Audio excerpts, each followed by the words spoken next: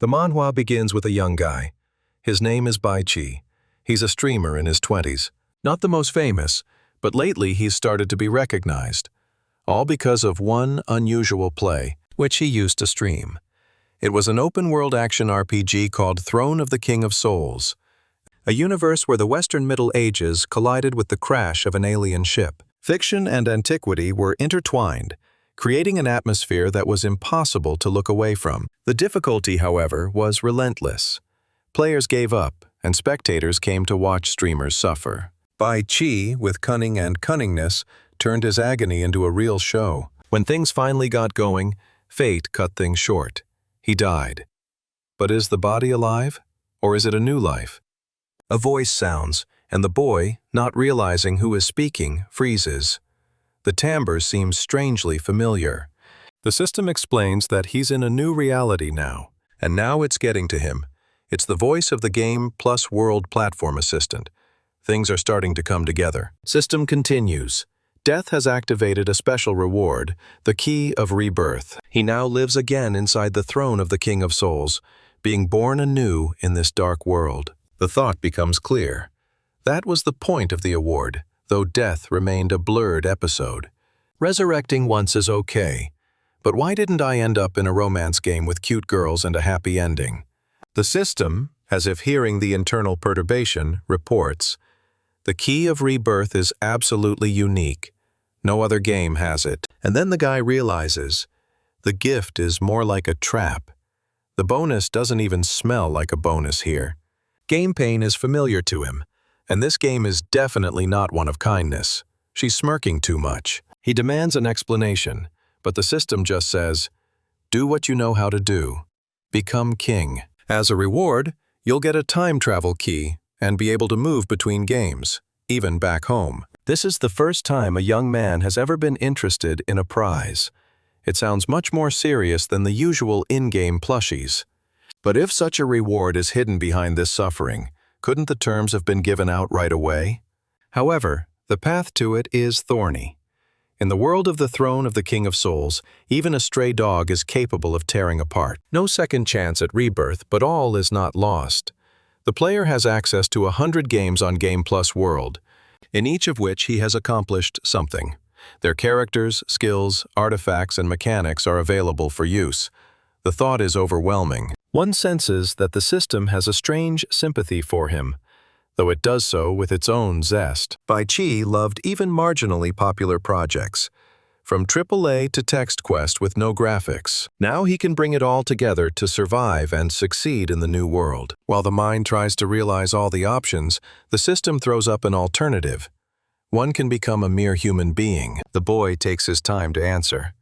Safety is an illusion, for in such a world even the peaceful would die of starvation or misfortune.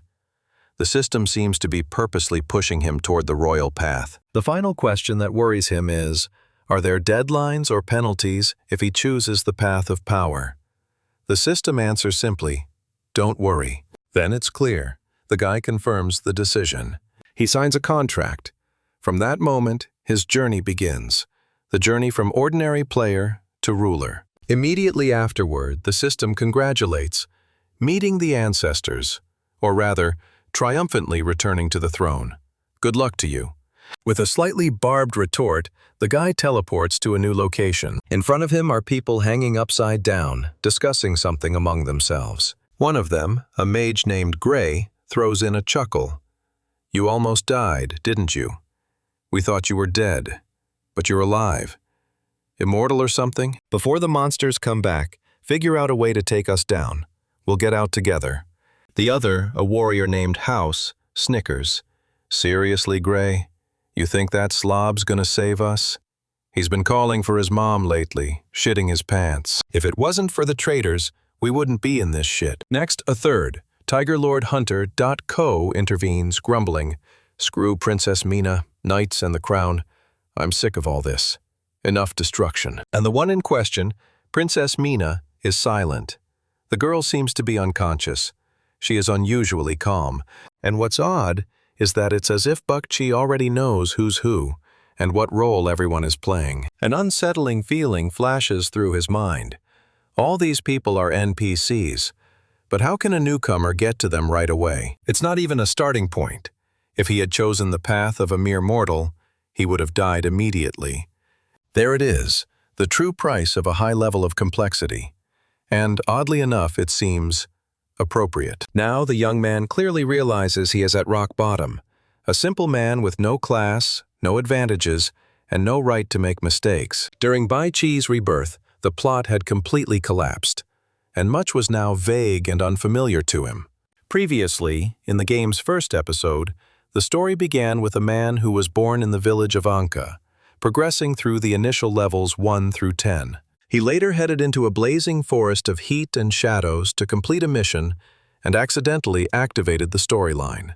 Between the 20th and 30th levels, the man found himself in a dungeon where he pulled out Princess Mina and her companions hanging upside down. They made their way outside, determined. But in this new life, everything went wrong for Bai Chi. Realizing that there was no turning back, the guy focused on choosing a profession. He didn't hesitate. He immediately called up the system window to decide on a class. A list appeared before him. The first was a warrior, a close combat specialist, clad in armor, wielding a sword and shield. Next stood the mage, a master of ranged attacks, armed with a book and able to heal. Third on the list was the assassin, a hybrid class using daggers and knives.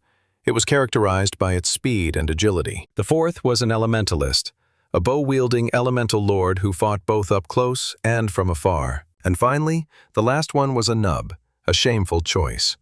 Devoid of skills and armor, with rags instead of armor, and a wooden stick. Without hesitation, Bai Chi chose the nub specifically, causing the system to be surprised. The system was perplexed, for the choice was clearly unwise. But the guy took pity on her confusion and decided to explain. The point of the choice was uniqueness. For the throne of the King of Souls, it wasn't just the style of combat that was important, but the ability to survive. The path of this class is thorny, but by overcoming the first agonizing levels, hidden abilities could be obtained. Thoth cleared the characteristics, giving complete freedom to choose any profession. Without boundaries or conditions, classes could be changed indefinitely, collecting the achievements of all paths in a single playthrough, without the need to restart. Yes, the risk was huge, but the guy was consciously going for it. His level was 0, and that was obvious. The system has updated the main mission. The goal is to survive and get out of the dungeon. The reward is 1 unlock point. The system message made Bai Chi realize that the first thing to do was to get out. Therefore, the guy moved to complete the task. There were voices. Someone began to command, as if addressing a subordinate. "Cut the rope. We will fall and get out." They assured him it was simple. All they had to do was release them. But the man knew the danger of cutting that rope. He froze, watching. After a while, however, he did as requested, for which he received discreet thanks. Now they weren't hanging there waiting to die. But whether falling was the best fate is an open question. There was no time to argue. One of the companions urged to concentrate on waking the princess. Someone grumbled. Someone tried to wake her up with lazy gestures. But then something unexpected happened. One of the men slammed sharply into the wall as if he had been hurled by a giant. Everyone froze in amazement. A monster appeared in front of them. The leader of the mutated beasts is Blood Modic, level 30, and the humans in front of him are just food. The princess's guards immediately realized who it was. The leader of the mutants. But why is he here? While they were guessing, Bai Chi grinned discreetly. He knew, if he saves them now, the main boss of the dungeon will appear ahead, and fighting him was certain death. After all, he had no level, no characteristics, and no equipment. The first priority is to survive and gain experience. The rest is for later. Let these NPCs be important. Saving them is not a priority right now. So the man pretended as if he hadn't noticed anything and walked away. The guards shouted after him, indignant. Would he really leave them? They did not believe that someone without brains and courage could survive alone. But none of that mattered. The answer was simple. Believe it later. And as scripted, a monster appeared. He was slightly surprised to see Bai Chi in front of him. The one was ready. The beast rushed to attack. One of the guards noticed. Even a level 5 monster is too strong for a level 1. But the guy didn't move. He realized, Even if one escapes, a fight can't be avoided. Fighting with such a creature is almost impossible, but not hopeless. Using zero-level skills, Bai Qi deftly dodged the attack. The people around me gasped. Dodged twice in a row. It seemed like incredible luck. But someone realized it wasn't luck. The movements seemed rough, but perfectly calibrated. He was no ordinary rookie. He wasn't a genius, but he wasn't a simpleton either. The other NPCs began to realize that they were facing an extraordinary player. With a slight smirk, Bai Qi noted, "Body and mind acting in unison. Even without level, armor, and characteristics, the experience stayed with him." The enraged monster threw a grenade in an attempt to finish off the escaped prey. There was a massive explosion. Everyone was sure Bai Qi was dead. But out of the puffs of smoke he emerged unscathed, like a god. With a regular stick, he started throwing punches. Without stopping, the guy hit with small but precise lunges. Then he straightened up sharply, pointing the stick at the monster, preparing for the decisive blow. The beast is furious. Level 1, and dares to humiliate him? But the monster's fate was sealed. Bai Qi lunged forward, and with a single blow, its head flew away. Guards couldn't believe it. Nub, with a stick, defeated a level 5 mutant. Even the character in Hello Kitty froze, amazed at what he saw. The cold observer acknowledged, Bai Qi has maxed out, but is still vulnerable. Ignoring the discussion, the guy lowered himself onto the monster's body, breathing heavily. Experience helped with dodging, but strength was still lacking. Characteristics remained low, and weapons were weak. The system has issued a reward, 100 soul points, 2 coins. Weapon, Broken Fang. Things were looking sad. It needed another 900 points. Fighting monsters wouldn't help. The main thing was to get out alive as soon as possible. Getting up, he headed onward, but someone called out to him. The voice suggested an alliance. Together, there is a better chance of survival. For help, gold, equipment. Princess Mina, who had already come to her senses, stopped Gray. Weakness is no reason to humiliate yourself. If you can't survive, death is inevitable. She reminded us that failing now would make it impossible to rebuild the kingdom. Gray was surprised. He didn't realize the princess was awake. Mina looked at Bai Qi silently, assessing. Yes, his choice was a nub. Not the most sensible, but worthy of respect. She advised caution. There's a fine line between life and death. Guy felt, she is smart, as befits a future queen. He didn't explain. No one would believe him. But he promised to come back. House only hissed as if he had swallowed poison, accusing Bai Qi of mocking him. The princess interrupted him, reminding him, it's better to find a way out than to waste energy arguing. And Bai Qi himself continued to ponder. In the scenario, the NPCs would get out without him. But with them comes a reward, and perhaps a chance to change the course of events. Salvation is secondary. It's more important to survive and get out. The mine meant a lot, but the priority is his own life. This dungeon is the finale of the first chapter of the game. There's a lot of useful stuff hidden here. He had already looked around every corner before and knew the place by heart. He'll have to explore every nook and cranny to encounter fewer enemies and save a key NPC. From memory, the GH got to the treasure hall and saw a strange jug. The pitcher came to life and started talking about how he wasn't a mutant at all, and you shouldn't be afraid of him. He was very surprised at the talking jug, but there was a sealed man inside. He explains that he hid here from the mutants and accidentally turned into a jug, really asking for a good whack at it. Without hesitation, the protagonist swung his stick and broke the jug. When the sealed jar cracked, a person burst out. It was Lu Qi, a 27th level Lu Qi. Once free, the man immediately turned his attention to Bai Qi. Lu Qi promised to fulfill one reasonable wish. Without hesitation, Bai Qi turned to seek help. His companions have been captured by the mutated creatures. He is unable to save them himself. Asking the elder for support, the young man showed sincere determination. Lu Qi saw courage in him, even though he noted that he was not very smart. Nevertheless, meeting him was a stroke of luck. Under his protection, Bai Qi could feel safe. The man took on the role of a guide. They set off on their journey. But luck, as it happens, is capricious.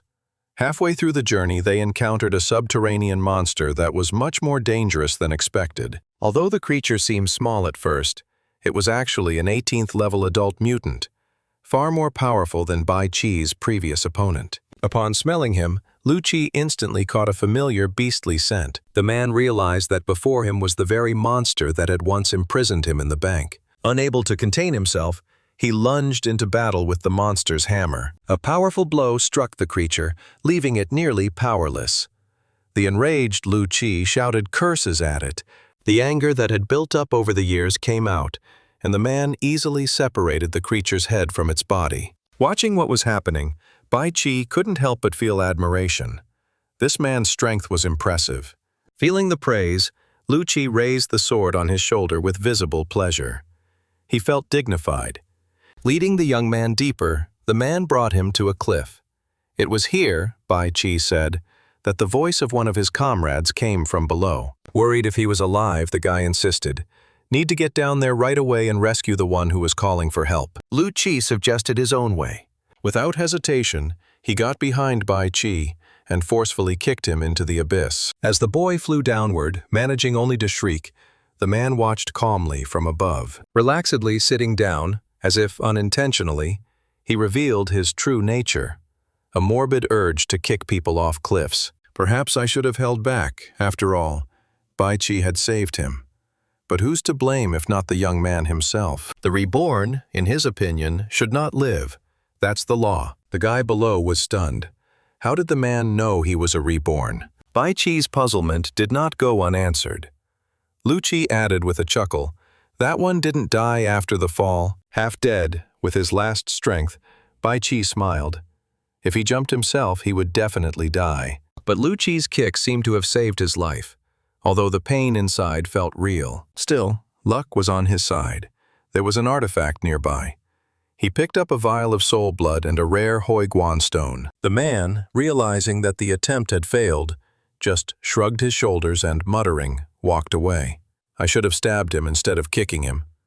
Now all that was left was to wait for him to end up in the pit. It's important to know who Lu Chi was, one of the dark NPCs. He always enjoyed throwing players off cliffs. This gameplay element has never been seen in the Throne of Souls system. And what does it mean to be reborn anyway? Guy began to realize almost all information about them is hidden. Looking at the system's fury, Bai Chi came to a conclusion. Everything is too serious. There shouldn't be any mistakes. He needs to find out who is after him. Now is not the time to be asking questions.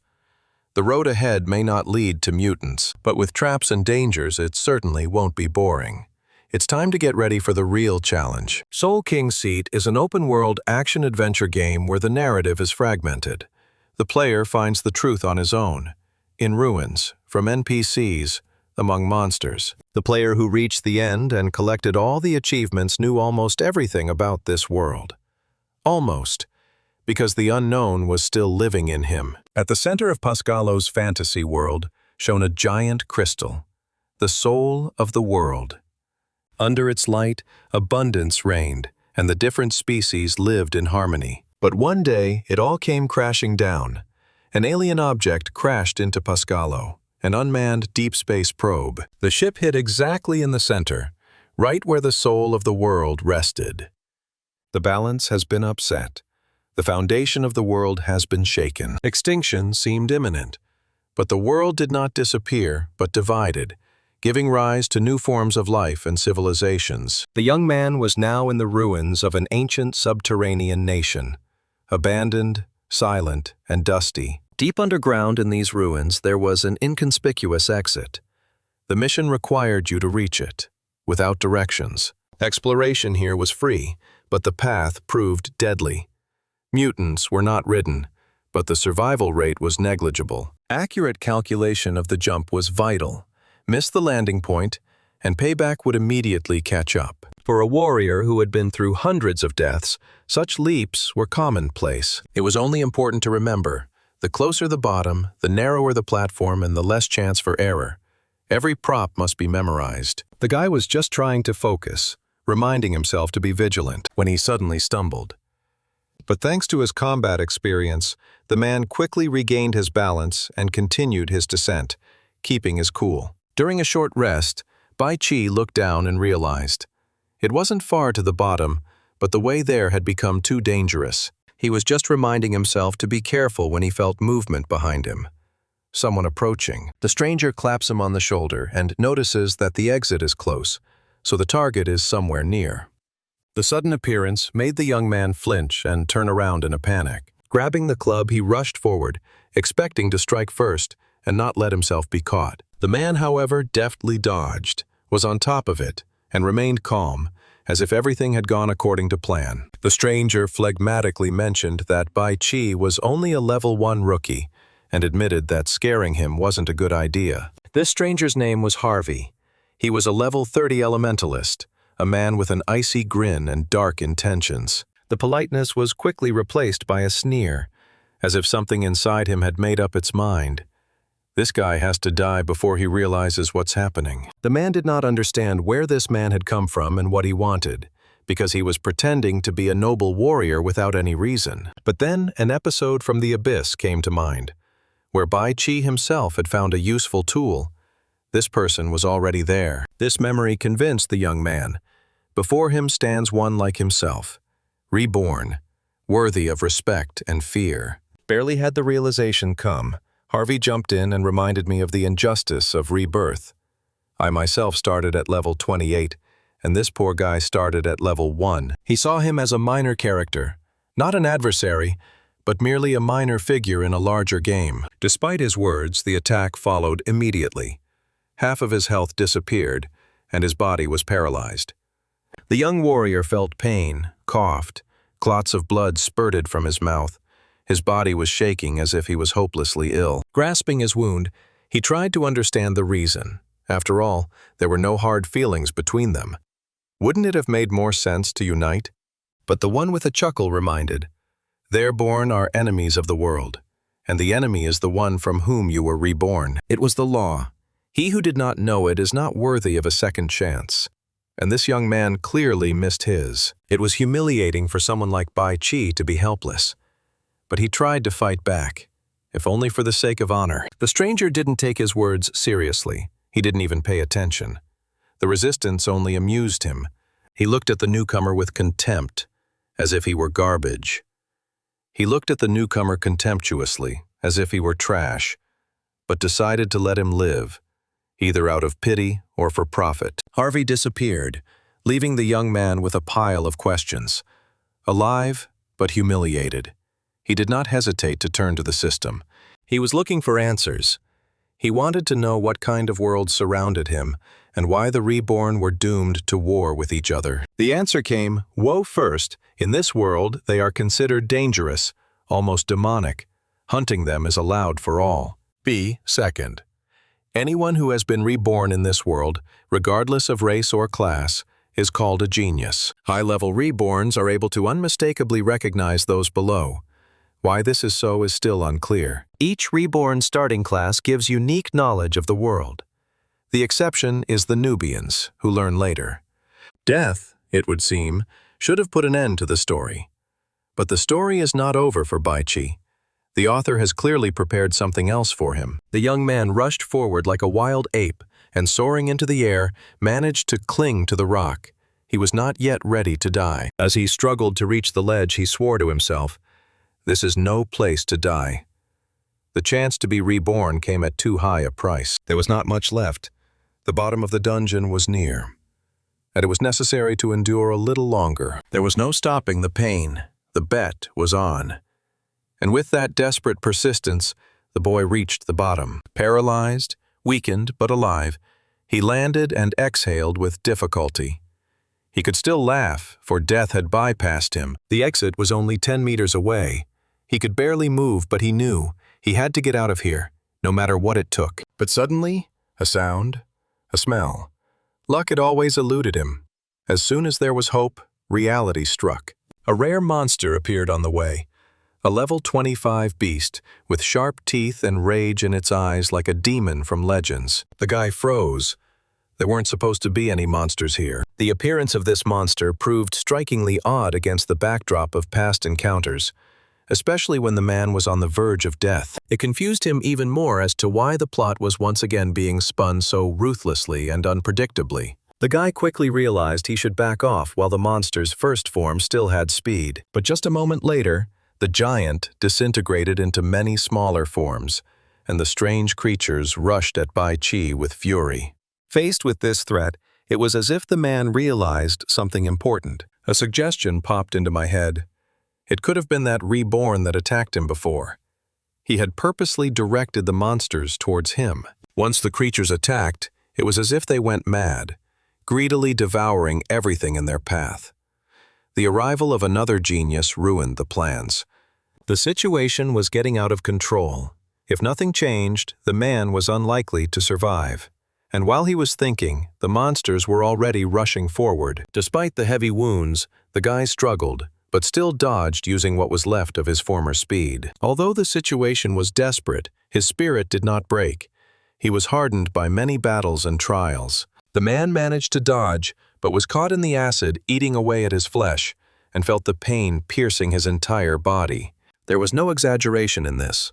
Over the millennia, the polluted stream has become a poison that destroys all life. Although the pain was worse than death, the will to live did not allow me to give up. Staying alive was the only way out. By now, even the little monsters were drowning in acid. While the monsters were slowing down, Bai Qi tried to drag his body to the exit before they started a deadly fight. He knew that rebirth was not a gift, but a chance. A chance not to be wasted on boredom and hopelessness. Growing up in a poor mountain village, the boy dreamed of going to a city school and changing lives through knowledge. He left his mother and home, hoping that studying would provide an opportunity to get ahead. But dreams of great success were shattered.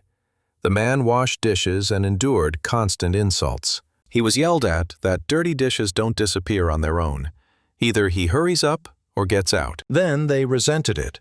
Why Bai Qi gets up so late? He doesn't study during the day, and at night he disturbs the sleep of those around him. He was threatened. If he shines his light at night and disturbs people, he will be made to stop. Despite the hard work and exhausting studies, the boy did not lose hope for a bright future. Fortunately, he got into the coveted university. Unfortunately, his mother became seriously ill. The man's world collapsed. Years of effort wasted.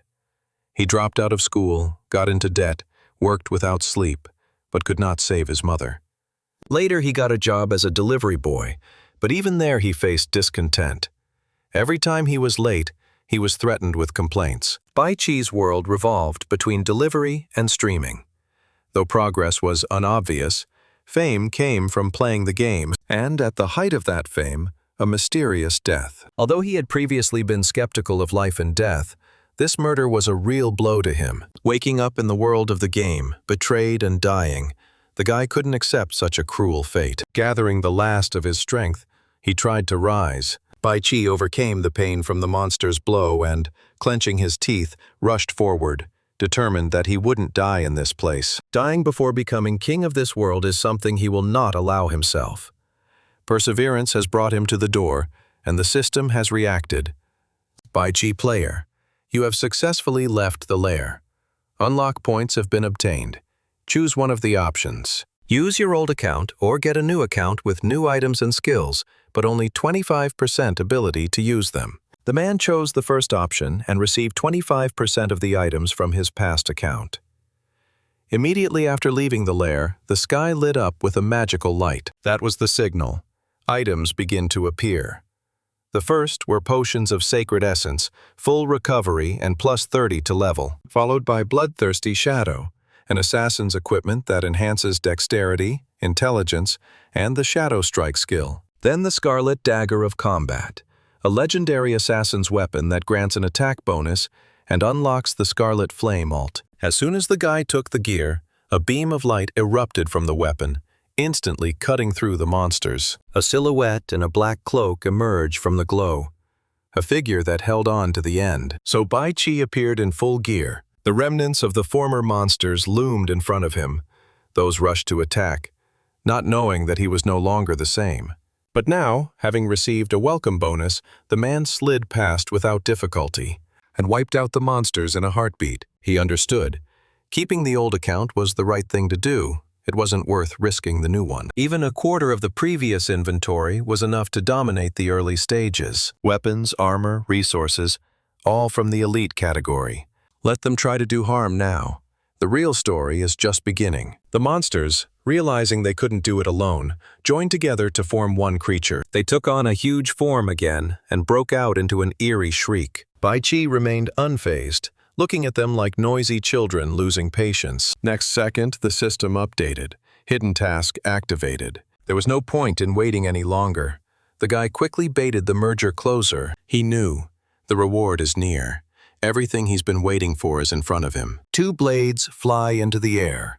Scarlet flame activated. Without a second's hesitation, the man rushed into the decisive battle. Thanks to the upgraded equipment, this guy now seemed completely different, as if his former appearance had vanished without a trace. He now had the ability to easily confront the monster without the vulnerability of before. From past life memories, the man already knew all the attack patterns of this monster.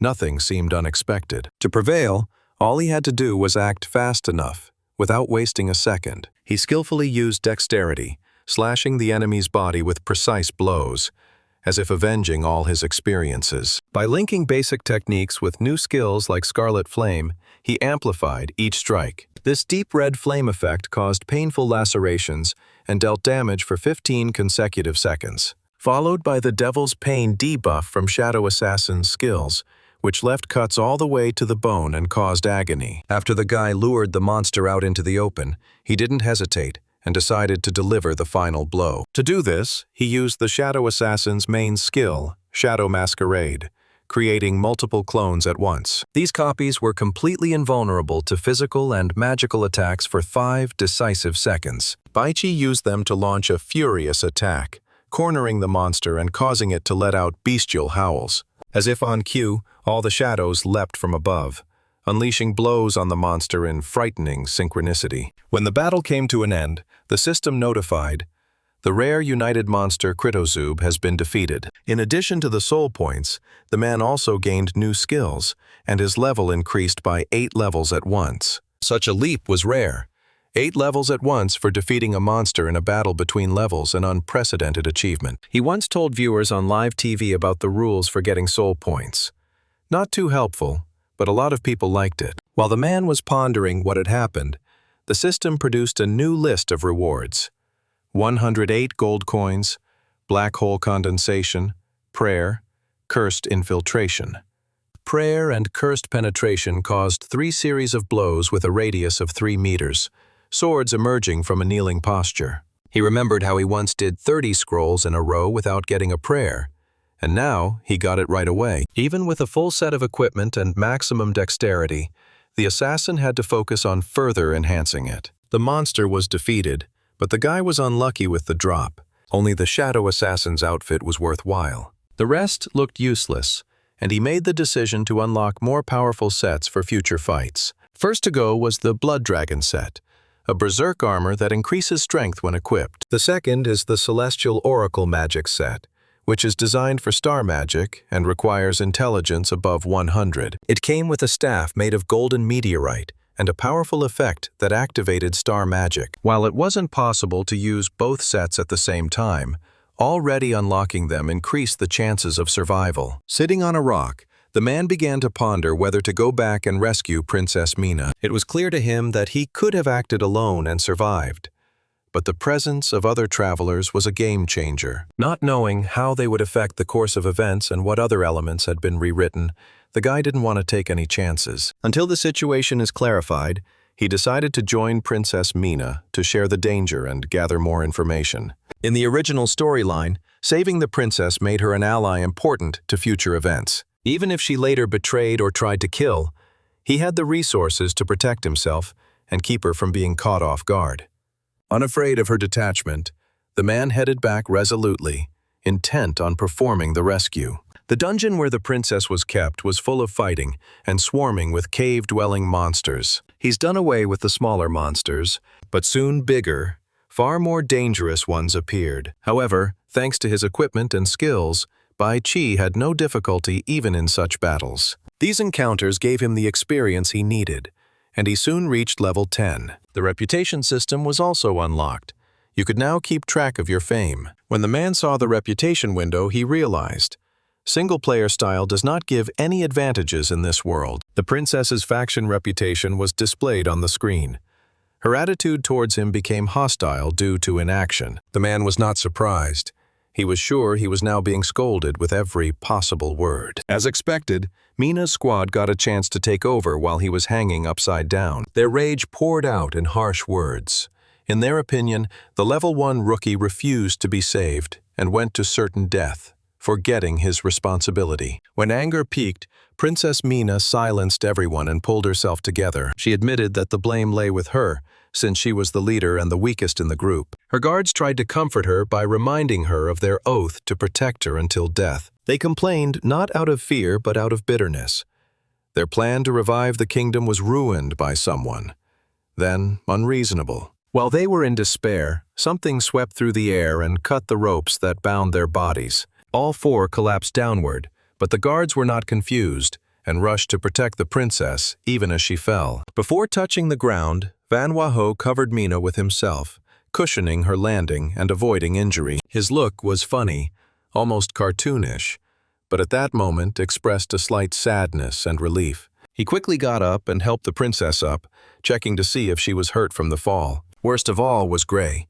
He was lying on the ground trying to figure out who their savior was and how he did it. Bai Qi finally appeared and stated that it was his response to their recent curses. The princess group reacted with surprise at the familiar voice that sounded as if from nowhere.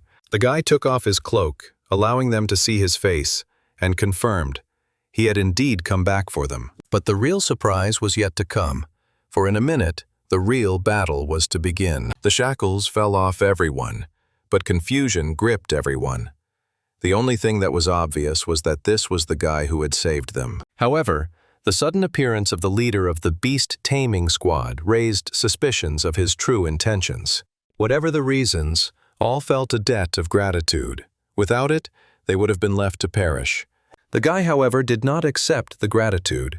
He stood in front of them, reminding them that gratitude can be expressed by action. There were 40 seconds before the boss appeared. He suggested grabbing weapons and retreating together would be the best reward. The words had an effect.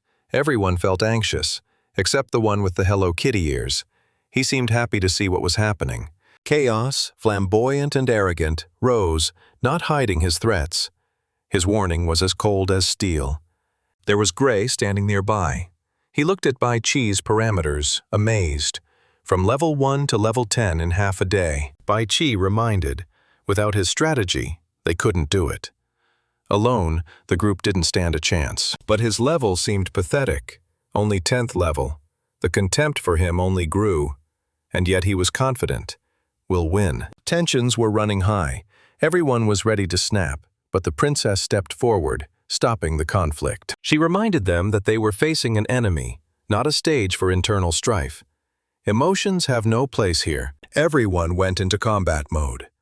There are many questions left, but now the main thing is to use the chance of survival. Obeying the princess's order, the guards stopped complaining. Everyone concentrated on the coming fight. Bai Qi grinned to himself. Everything had gone according to plan. Princess Mina remained the same, fair and firm. The guards weren't hostile because of his awakening. They just saw how he didn't come to their aid. But now, in a boss fight, they would be able to act together. Bai Qi hoped that this would change their attitude. 10 seconds before the boss appeared, the guy activated a trap. It was a thunder trap, cunning and paralyzing. On contact, the trap exploded, making a loud sound and paralyzing the enemy. The battle has begun. Bai Qi's body became transparent. He asked the group to hold on for 3 minutes. The moment he disappeared caused consternation. No one understood why he was taking the time. As expected, the boss appeared right after the guy dissolved. An explosive wave swept across the field. The leader of the beast squad appeared, a level 30 monster. He has a rusty axe in his hands and a cruel intention to slaughter his prey. However, his path had already been predicted. The trap worked perfectly, luring the enemy right into the kill zone. Thunderbolts rained down on him. His health was decreasing, though not critically. Nevertheless, this gave an advantage. Mina's group decided to attack first. The boss, feeling the blows, became furious. He considered them to be a bunch of meat not worthy of confrontation. He scoffed at their attempts at resistance, not believing in the possibility of losing. Suddenly an assassin entered the fray, but the enemy instantly noticed him and swatted him away as if he were a pesky fly. Such an attack did no harm. The boss demanded a fair fight, calling the indiscriminate blows an insult. He then cut the ropes that bound the body. These tricks proved useless. Free, he headed towards the princess's guards, preparing for another attack. With innate strength, he swung his axe, creating a whirling blow. His goal was simple: to bring everyone to agony and listen to their screams like spices to a dish. Mina's group had to activate shields. It was the only way to survive. But the attack had no blind spots. It was impossible to dodge. There was a question. Where did Bai Qi go? Princess reminded, not giving up and looking for an answer. Boss was watching. All cover Mina. He realized, she's the main target, the tastiest meat. He decided to eliminate her first. The defenders didn't have time to react. Just a warning. Chaos rushed forward, covering her with his shield. But even his defense could only withstand one blow. The shield crumbled. The boss grinned and went on the offensive. I wondered how they would survive now. Before he could strike a second blow, the monster roared. He was pierced with pain. He looked around, not realizing where the blow was coming from. But the answer was obvious. Behind stood Bai Qi. The guy used a stealthy attack, striking a precise blow. The blow was devastating. The monster became furious and launched a counterattack, but the boy easily dodged it. Such a maneuver from a level 10 player shocked everyone. No one expected this kind of agility. The boss finally realized it was about the River of Oblivion. The water the guy was using was causing deadly damage. Previously, he didn't believe anyone knew of his weakness, especially not such an opponent. Insulted, he decided to end it all. Rage clouded his judgment. Everyone started to doubt. Was he poisoned? The madness seemed real. But in that anger came a weakness. The group realized this was a chance. They were about to strike a decisive blow. But someone's voice stopped them. It was too late. They had already been hit by the wave of a massive explosion. That's when it became clear. The enemy has not lost his mind. It's just the second phase of the battle. The boss became the Lord of the Beasts and ordered them to attack. When the battle changed form, Bai Qi returned. He told the guards to hold back the onslaught. The rest is on him. When the guards saw him fighting alone, they were shocked. They thought he was dooming himself. But Mina kept faith in the young man. Without further ado, she gave orders to follow his plan. They had to create the perfect defense and stop the beasts. Now the guy was alone against the boss. The latter only snorted. How did this weakling dare to challenge? Before the fight could begin, Bai Qi pondered. The effects of the poison would last for another minute. According to his calculations, the princess would be safe during that time, so it should be over in a minute. Seeing his thoughtfulness, the boss chuckled. He thought it was foolish to dream of strategy now. He'd better think about how not to become mincemeat. Bai Qi agreed silently and moved to action. He used the Scarlet Flame martial art technique, attacking with incredible strength. The goal was simple: not to become mincemeat itself, but to turn a monster into it. Like a gust of wind, the lad rushed in and unleashed a flurry of blows on the enemy. Before the official battle began, the young fighter recalled how he had been defeated by this boss many times before. Many times as a mere player before his rebirth, he completely lost a fight with him. The cruel monster, with a predatory growl, proclaimed the young man a pitiful lamb on his cutting board, ready to be stripped of his hide and bones. He called his weakness mincemeat in the hands of a cook, with which you could do anything. Everything depended only on the whim of the fighter. Ruthlessly grabbing the boy's head, the boss tore upward. The blood demon named Ma DK was famous for his resilience and thick skin. The young man had to die at least 30 times before he was able to defeat him. Waving a giant axe, the monster lunged at the young warrior again. The blow came down with inhuman force. Fortunately, the guy jumped up in time and deftly dodged, avoiding the deadly blow. He looked at the enemy with attention. He was fast. His blows had great power, and his weapon also restored health. The young man decided to use the poison circulating in the monster's body to gradually weaken the enemy, and then enter the final third phase of the battle. Ma DK swung his axe at his opponent again. He grinned as he noted that he hoped to make him into mincemeat, relying only on evasion. He teased the young man, hinting that he seemed confident in his speed since he wasn't looking for direct combat. Rocks burst out from under the boss's feet, rushing towards the boy. But he dodged confidently. His dexterity never failed him, and all attacks missed. Mina activated the side shield. Seeing how deftly the guy dodged the attacks, she concluded that he perfectly felt the rhythm of the boss's attacks. The poison worked. Ma DK's health dropped by more than half. Clutching his axe, the latter grimly acknowledged the young man's use of stealth.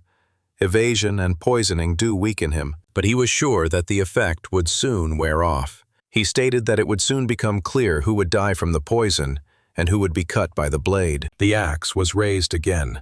A whirlwind shook the air, and bloody rain poured down from the sky. The boss announced the beginning of the third phase. The giant blade came down on the warrior again, and this time he didn't have time to dodge. The blow came on his knee. Ma DK laughed contentedly, thinking that no one would escape from his bloody zone. The young man's health plummeted. The pain in his leg intensified, spreading like poison. He realized, in this phase, the area of effect is greatly increased, and it is impossible to avoid damage. Even from splashing, damage is inflicted. There was an unprecedented determination in the fighter's gaze. He noted glumly that this was the moment he had been waiting for. House, fighting elsewhere, smelled blood. He sensed the approaching denouement. No matter how secretive the young man was, this time he would die. Gray said that he would take care of the mutants alone because he needed to focus on preparing for the boss fight. When he saw what was happening, he was stunned. Are the endless undead not his limit? It seems impossible to contain them alone. Ma DK and the boy came together again. The boss took a swing, wanting to finish off his opponent, and confidently predicted the young man's death from the next blow. But he straightened up, calm and centered, calculating every move. As soon as the giant lowered the axe, the blade split only the illusion. The monster was at a loss to realize the guy had disappeared. The warrior used Shadow Strike, taking the enemy by surprise. Ma DK's surprise knew no bounds. Instant teleportation at this level seemed impossible. He recalled how, in the past, such attacks had only been met by high-level players who only had to retreat and increase their distance. Such battles ended in agonizing death. But now, in this phase, close combat was crucial. The boy was instantly close to the enemy. Ma DK didn't have time to react. He tried to make a sound, but it was cut short. The young man understood that, in this phase, the boss's attack speed would drop, and his defense would decrease. He had to use Shadow Strike to get close and exchange blows, ignoring the splash damage. A few precise strikes reached the monster's back, and then the warrior landed gracefully.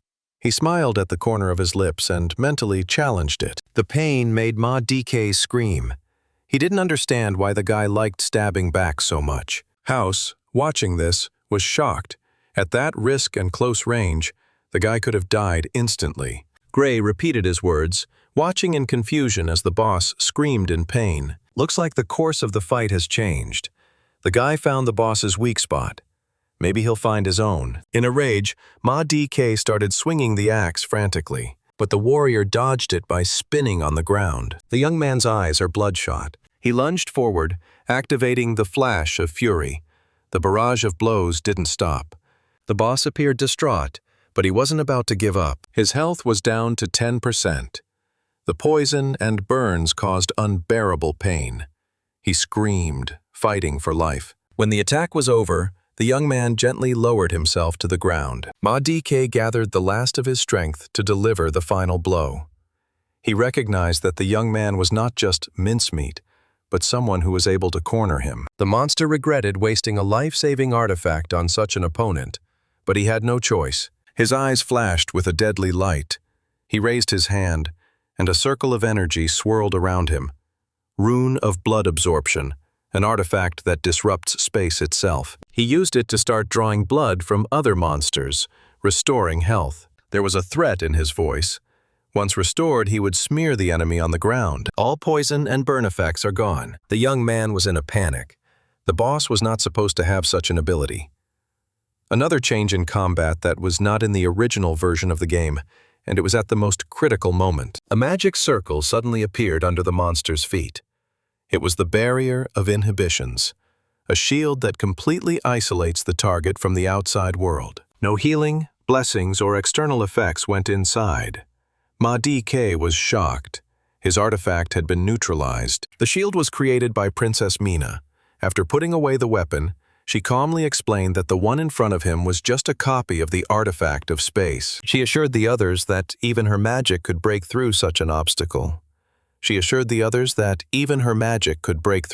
barrier. Exposed, Ma DK roared with rage. Swinging his axe, he lunged at Mina, cursing her for ruining his plan again. The three fighters, House, Gray, and Dakao, found themselves surrounded by the undead.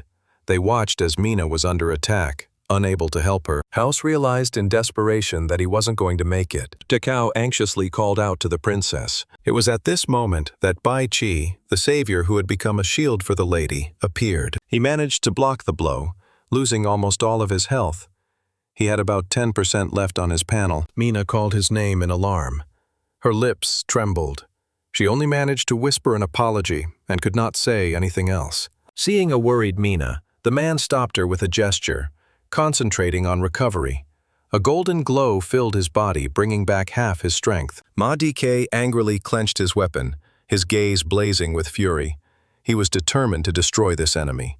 The guy got between him and the princess, holding his weapon at the ready for the final life-and-death clash. This determination confused the enemy. He could not hide the inner tension, feeling a strange anxiety and the smell of someone else's blood. Seized with doubt, the man turned abruptly and fled, throwing a parting phrase as if he were giving life to his enemy. Those around him froze in shock. It was hard to believe that the formidable boss had decided to flee. As soon as he disappeared, all the undead he was controlling became exhausted and collapsed to the ground without any signs of life. The three companions rushed toward Mina, regretfully recognizing that they had not made it in time and might have put her in danger.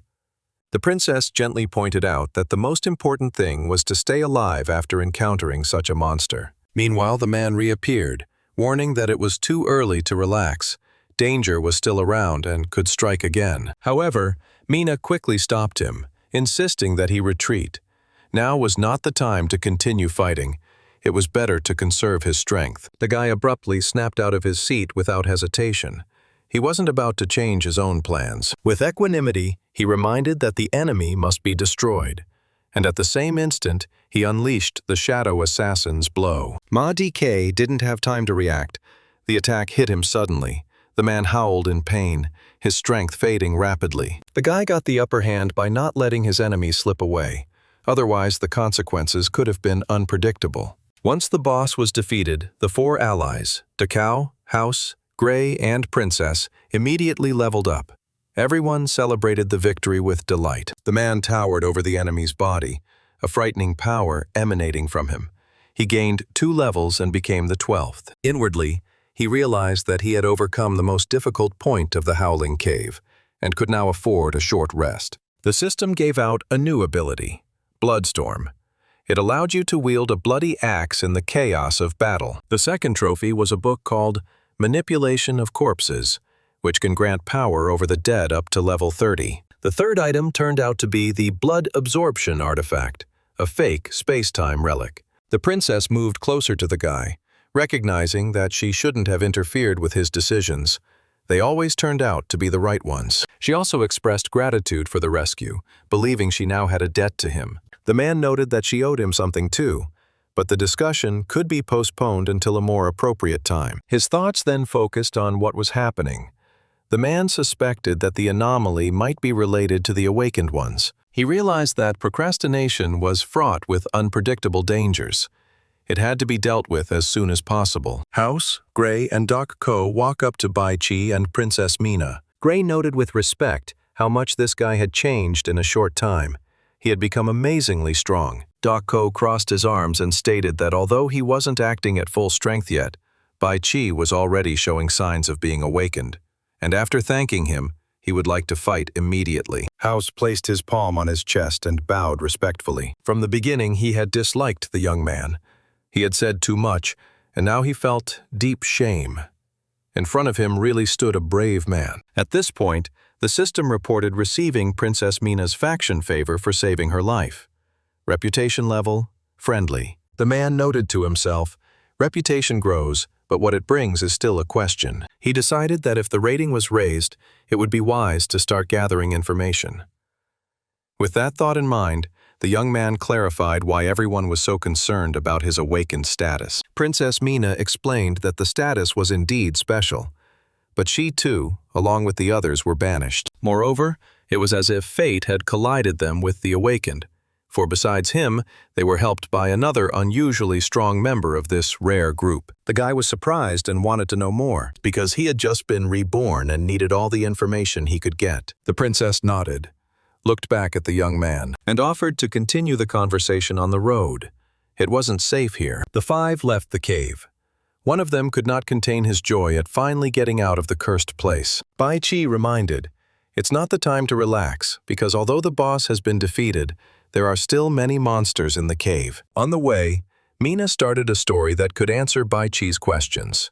She explained that the awakened ones were a special group of people. All of them had once died, but for some unknown reason came back to life. After the first Star Wars, the first information about their unusual abilities came to light. The thinking of the awakened was different from ordinary people. Most were ruthless, ignored laws, and followed only their own desires. They looked like outsiders in this world. At first, the governments paid no attention, but soon ancient prophecies began to surface, as if the world would fall and only the reborn would be able to rebuild it and become rulers. That's why states recognized them as heretics and a threat, and set rewards for their capture, because they couldn't accept that the source of the awakened one's power was an internal rift, not an external threat. But the awakened man who helped them was quite different. He turned out to be strong but noble, polite, and reserved. The princess noticed that Bai Qi's aura was remarkably similar to that person's. Taking an embarrassed step forward, she confessed that she considered meeting him a stroke of luck. Though her fate was already full of pain, something heavier awaited the man. The world's hatred of the awakened was beyond description. Suddenly, she threw a knife in his direction. The gesture was solemn, a gift addressed to him. The man caught the dagger and examined it with interest. He wanted to know what he was holding. Mina explained that this dagger was once given to her by another awakened one. The guy checked the item's parameters. Mystery of the shadow.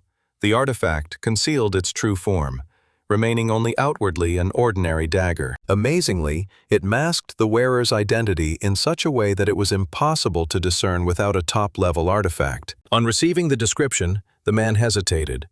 This was the first time he had seen such an effect. The princess added that the artifact hides the nature of the awakened one, thus reducing the danger to the world, and will help it in its search for that mysterious man. House could not hide his surprise at seeing the princess hand over such an important item. He noted that it was too risky. Revealing Mina's identity could have cost her everything. Gray supported him, believing that even if Bai Qi had helped them, one could express gratitude with something less important. But the girl only smiled softly. Her decision was a considered one, and there was no point in discussing it. The guy kept looking at the dagger. He realized how valuable reputation was. This item will really come in handy, because thanks to it, you can hide even from high-level awakened ones. The young man thought that despite the princess's kindness and honesty, she was unlikely to become queen. It was these very qualities that prevented her from rising to the top.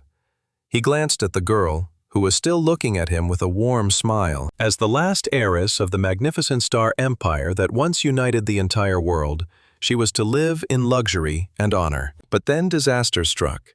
The only stone guarding order was destroyed by an alien invader, and the world was plunged into chaos. Although there was no life aboard the ship that came from the depths of space, unknown genes caused the creatures to mutate, and humanity was on the verge of extinction. The kingdom of the magnificent star sent an army, gathering 8 lords to fight the mutants, which is what started the first Star Wars. They managed to defeat the bulk of their enemies, but their forces were running out.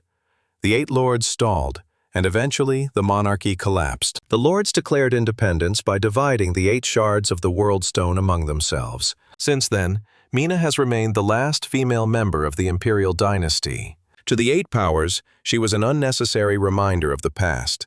They watched her every move, ready to destroy her at the first mistake. But the harder she was pressed, the more stubbornly she moved forward. The princess has assembled an army led by House, Gray, and Doc Ko, her most trusted allies. Gray noticed Bai Chi's hesitation and suggested that he might have interrupted the taming squad along the way. It was a brave thing to do, and it's a good thing the guy turned out not to be the enemy. The journey continued, and there was a glimmer of light ahead.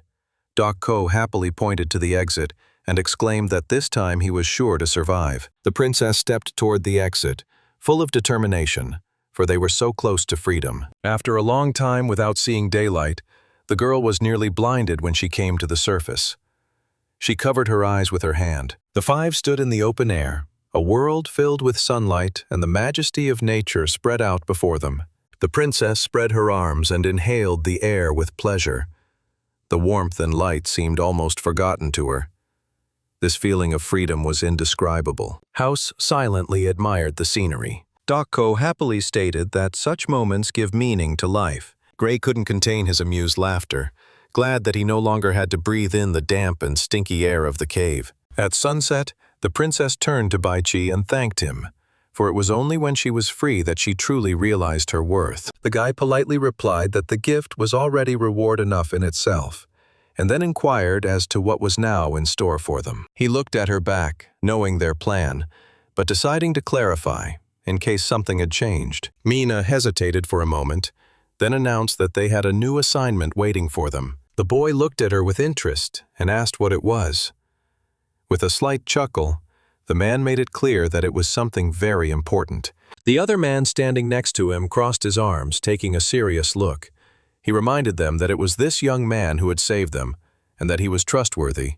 There was nothing more to hide. The woman gave her companion a soft smile and agreed that the truth was more important. She was only embarrassed by the need to say it out loud, so she ventured to tell the next step. They had to spend a lot of money to gather a strong and experienced army of mercenaries. No one expected that at the most important moment these people would betray them, leaving them unprotected. They were deprived of both resources and fighters. But most importantly, the traitors had stolen something really important, and she wasn't going to let it just go. The boy immediately guessed what he was talking about. He remembered the Star Core, a chain forged from the heart of a shattered world stone. This artifact was a symbol of the Star Kingdom's royalty and played a key role in the original story. The girl exhaled heavily, reproaching herself for her naivete. She had believed their words too easily, mistaking the lies for the truth. At this point, the man next to him could not forgive himself for the slip. He struck the stone with force, then rested his chin on his palm and contemplated. He didn't blame her, but himself. After all, it was their weakness that had prevented either her or the precious artifact from being safe. Another participant lowered his head, unable to hide his guilt. He admitted that, although they were weak, the main reason was their gullibility. They failed to recognize lies and tricks.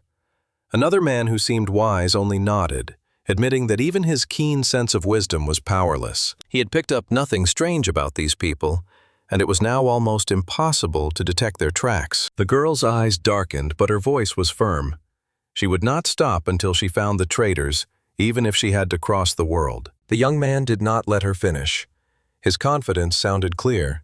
There was no need to go far and waste time. He knew where to look for enemies, and only wanted to find out. Would they believe him? All 3 could not contain their surprise. Their eyes widened with shock. House sharply demanded an explanation, looking at the others.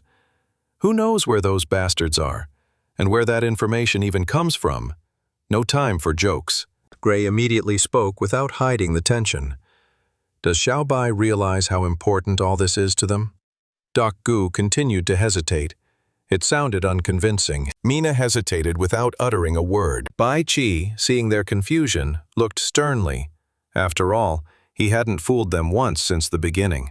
House noticed this seriousness and nodded. Despite all the weirdness, the guy always remained honest. Gray noted wistfully, if all this is true, Their plans they've been working toward for so long might just fall apart. Doc Gu, still wary, asked a direct question. Is it really as simple as it seems? Mina, quietly lowering her head, apologized.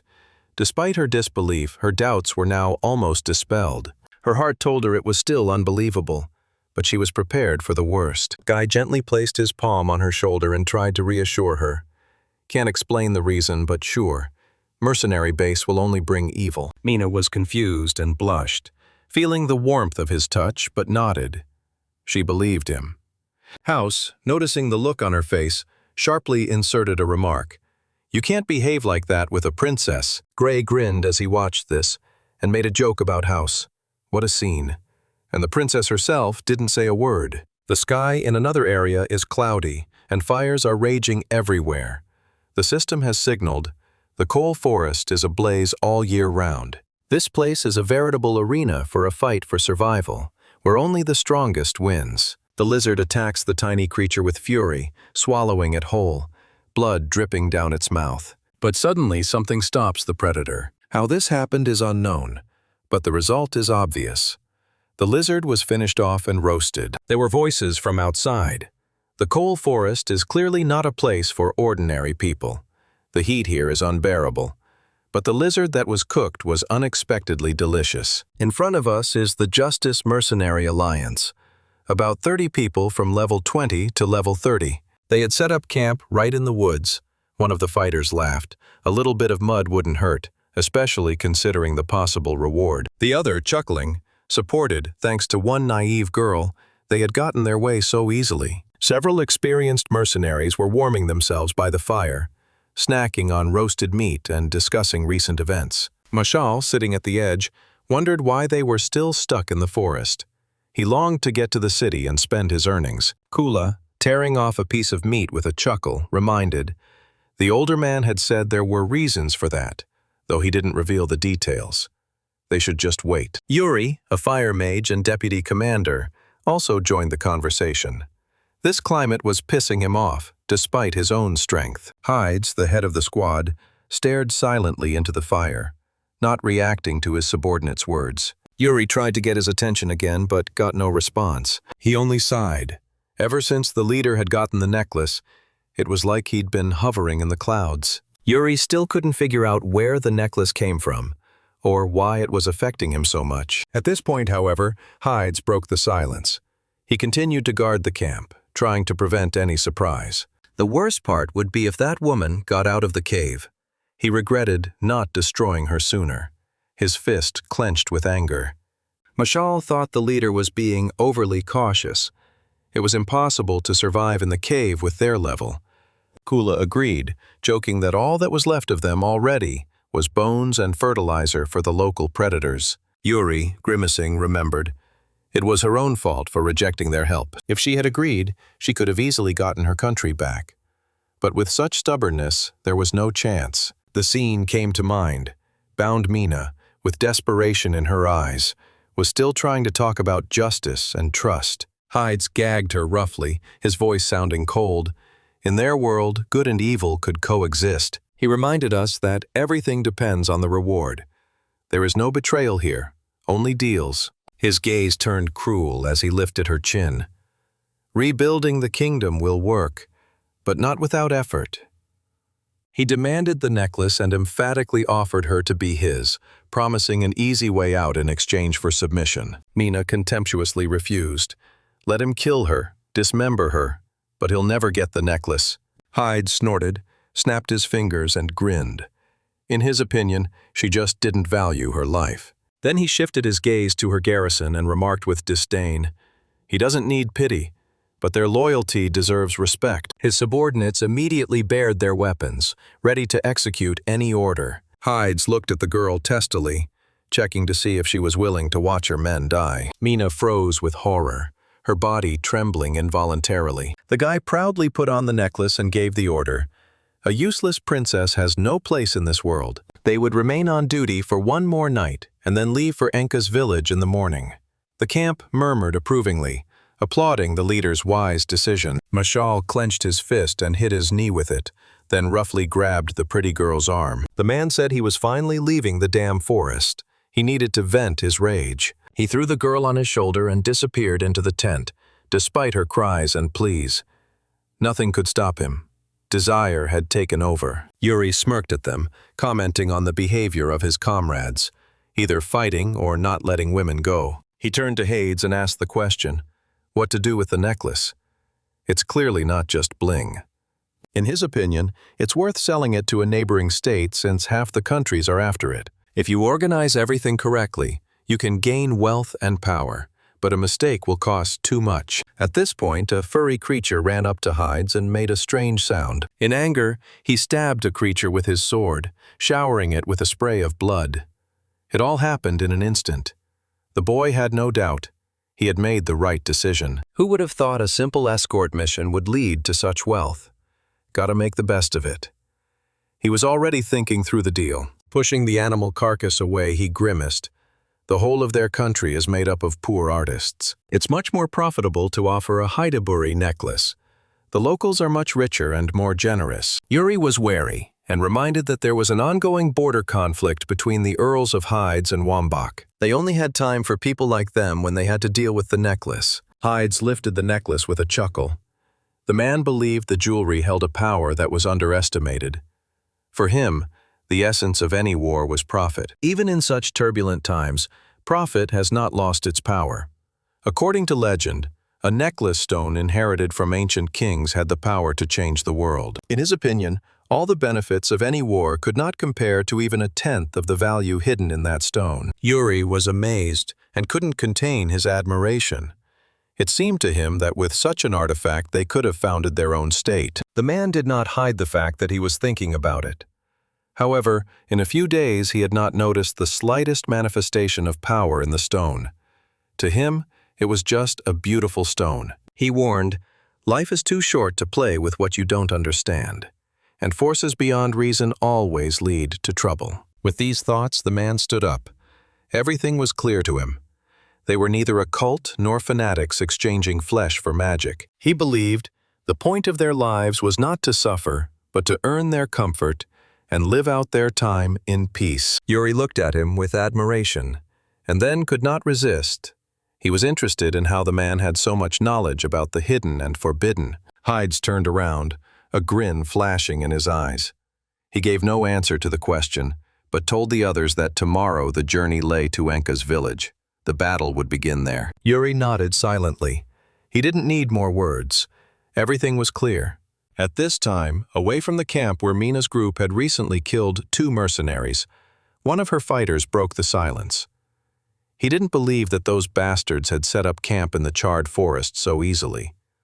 The enemies were being overly cautious. If it wasn't for the actions of Bai Qi, who eliminated the patrol beforehand, the skirmish would have been noticed immediately, and the entire camp would have been on alert. Princess Mina took cover in the bushes, watching without a word. Her main concern was how, with their strength and numbers lagging behind, they could get the necklace back while in such a disadvantageous position. House looked around the area. His desire to rush forward and take the necklace by force was overtaken by common sense.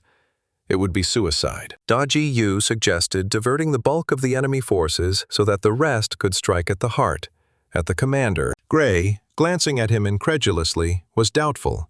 The trap seemed naive to him. He thought it was better to sneak in at night and carry it off quietly without taking any risks. Bai Qi, hearing their discussion, intervened. According to him, it was too dangerous to wait for night. They had no more than 3 hours left. If the patrol changed and they found bodies, the whole camp would go into motion. The mercenary commander was too cautious to let that happen. Nevertheless, Bai Qi assured me that everything was still possible if one acted wisely and wasted no time. Mina's group was stunned. No one had expected him to have a clear plan. They wanted to know exactly what Bai Qi was up to. The guy crossed his arms and said confidently that the enemy's main weakness was their numbers.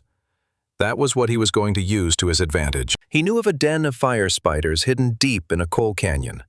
Although their level was low, 10 to 20, there were countless of them. The idea was to attract as many spiders as possible and direct them toward the camp without approaching danger. Angry monsters could wreak real havoc, distracting attention and weakening defenses. That could be enough to get in. However, there were doubters among the squad. Mere monsters couldn't handle well-trained mercenaries. Bai Qi knew this. His plan wasn't to defeat the enemy, but to wreak havoc. And the key to success was to lure the most dangerous monster, the Red Widow, into the camp. The group reacted with shock. Everyone was amazed at his intention of single-handedly attracting a level 30 boss spider. The Red Widow was huge. Her paws, sharp as blades, could pierce through a tree. She was not to be trifled with. The guy heard this plan and remarked that it was interesting, but almost unfeasible. First, everyone needs to get out of the battle covertly, and that's impossible. A man named House backed him up. Just the princess and Meow Meow have stealth magic. Guy nicknamed Meow. Meow was embarrassed and reminded that he wasn't a cat at all, but a tiger. Princess Mina walked in silence, deep in thought. Her stealth magic only worked on her alone, and it didn't work on everyone at once. If she's with Meow, Meow disappears. All the monster's fury descends on House and Gray, which is too risky and could result in casualties. The boy flinched at her words. Even he couldn't remain indifferent. House tried to dispel the tension and let him know that he would be all right. As long as they get the necklace back, this risk is nothing. Even if he dies, Meow will have to protect the princess. Meow just shrugged. Stealth wouldn't work here. We'd have to go straight ahead. Let the spiders tear it up. It was even adrenaline. Bai Qi confidently stepped forward and suggested to strictly follow his plan.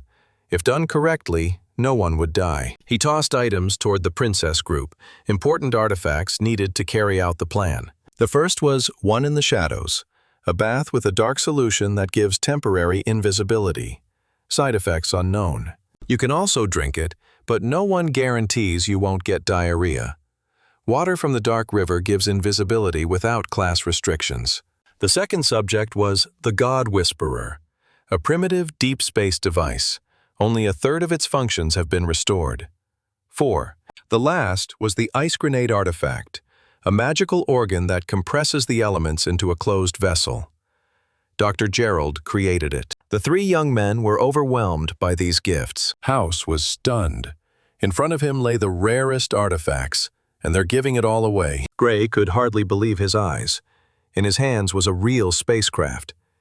Even one of these is a tremendous value. Da Ji had the same expression on his face as his comrades. He could hardly believe that someone could have gotten all of this without having royal blood. Bai Qi knew the truth, all obtained by repeatedly farming. And even now, these devices were barely enough to advance in unlocking. He looked at Mina's group and calmly reported, "The important thing is not the source, but that with these artifacts, the plan will be executed perfectly." Princess Mina looked at him carefully. She admired the slight detachment in his demeanor.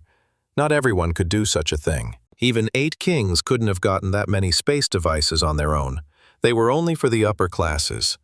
Granting such artifacts was considered a special honor, only to the most worthy knights on behalf of the royal family. After the advent of the Deep Space Rapture Academy, mass production of fakes that only superficially resembled the originals began. In 8 countries, there was even a religion worshipping these devices.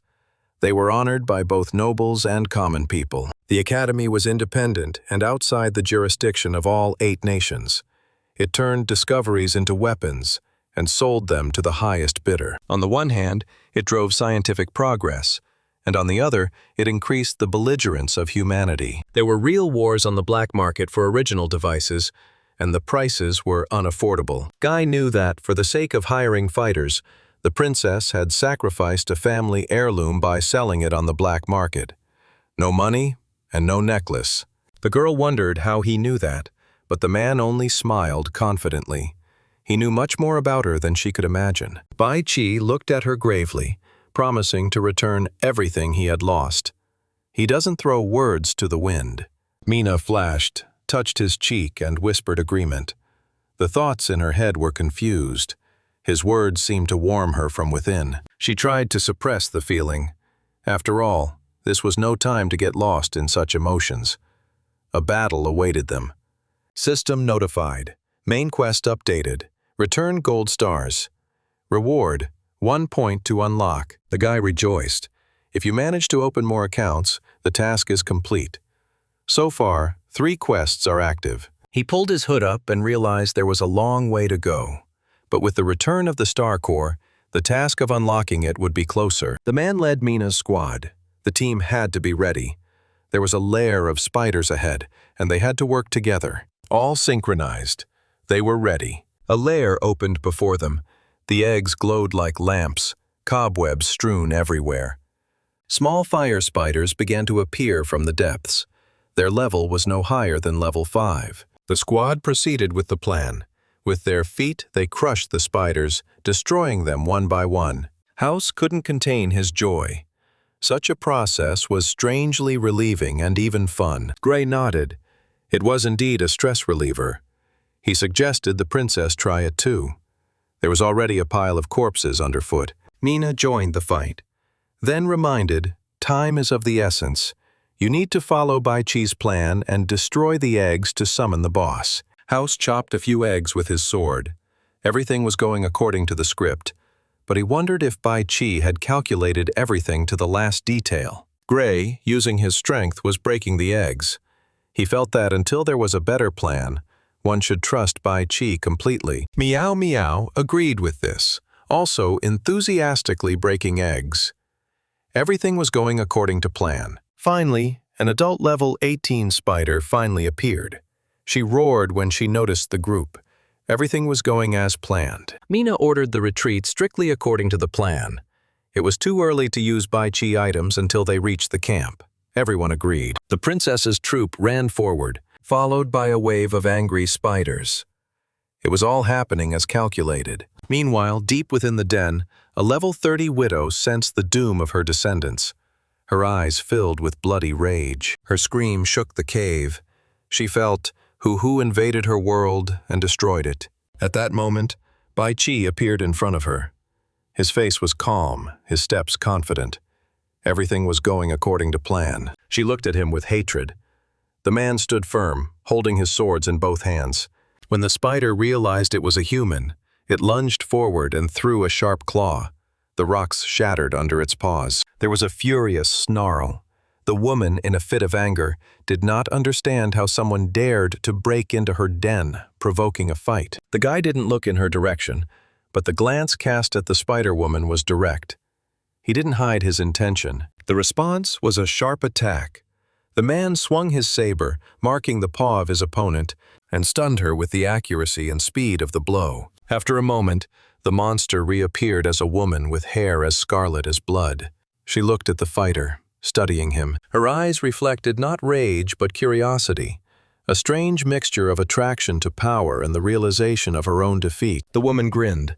Her offspring had been destroyed, but her desire to possess a strong man didn't seem to have disappeared. The spider woman moved closer, voicing her thought that she could keep him around to continue the lineage. The guy remained cold. He heard not passion in her suggestion, but a hidden threat, poison, delusion, and death. He rejected it, unwilling to become prey or food, even if the creature wore human form. The solution came instantly. The man struck a precise blow and severed her head, cutting off any continuation. Stunned, she let out a beastly roar. The mask of the man disappeared, revealing the fury of the true form. The body contorted, returning to its original form, and an angry scream, full of resentment and pain, erupted from the belly. The spider lady promised him a painful death. She believed he had chosen his own path of suffering. A stream of green gooey liquid erupted from her body, eating away at everything it touched. The guy moved with ease. His speed allowed him to avoid the deadly drops falling from the sky. He realized that the fight no longer mattered.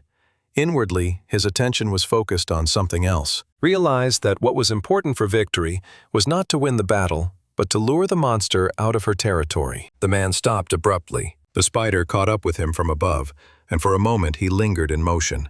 The enemy began weaving threads, preparing an attack that would shackle him to death. Dexterity and reaction came into play again. He ducked with precision, driven by experience. Memory suggested, in the original version, the monster defended the territory and would not leave under any circumstances. The spider woman kept up. She hovered over him and mockingly reminded him of his escape. The man paused, looking around. He had driven the beast to the very edge, almost beyond her lair, inwardly comparing her to the one before, and looking for signs of change that would give him an advantage. But if hatred didn't work, there were other ways. He decided to seduce her. The man hesitated briefly, determined to reveal the purpose of his arrival by hinting at the Silk Thread Guild's orders. Webthread is a rare resource, and he said there were 36 warriors stronger than himself outside the camp. The words didn't go unanswered. Something shook in the monster, and a strange excitement flashed in her gaze. She didn't hide her desire anymore. She wanted to get the power of these fighters and breed new offspring. The Spider Lady demanded that she be brought to them as soon as possible. Otherwise, she threatened death. The man ran forward, a shadow of glee on his face. His plan had worked flawlessly. He realized, the laws of this world are much the same as the game system, but new moves are possible here. The groups under Princess Mina's command managed to lure a whole horde of level 20 fire spiders after them. As they ran to take the monsters behind them, the guys chatted. Hao was happy. Bai Chi's plan was brilliant and worked perfectly. Gray, on the other hand, stayed focused, reminding the others that the mercenary camp was just a short distance away, and it was important to stay on track. Princess Mina was working out the next step at that moment. We need to lure the spiders to the border of the camp and push them against the mercenaries. The essence of the strategy was to split into 4 squads and surround the enemy, leaving him 0 chance of escape. Such a thing had seemed impossible before, but thanks to the things Bai Chi had passed down, they had a chance to realize what they had planned. We had to work together without wasting dark items. The girl's gaze radiated determination and inner focus. Soon she gave the order. Immediately split up and move in 4 directions. The spiders synchronously followed the squads. At this point, elsewhere, Hydes' squad discovered the bodies of 2 slain guardsmen. One of the guards reported the situation. They were already gone during the change of posts. Everything happened silently, without noise or traces. He didn't realize who could have done this. They had checked the area thoroughly and found no one. Perhaps a beast? Hydes crouched beside the bodies, scrutinizing the wounds. It was not the work of a beast. The throat had been cut cleanly, with a single movement. His conclusion sounded cold-blooded. Someone had used a dagger. Only a master could do such a thing. But there was no such person among his own. The guard, hearing this, became alarmed. Could it really be the girl who had run off with someone to avenge the cave? The man frowned. Coldness glinted in his gaze. The weapons and techniques were precise and lightning fast. But then who was behind it? At that moment, a wounded mercenary came running toward them. An arrow had pierced his leg and he was bleeding. Panic was in his voice. He tried to catch his breath and reported the camp was under attack from all sides. Spiders were coming from everywhere, and none of the fighters could get through. He only managed to escape because he was patrolling the outskirts of the camp. And most importantly, he saw a girl and a man among the spiders. She seemed to vanish into thin air after one look. Before she disappeared, she had time to make a strong impression. The man was stunned. Had she really left? It looked like witchcraft, no other way. What the hell kind of magic was that? Meanwhile, in the mercenary camp, everything was in chaos. The firebrands were rushing in, and flames engulfed the whole place. People screamed. There were cries of terror and pleas for rescue. The whole structure of the camp seemed to crumble under their onslaught. One by one, the fighters fell, trying to resist. One of them screamed in despair. He did not want to die like this, senselessly. The next moment, a huge spider grabbed this warrior, sank its venomous fangs into his skull and flooded everything with blood and a horrible hissing sound. Moshul, Kula, and Yuri fought to the last man. The first one was cursing through his teeth. He had been taken by surprise, not even allowed to get dressed. Kula was furious. After all, the rumors said the spider's nest was far away, and no one expected them to show up now. Yuri was losing patience. They couldn't do this without Hydes. Without a commander, they have no plan, no chance of survival. Finally, Hydes himself appeared. He did not hesitate to strike the nearest spider, sending it into unconsciousness. His warriors shouted with relief. Their leader had returned, and with him came the hope of salvation. A few fighters pleaded, Let him lead them in a counterattack. They are ready to fight to the last against these things. But the man, barely out of breath, sharply cut off. There will be no counterattack. They are trapped. There is no way out. He demanded that we gather everything of value and retreat immediately. Kula asked in alarm, "What about the others? They're brothers in arms." The man threw a cold stare in response. "The survivors will save lives. The rest of us cover the retreat." The warriors nodded and rushed after the commander, reminding themselves, the main thing now is to survive. Only that makes sense. Suddenly, a level 30 fire widow appeared. The huge creature demolished everything in its path, and gold coins soared into the air. The mercenaries froze at the sight. A greedy gleam was in their eyes. They were so sorry to part with their money. The Spider Queen looked them over with interest. There was a sneer in her voice. There were indeed strong men among them. She decided this was a great place to lay her eggs, and began weaving a sticky net, growling merrily. Kula turned out to be the first victim. The web instantly wrapped around him, paralyzing his body.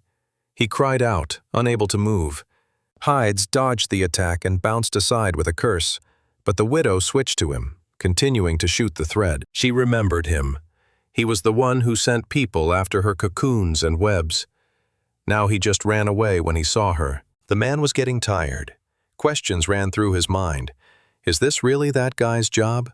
What is his purpose? But if that young man was part of Mina's team, did the princess really know what he was capable of? Hardly.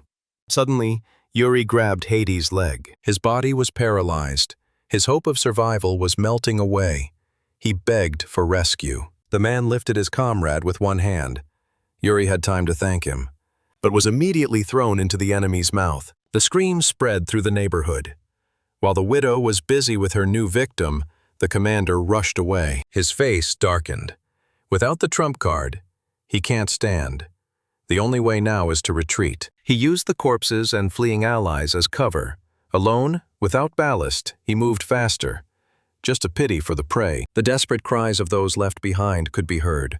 They were calling for him, but he disappeared into the woods. The man gritted his teeth. He had put his soul into this legion, and now it was all falling apart. But he still had the necklace. With it, he would rise. The fugitive continued on his way until he saw a familiar figure.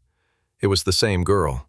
He had no doubt that she was the one who had set the whole thing up. She had escaped from Morbik's cave and was now running the game in her own territory. But the man wasn't going to forgive her.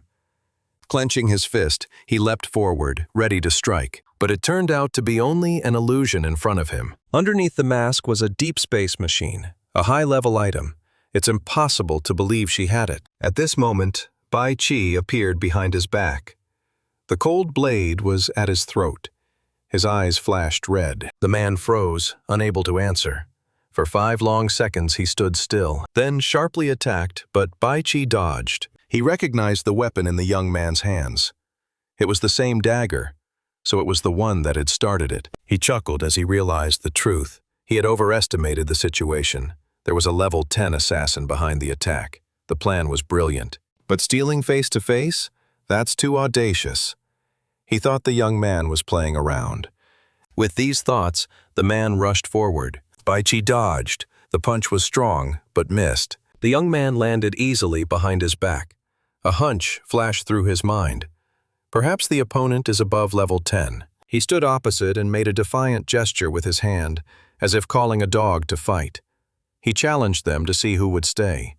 Haides coldly reported that Bai Qi had missed the best chance to kill him. Not rushing right away, not striking stealthily, not seriously injuring him. The guy replied calmly, explaining that due to the passive effect of the Wanderer, stabbing him in the back would do no good, only rattle his ears and lose his initiative. The man grinned, noting that Bai Qi, though low level, was knowledgeable to the point of envy. He admitted that he had underestimated the stealthy opponent. His palm suddenly burst into flames, and he was full of power. He declared that he would give his opponent a painful death. With a sharp jerk, he rushed towards Bai Qi, fury blazing in his eyes, reflecting a lust for destruction. Swinging around, the man tried to cave in the blow with icy determination, hoping thereby to stifle regrets. The boy deftly dodged, relying on his training and natural flexibility. Hades, seized with anger, furiously unleashed attacks, muttering that evasion won't save, because every lurker hates wanderers. He continued his assault on the protagonist with a relentless onslaught. Baichi dodged, realizing that much of the lurker's arsenal against the wanderers was simply useless. Then he stopped, straightened up, without taking his eyes off his enemy, and stayed where he was. Hydas, confident of victory, sprang forward. The young warrior reflected on how combat experience reinforces professionalism, but it is still skill, not experience, that decides. With these thoughts, he began to dodge the flurry of blows again. Hydas transformed his arm and glared at his opponent with a smug smile. The man acknowledged that the guy continues to fight back, even under a barrage of attacks, and the experience is amazing. But the difference between experience and skill is blurred. He noticed the guy had a skill but no more, and it wasn't enough. Wings flapped behind Hide's back. Baichi quickly calculated his parameters. 10 base levels and 30 advanced levels. No skill growth, just characteristics. He knew that in front of him was a full-fledged level 30 wanderer, sacred beast class. The enemy's strength was truly terrifying. Hydas, without delay, threw himself at the young man again, eager to get at him, and then at the woman. Baichi had about 60% of his health left. The man swung, gave a sharp horizontal kick, and pounced with a scream. The guy's hood was torn in several places. He felt the threat of the end. But in the depths he did not retreat. He grabbed the edge of his cloak, turned around to face his opponent, and was determined. The guy was confident. If he decided to go out to fight, it means he has a way to defeat his enemy. He quickly assessed the current situation. After a series of attacks, his survival rate was only about 40%. Hydes snorted, expressing doubt that the guy was capable of winning. Baichi took out a purple glowing diamond-shaped artifact. The smile on his face was ironic. In his hand was a scroll that amplified abilities. It was a level 50 disposable artifact that activated skills for 3 minutes. He made it clear that he was going to use top-rank stealthy skills to destroy the opponent, and immediately activated the scroll. Behind him, a phantom assassin emerged, radiating menace. It was a demon, cutting through space and summoning phantoms from the shadow realm. The man tensed up. He was clearly interested in what was happening. He wondered where the enemy got such an arsenal. He said that after the victory he planned to take it for himself. They converged again, their blows shaking the ground, chunks of stone flying into the air. The next clash made it clear. The advantage was now on Baichi's side. Soon Hydes lay unconscious. His wings were crumbling. He could not believe what was happening. Suddenly, new wings sprouted from his back. He recognized the level 50 power, felt its oppressive power. He realized he couldn't handle it, and the only way out now was to flee. The man couldn't fathom how the guy had obtained such a powerful artifact. It was driving him crazy. But before he could react, sharp, clawed hands grabbed his wings and pinned him to the ground. Fear gripped him. He was fixed, unable to move. Baichi towered over him, gaze cold. Everything had changed. He now had the upper hand. Hydas tried to understand why the opponent didn't use the artifact earlier. He wondered why he was feigning weakness when he could have ended the fight much earlier. The man wondered, who's in front of him? Why did it happen like that? Baichi chuckled. Hydas had intelligence, but his overly complex logic was leading him to his doom. The man held out the necklace, remorseful, apologizing. He acknowledged that the whole thing was a setup. Baichi smiled, but a dagger was already gleaming in his hand. The guy admitted that he liked the look of the enemy, but now he wants both the necklace and his life. With fury, he unleashed a series of blows. Hydas screamed in pain. The dust rose. A moment later there was a coughing sound. The man was battered. He suffered, breathing heavily, asking in desperation why he was pulling. Did he really just want to torture? The probability of survival tended to 0. He was pierced by fear. He felt helpless. Baichi picked up the necklace, taking his time. He explained, keeping the enemy alive because of a promise. He tossed the necklace to Princess Mina, indicating that it was now her turn. The princess reached for it, gazing admiringly at the artifact. She came up and asked a question. Why were they not killed then, but thrown into the Hell Cave? The man replied, She just wanted to see the remnants of goodness in him. He admitted, regrets not finishing them off then, and now he's getting what he deserves. Guy thought that even now the enemy was playing his part to the end. He didn't finish him because he had bet on the princess, hoping she would escape. If she was saved, the enemy would support her faction, and that faction would become hostile to him. He doesn't care about the consequences for others. Only his own interests matter. Hades chuckled, saying that Bai Chi's fate was far more tragic. He was an enemy to the world. House, unable to bear it, lunged with his sword, but the enemy was immediately pulled away by the net. It was the Red Spider Woman. She braided the man, claiming that he was hers now. Hades snorted uneasily. Better to die from being sucked out than to fall from her hand. He was sure that if he survived, he had won. The Red Spideress stood in front of Bai Chi, her voice cold and tenacious. She finally found the one she'd been looking for a long time. The right guy. The Black Widow boss declared that the camp was now hers, and the only one left was the one who had brought her here. She intended to capture him and return with the trophy. The guy stepped forward and told the others to stand back. He wanted to deal with this bossy woman himself. He realized that the effect of the last talisman was about to fade, and there was almost no time left. But his allies refused to back down. He had already done too much to leave him alone. They were not going to hide and keep silent. They wanted to fight alongside him. The Black Widow roared in rage and demanded that the man be captured and the woman killed. A blazing flame engulfed her figure. Suddenly, a high-pitched roar rang out, and everyone, including the boss, froze, trying to figure out where it was coming from. The anger-stricken boss tried to figure out who dared to override her voice with such a roar. Before she could finish speaking, a colossal paw slammed into the ground, pinning her to the ground. The guy was in total shock. What was happening seemed impossible. The ancient dragon Deacon Blake appeared in front of them. His level was unknown. His massive figure loomed over everyone like a rock over an anthill.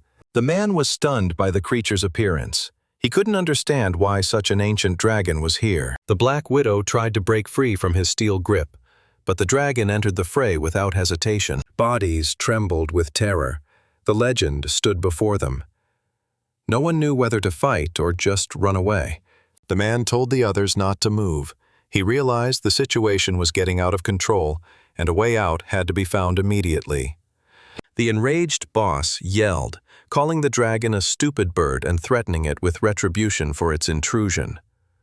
The flames soared higher, enveloping her. A wave of fire forced the dragon backward, and it raised a paw. The boss regarded him with triumphant fury and promised to turn him into charred ashes. But before she could finish her sentence, the dragon's jaws closed on her body, studded with many teeth. The creature squeezed her, shattering her bones, and swallowed her in one motion like small prey. The man kept looking for a way out. In the previous game, everything depended on race, but now power decided everything. Disobedience was punishable by death. Fortunately, the boss's intervention gave him time to pull himself together. This allowed him to recall who the Black Dragon was. The ancient guardian's name was Deacon Blake. He was one of the 3 guardians of the world's soul. In addition to black, there were red and blue. They were also legends. After the destruction of the capital city and the disappearance of the soul, Deacon Blake disappeared after the first Star Wars and hasn't appeared since. The player would only encounter him after powerful pumping. Without it, he would be doomed to death. The dragon began to build up flames in its mouth, gathering energy ready to destroy everything around it. Everyone was preparing for the worst. Those flames could burn them in a split second. The man tried to stop him, trying to explain that they were not enemies and begging for mercy. The giant looked at him with interest. The heat gradually subsided and the flames disappeared, leaving only amazement and incomprehension in the eyes of the others. No one understood what the guy said, but the dragon clearly reacted to his words and stopped attacking. It was the language of dragons, ancient and forgotten. The creature bowed his head, trying to understand how such a small one knew his speech. The guy not only knew the language, but revealed the essence of the creature, an ancient guardian of the world's soul. System confirmed. The player used a scroll with the dragon's secret language, allowing them to achieve resonance with it. But the mistake could have been deadly. The man knelt down, expressing the dragon guard's utmost reverence and adoration for his former strength and connection to the star family. The creature was surprised. He was interested in how he knew all this, and who the stranger was who dared to speak to him like that. The boy noted that the wound had awakened the creature's rage. In the last version of the game, the dragon didn't attack people. It was the imposter's fault. The creature was unwilling to wait and demanded an explanation, or death would be the price of silence. The man didn't argue and immediately explained that he knew him because he served the heiress of a stellar dynasty with which the dragon was associated. He pointed to the girl. She was the last member of the star family, Princess Mina. Though fear clutched her chest, the princess stepped forward, maintaining pride and determination despite the unknown. Guy reminded the dragon of the treaty with the ancient dynasty. He pledged to protect it, not destroy it. The dragon unfurled his wings and laughed loudly. He wasn't going to be a guard for mortals. For him, the contract was an amusement in an endless life that disappeared with his family. Their disappearance meant the end of conditions. He doubted one could seriously believe the words of a random traveler who decided to name someone as the last heir. The creature was on the verge of anger and stated that his patience had run out.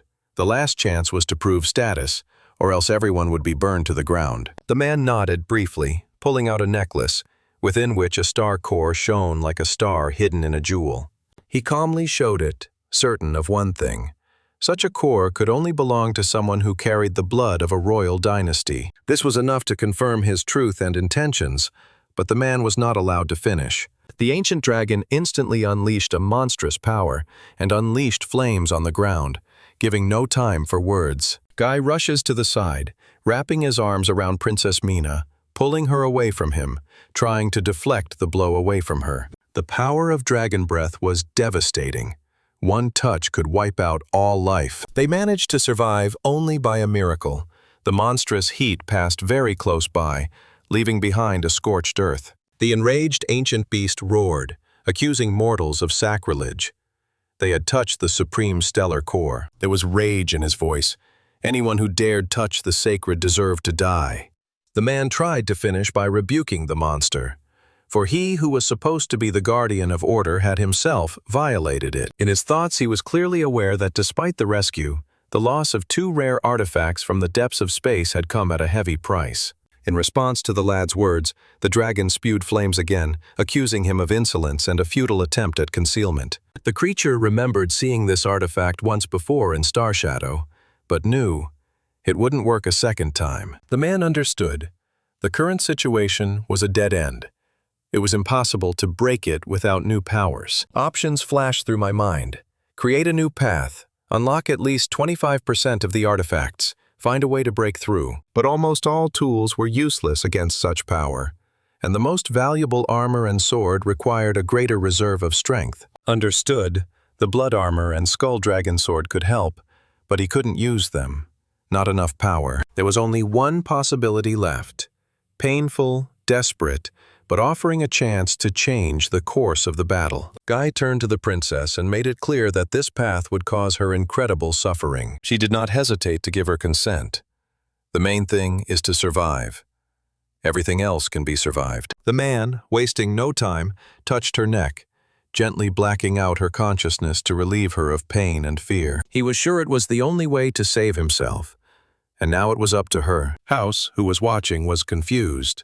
He panicked when he saw the man's actions. Guy laid Mina down on the ground, keeping her calm, and signaled softly that nothing should be told to her. As he raised his sword over the princess's body, House didn't hold back, lunging forward, begging him to stop. House tried to find out what he was up to, but got no answer, just a look of determination. The man kept his cool, knowing he would do everything with the precision of a surgeon to minimize suffering. The blade went gently into the heart area, just as accurately extracted, without unnecessary pain or fear. A drop of blood protruded from the wound, which the man carefully collected and dripped onto the core necklace. Meanwhile, the dragon, impatient and hostile, again reminded us of its presence by spewing flames. The fire attack headed straight for the guy, promising to destroy anything in its path. But before the flames could reach their target, a huge figure appeared in space and stood as a shield between them. This appearance stunned the dragon, making him forget his anger for a moment.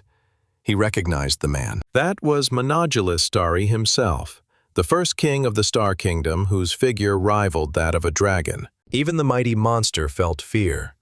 Manhwa's aura was too powerful, too real. The beast looked at him in disbelief. After all, this man had died 100 years ago. How did he end up here again?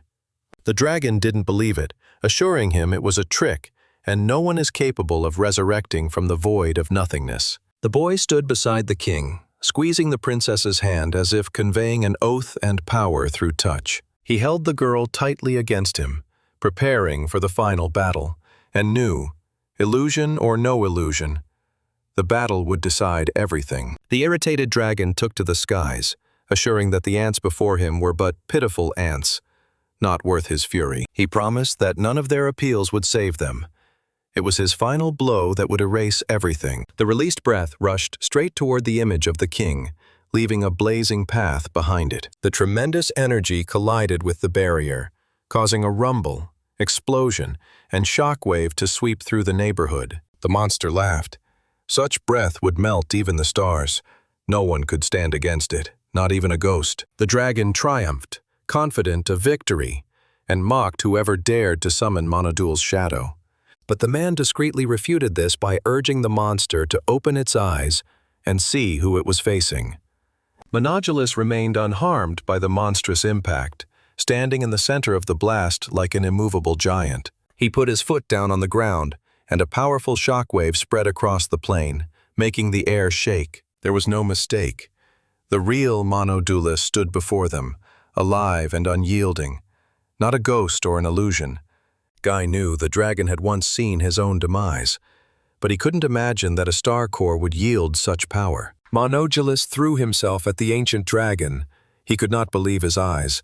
Is the girl really a descendant of the great hero? The creature tried to fend off the attack, but its life bar was halved from the first hit. The monster roared with rage, remembering the past, when he couldn't kill that man, but now he will end his descendants. Huge tail split the air, but as soon as it touched the target, the guy activated a counterattack and froze the enemy. The mighty beast froze, staggered. Counterattack reflects the blow, reinforces the response, and restrains the enemy with ice. The guards at the princess almost shrieked. How could such a monster even possess such a skill? Everything they knew about the first king came from forgotten chronicles and ruined monuments. But now the power was real. The wool on their bodies rose up. To see this power in person was to witness an ancient legend. Bai Qi mentally acknowledged, there is no doubt about the ruler's might, but mistakes are inevitable. The battle must end quickly. Dragon cackled, holding back fear. Same technique, over and over again. Why even centuries later does he still feel that pressure? Memories came flooding back. First encounter with a man who called himself Manhwa, king of men. That day, the man demanded union, called for guarding the world soul together. And this angered the creature to the extreme. The dragon was shocked. How dare a mortal stand before him without trembling, and still offer friendship? A battle broke out between the two, and the then young dragon soon found himself in a desperate situation. He exhaled.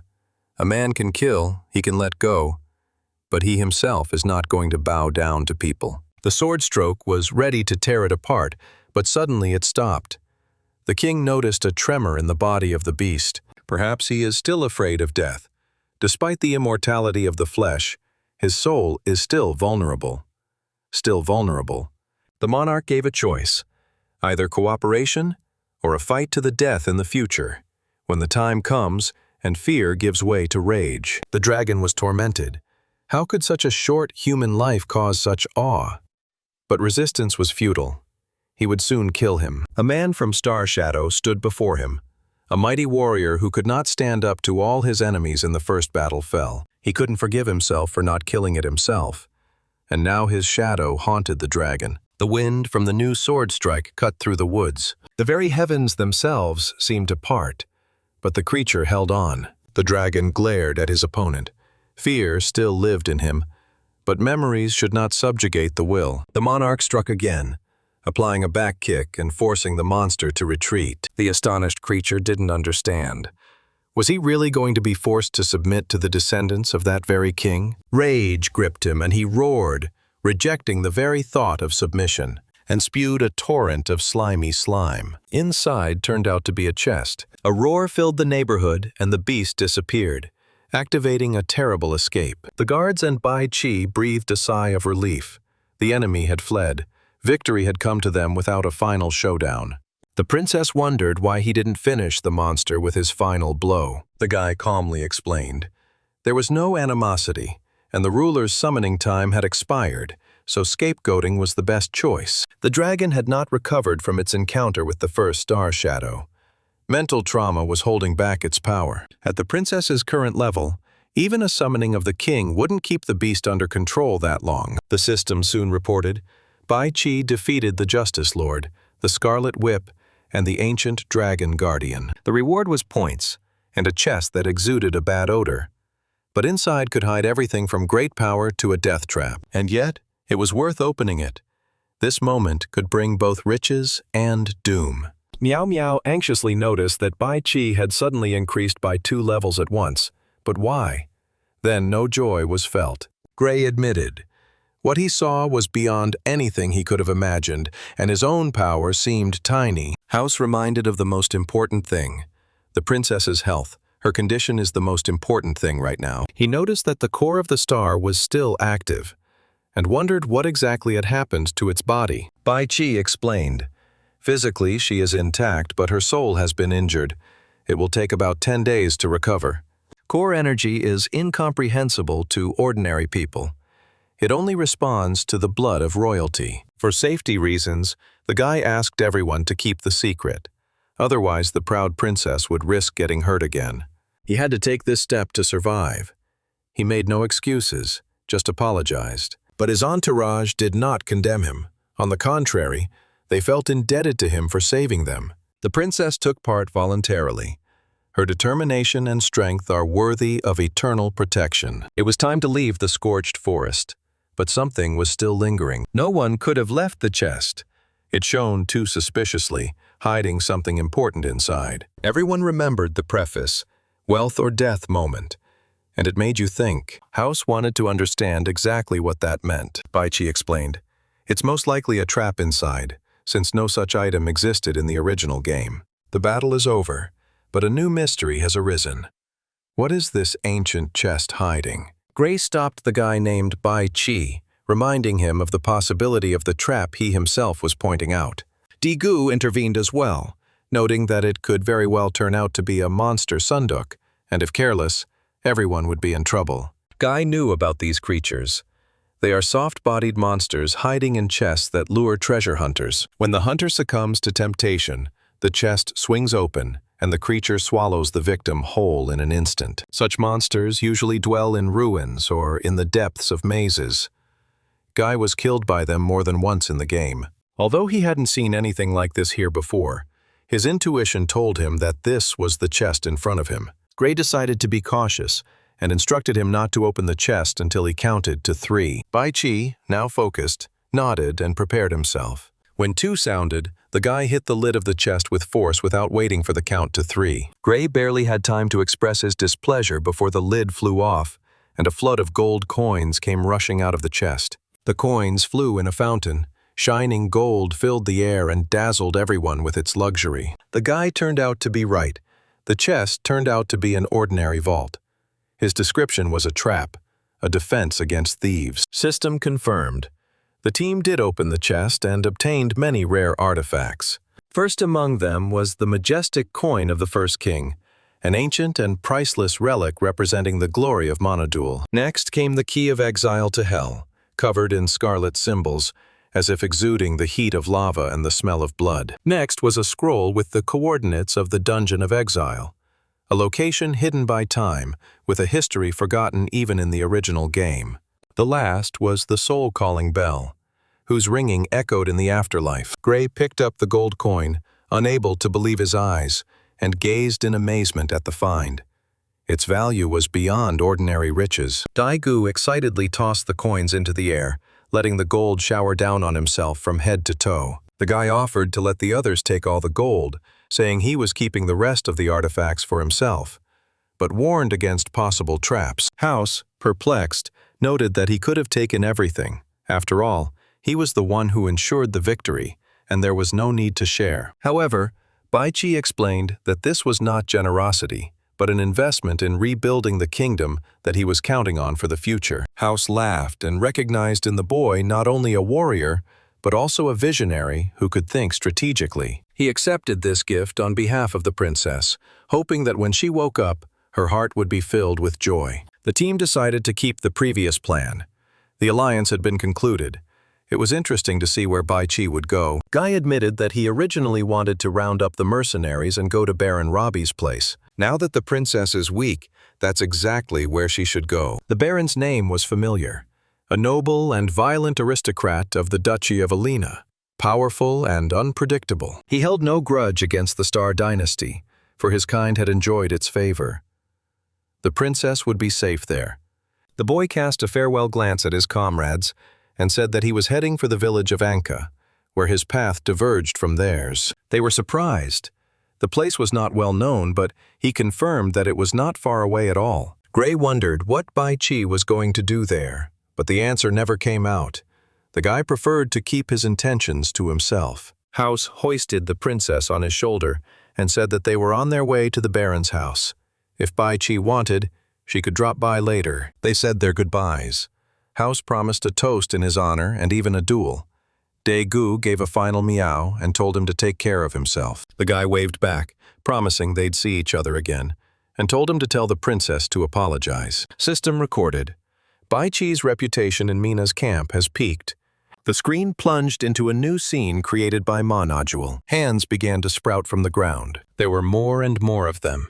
They reached for the sky with an intimidating roar. The Weeping Cave location, designed for levels 20 through 30, has been 100% explored. Fully exploring the 3 maps of the first chapter unlocked the final quest.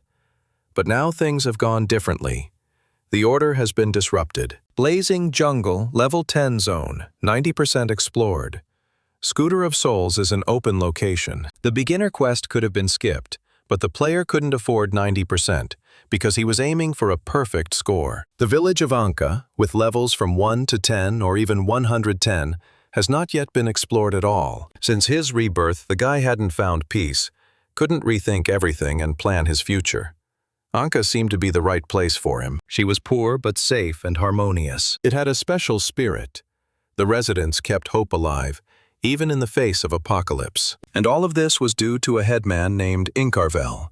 He ran the village and helped the player at the very beginning of his journey. But something was clearly wrong this time. The surrounding silence seemed ominous. No insects, birds, or evening fireside gatherings could be heard. The road seemed darker and more desolate than in memory.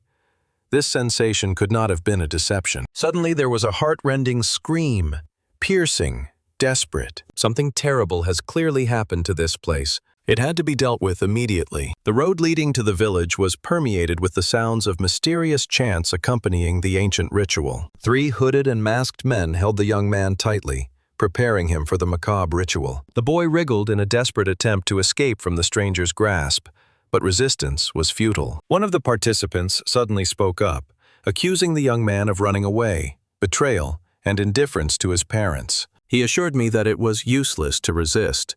Ascension would be his ultimate choice and his only salvation. The young man continued to struggle, unwilling to accept another's will. The mask with a hoarse voice signaled for the start. One of the cultists took out a sealed vial. The utensil held back something strange. Bringing it to the victim's stomach, the other pulled up his shirt. A green centipede with a toothy mouth slipped out from inside and slid right into the open belly. The creature let out a monstrous roar that cut the air with a frightening echo. The bound boy tried to scream through his clamped mouth, his eyes filled with mad terror. The chants filled the space again, growing louder with each note. To the sound of the songs, the monster gnawed into the body, as if penetrating the essence of the flesh itself. The young man's body began to distort. Veins swelled on his face, turning him into something alien. Suddenly a dagger flew in from a great height, cutting through the sky like a flash of anger. He pierced the centipede, chaining her to a tree behind the young man's back. The hooded figures did not hide their shock. From the shadows, Bai Qi appeared with an indifferent calmness. He assessed what was happening, thoughtfully asking who these people were and what they were doing in Anka village. The two wailed in panic, realizing the loss. The sacred insect died. It's unforgivable. One of them picked up the dead creature and shouted with mad fury, accusing the stranger of sacrilege. The man called the creature the crown of creation, the holy star mother insect, and demanded retribution for the killer. Bai Qi pondered. This name is foreign to the game. It wasn't present in the initial villages. What is this thing doing here?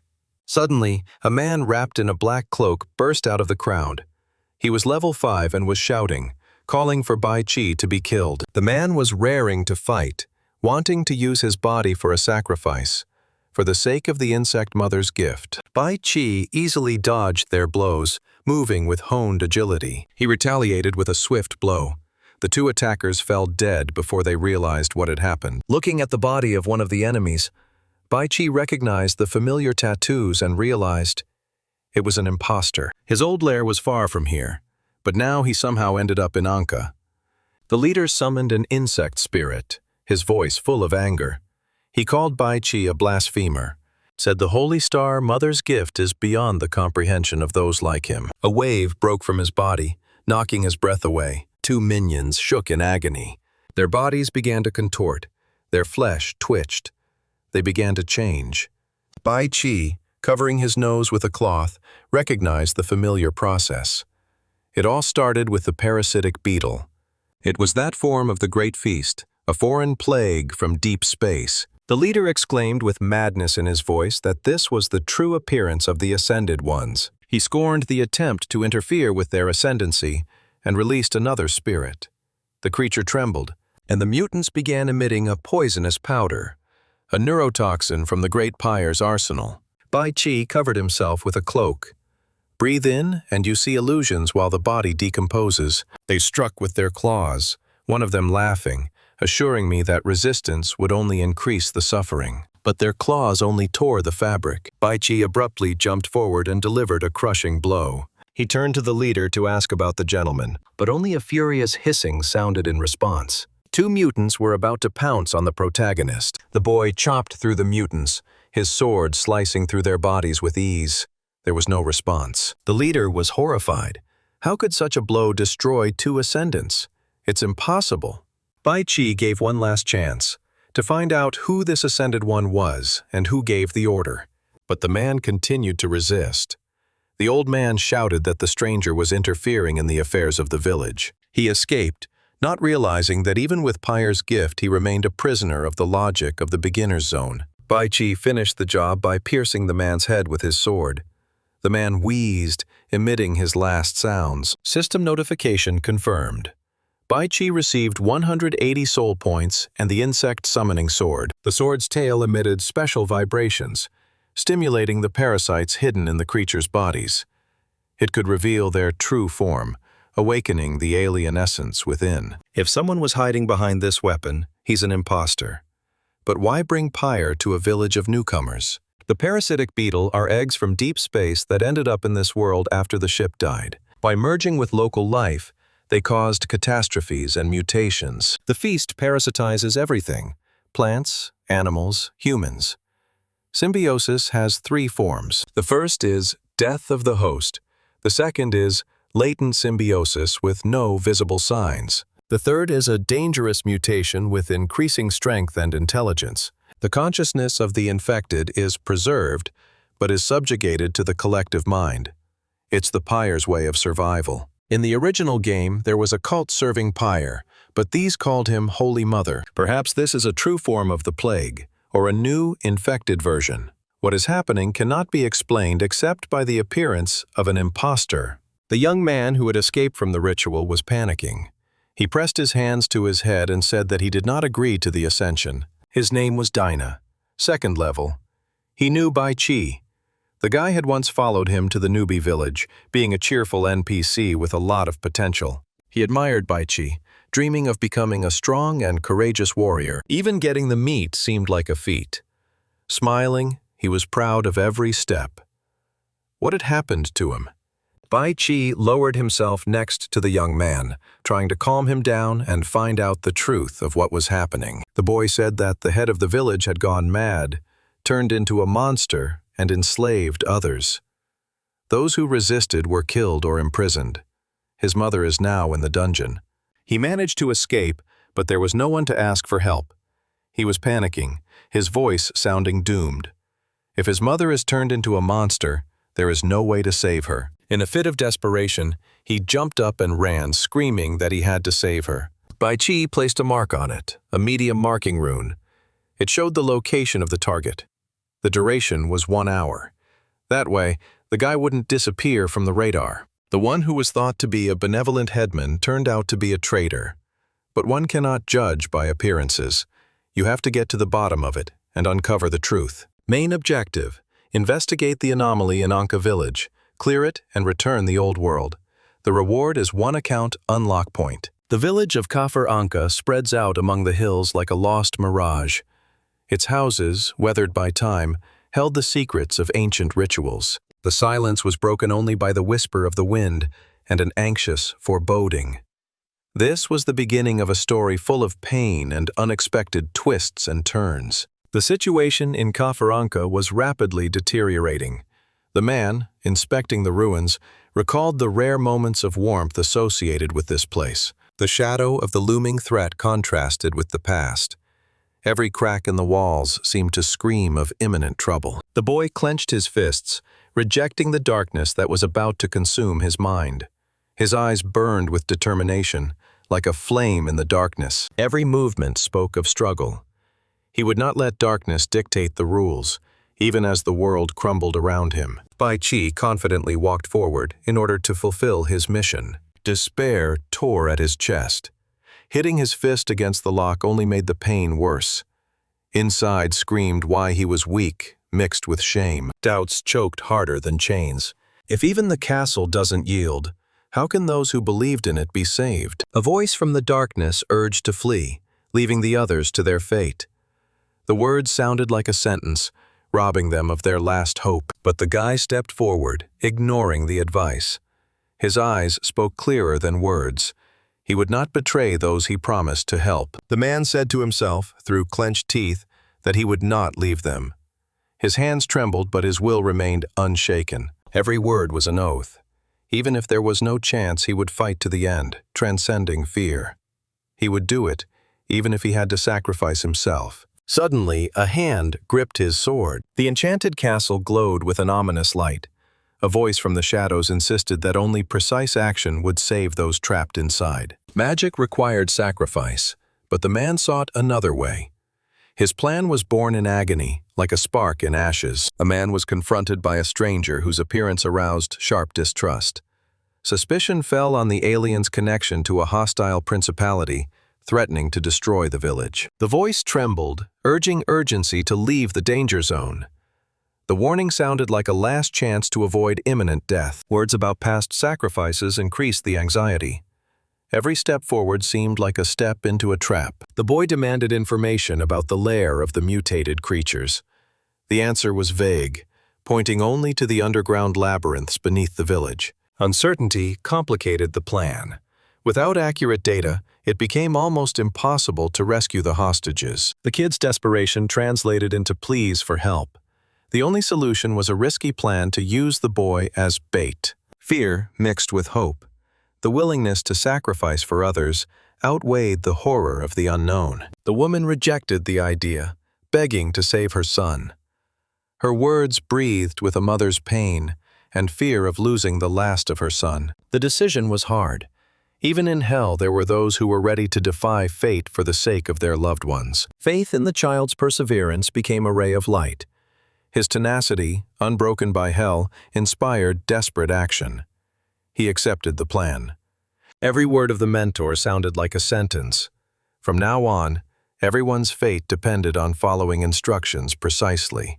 The young man accepted the sword and all instruction at once. The scene has changed to a dungeon corridor. The question of missing persons hung in the air.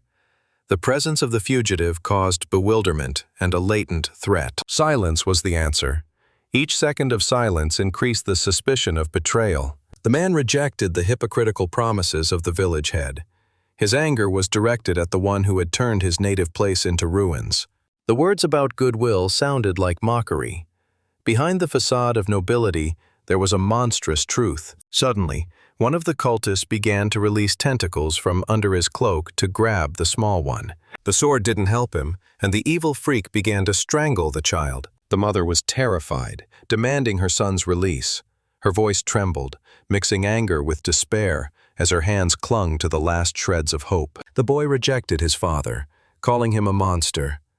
The ascension ritual turned the bond of kinship into a nightmare requiring immediate action. The words of the family reunion sounded like a prayer. Faith in holy grace was the last stronghold in a world where the foundations were crumbling. The question of the missing hung in the air. The silence of the answer only emphasized the anxiety, like the shadow of impending disaster. The cultists were discussing the search for the 3 people who performed the ritual on the little hero. The father coldly rejected his son, seeing him only as a tool for ascension. His words breathed contempt, devoid of parental warmth. The son accused the father of betrayal and violence. The cult of the holy insect mother became an excuse to destroy everything that was dear. Suddenly, the man in charge stopped in horror. He learned that not only had the 3 minions been killed, but also a holy animal very important to the ritual. Remorse mixed with a search for the guilty party. The failure to defend the sacred being exposed weakness and fear of punishment. He shouted loudly and questioned his son to tell about the murderer. The man faced fierce opposition. His actions drew the ire of his interlocutor, whose questions sounded like a rebuke for breaking the unspoken rules. He summoned his huge mutated sword from his hand. The threat to break bones hung in the air, mixed with the demand to hand over the initiative to the village head. Violence became a tool of control. The decision to enter the unknown was followed by a cry of pain. Doubt was replaced by forced determination, leaving questions unanswered. Small thought in shock. Did he really do that? The door slowly began to open, exposing a red, ominous light. The source of all the troubles was named aloud. The words sounded like a verdict, pointing to the root of the disaster that had engulfed the village. The man turned his attention to the chosen young man, emphasizing his vigor and uniqueness among the residents. The choice fell on him for a reason. His potential seemed the key to the future. The chapter said of the one who is worthy to inherit his intentions, only the little one. The older would pass his ambitions to the younger, assuring that in time he would realize the meaning of sacrifice. The legacy of power required patience and faith in hidden goals. Before the ritual, the young man was told the secret of the epidemic that had killed half the village. The past tragedy became the basis for new, darker plans. That's when the head realized how weak people are. The pain of helplessness during the plague remained a scar. Tears and regret seemed the only way out of the chaos then. But suddenly there was a strange guy who only cured the plague, but also left hope. The appearance of the larva of the Holy Star womb changed everything. Her growth under care became a symbol of hope and future exaltation. The old leader's ascension was incomplete. The body could not bear the burden. Responsibility for the fate of the village required a new bearer, or a new form of host. The burden of power has shifted to the young. The strength and potential of the young man became the last stake in the game for the survival of the community. Disgust at the proposed fate resulted in a sharp refusal. The thought of becoming a monster like his mentor was only terrifying. The promise of collective intelligence and power did not convince the young man. His refusal sounded like a challenge to the entire ascension system. He picked up a rock and hit the beetle with it with all his might. The man in charge started screaming. He had spent a lot of effort on this royal uterus, and the boy had killed her so easily. Anger and bewilderment were in his voice. The young man's refusal ruined his carefully laid plans, leaving only bitterness of disappointment. The door became a symbol of a dead end. The spider freak mentor didn't want to let the boy out. The guy's mocking reply sounded like a challenge. He wasn't going to give up without a fight. The lock clicked, isolating the space. The action spoke of determination. Now it depended on who was left on the other side. The old man didn't even realize what he was talking about. Regret was replaced by rage. The interlocutor cursed his choice, realizing that he had trusted the wrong person. The spider's sharp claw almost embedded itself in the boy's head. The sudden appearance of the stranger caused shock. Questions hung in the air, mixing fear with curiosity. The new character introduced himself as the bringer of hope. His words sounded like a promise of salvation, but there was a mystery behind them. The old man only grinned at his role as savior of the village and launched his attack. But the protagonist deftly dodged the blow, which left cracks in the floor. The argument over methods of saving the village reached a peak. The old man blamed everyone around him. Accusations of insanity and betrayal split the already fragile alliance. The fighters started arguing during the fight about whether it was worth becoming a monster for that kind of power. The determination sounded like a final chord. Even in the face of a collapse of plans, the man refused to change course. The gas filled the confined space, forcing the man to seek a way out. His attempts to escape became desperate, but the poisonous fumes followed him everywhere. The poison turned out to be a unique weapon, capable of killing even without high concentration. Its properties endangered everyone in the affected area. The old man instructed them not to resist and just breathe in the gazik quietly. The headman threatened to use the boy's body as a receptacle for maggots. His words sounded like a nightmare scenario devoid of humanity. The old man is shocked. How can this guy move after such a dose of gas? The mask of purification was a lifesaver. Her filters neutralized the poison, giving her a chance to continue through the toxic fog. The effectiveness of the mask depended on the level. It was fortunate to have it. Without protection, the man would not have survived the battle. The headman could not believe in the invulnerability of the enemy. His poison, always fail-safe, met with resistance for the first time. The man from the past disappeared without a trace. Only emptiness and bitterness of loss remained of the former acquaintance. The argument about helping the stranger divided the villagers. Some saw him as a threat, others as a chance to show mercy. The man was greeted with gratitude for the delivered meat, seeing it as a symbol of rebirth. The weak old man recognized that the protection of the village now rested on the shoulders of a new generation. The old man first offered to stay, but then joked back. His words were emphasized. True strength lies in the freedom to find one's way, not in boundaries. The request to remember the origin sounded like an admonition. The village remained the starting point, but the world was calling for new horizons. Now the masked hero fights an ordinary monster. Each step forward was a farewell to the past and a step towards the unknown. Time has passed, and now the old man begs him not to kill him. There will be no defense left for the village. His health level has dropped completely, and he can barely breathe. The man was stopped abruptly, reminded of his sacrifices for the village. His answer sounded like a bitter confession. Even those close to him did not understand the depth of his choice. Suddenly, an electric shock passed between them. The question of fear was cut short. The memory of dead relatives hung in the air like an unspoken curse. The offer to receive the holy insect met with resistance. The weakness of the flesh resisted the promises of power, leaving the choice between faith and doubt. The ritual began under threat of failure. Every movement was accompanied by pain, turning the ritual into a test of the limits of one's abilities. There was a cry of pain. The first stage of transformation is always painful. The instant connection to the headman's consciousness was unsettling. The progenitor's true motives remained a mystery, mixing hope with suspicion. The interlocutor doubted Bai Chi's knowledge. The past that changed the world became a wall between them, leaving unanswered questions. Past ties became an argument in a dispute over the defense of the village. He pointed a claw at his stomach. The question about the guy's abilities sounded like a test of his loyalty and strength, and died right at the feet of the protagonist, dropping a shard. He won, and got an old, rusty wrench, and also picked up this weird purple shard. He realized that he could not accept the old man's request yet. It was not in his power to do so. The man clearly divided the tasks, to save the civilians and destroy the mutants. Doubts about the future of the village mingled with a mystical feeling. The link of consciousnesses repeated itself like the echo of an unsolved mystery. The discovery of a cave underground caused bewilderment. Its scale belied the modest appearance of the abandoned village. A fragment of the world's soul glowed in the darkness like a living entity. Its presence was a game-changer, opening up new horizons. The old man's death revealed an interest in the mysteries of Bai Qi.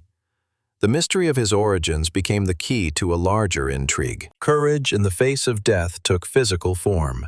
The lust for life overcame fear, turning vulnerability into strength. The search for the soul fragment of the world continued, despite the vague clues. Each step forward led to both clues and new questions. The death of the village headman caused chaos. The villagers hastily gathered forces to find and destroy the one who had disturbed the fragile order. The cultist church gave huge bursts of energy directly into all directions of the village. The arrival of the strangers in the village of Anka caused alarm. They could no longer be saved. The orders of the church left them no choice. A young girl with a large bust appeared. She was the head of her team.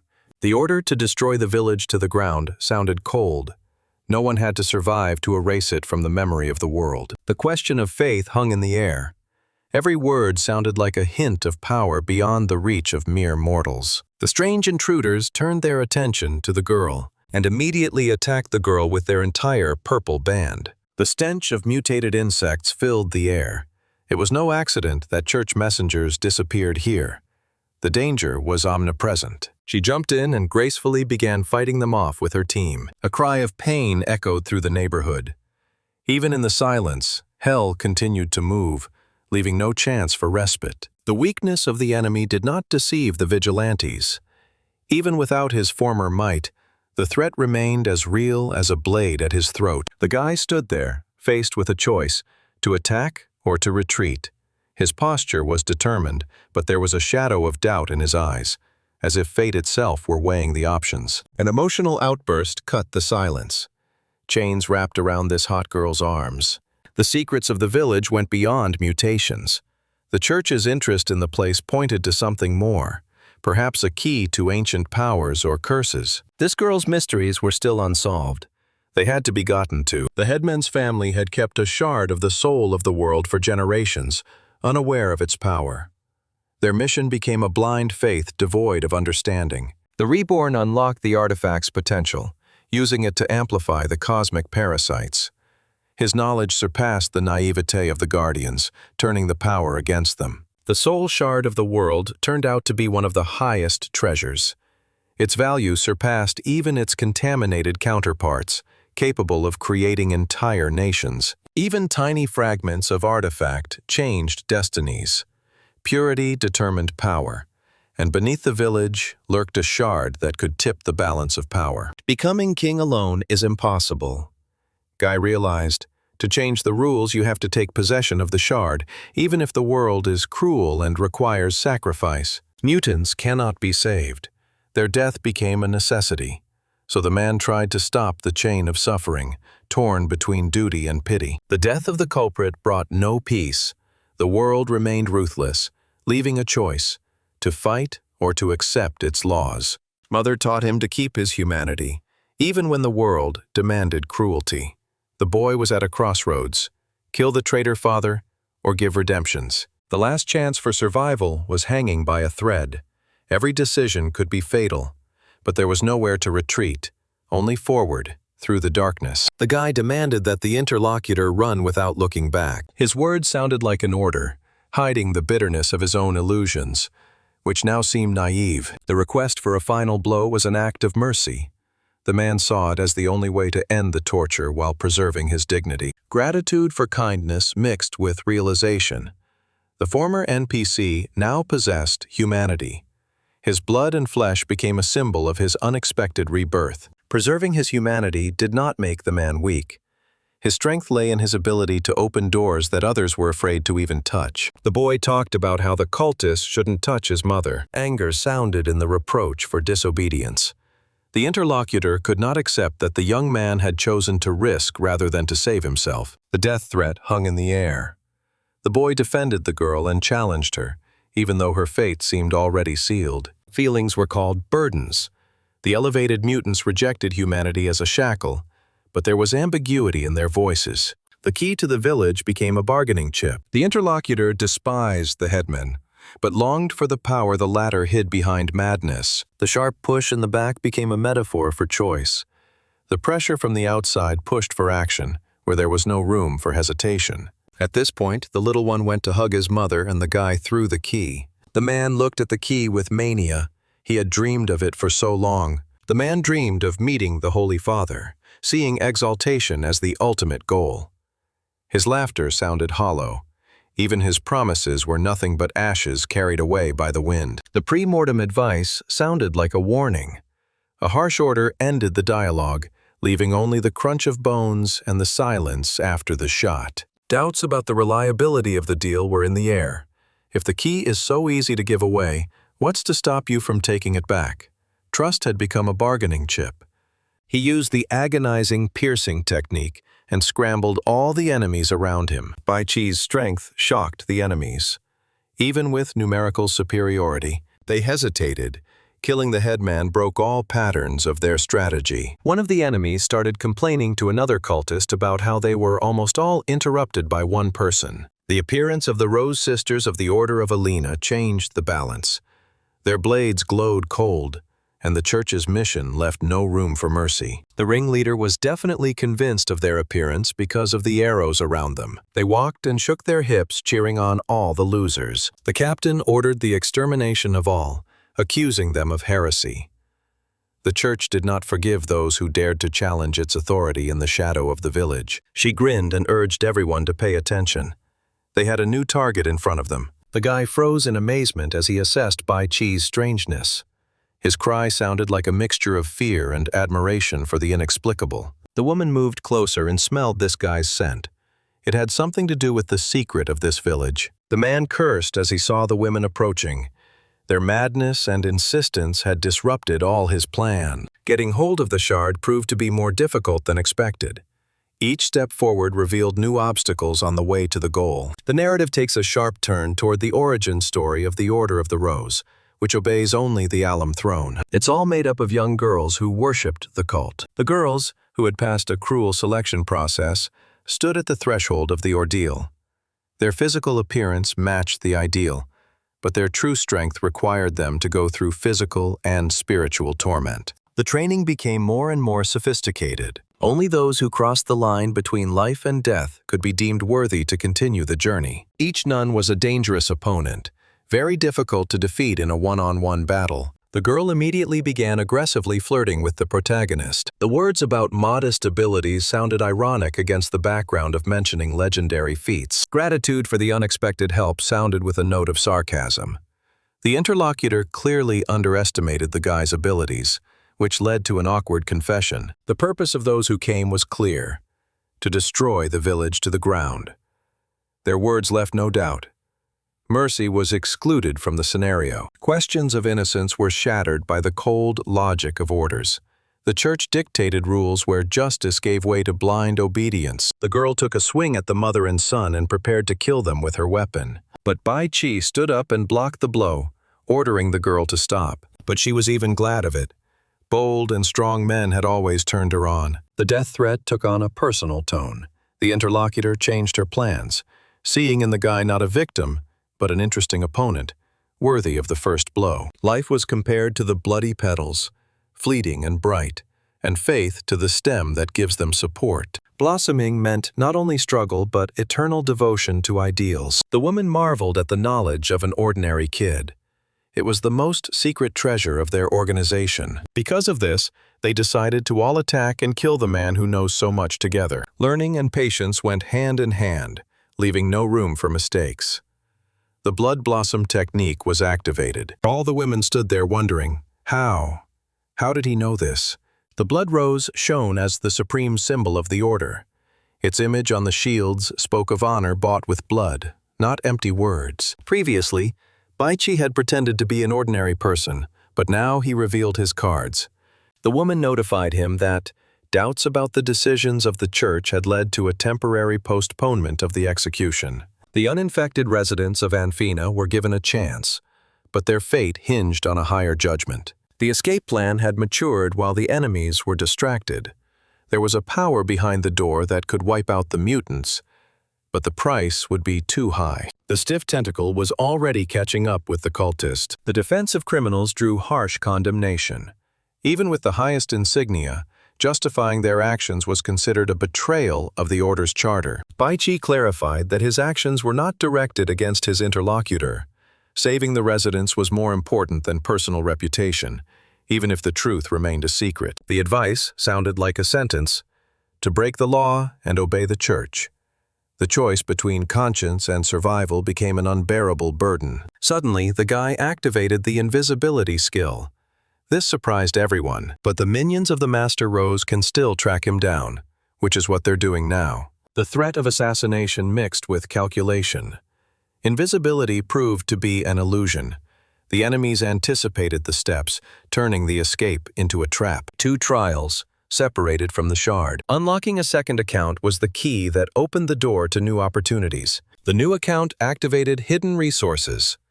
Its potential promised to turn the rules of the game upside down. But the risks remained unknown. Age of Civilization mode has begun unlocking. Progress of 25% gave hope, but it was still a long way from complete control. The plan to build a city-state seemed utopian. In the current chaos, this was just a dream, devoid of practical meaning. Finding hidden game mechanics became urgent. Without a power boost, the odds against the church were tending toward 0. The village was once again under the rule of outsiders. The brutal murder of the headman left the residents in fear, and their attempts at resistance seemed hopeless. The plea for strength sounded like a last hope.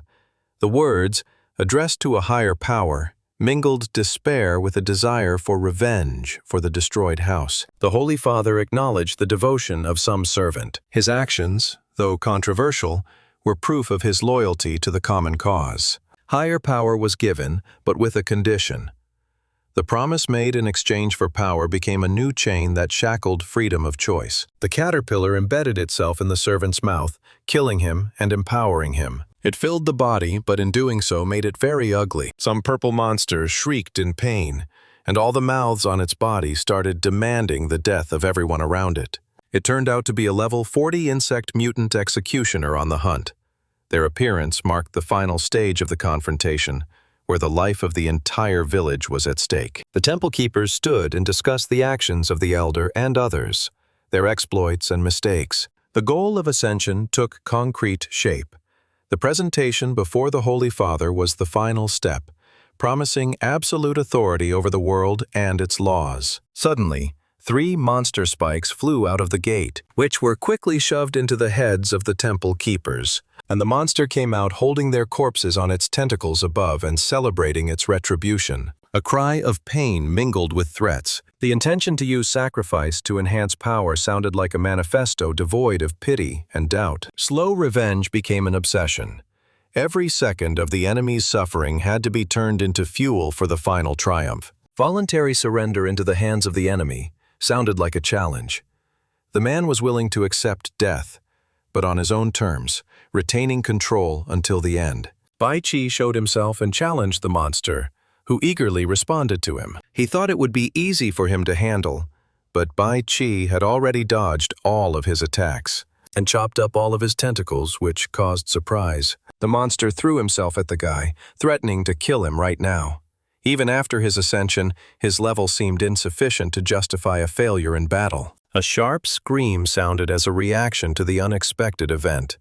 The monster froze, trying to realize the reason for the sudden outburst of emotion. The servant power he sacrificed his life for didn't even help him kill a level 10. Baichi chopped him all up with ease. He said he wasn't going to kill him. His son, the little guy, Dean, wanted to deal with him. The curse associated with the birth of a son took on a tragic connotation. The man regretted the events that had led to irreversible consequences for their family. At this point, the guy got a twitch and remembered something important. He remembered seeing his father leave the house when he was 5 years old, screaming about how he didn't want a son. After that, he never went back to little Baichi. He tried to calm down. Past lives should no longer concern him. She shouldn't stop him from doing what he has to do. Guy puts his hands on the gate of the temple. The monster started screaming about how he missed his chance to get the key. Only he can open the gate. Baichi stood silently looking at the crawling monster in death. Mockery mixed with questions about the essence of the key and the door. Suddenly, the heel of a woman from the Red Rose Squad stepped on his head. A desperate plea to free herself sounded under physical pressure. The woman tried to break free, but was held against her will. The question about Nun Rosa's involvement in the mystery of the abandoned place remained unanswered. The interlocutor expressed doubts about her motives. The mixture of languages and symbols was accompanied by an acknowledgement of interest in Bai Qi. The interlocutor emphasized his increased importance in the events. Suddenly, the executioner turned into a small monster and was about to gallop away, saying that they were going to be very unhappy soon. The son of that monster looms over him. Dean. The little devil already thought the kid had come to save him, but he had already prepared himself and jumped on the small one's face to take his life. The denial of parentage sounded like a final rupture. The man rejected paternity, calling his opponent a monster worthy of death. Suddenly his body turned into a large green nebula. The kid finally got his level and talked about joining his dad in hell later. The little one began to be praised, especially by the woman. She wondered how he was able to kill his own father at such a young age. She asked if he liked that kind of power he had gotten that way. Bai Qi interrupted her. Why would she remind him of such hard moments?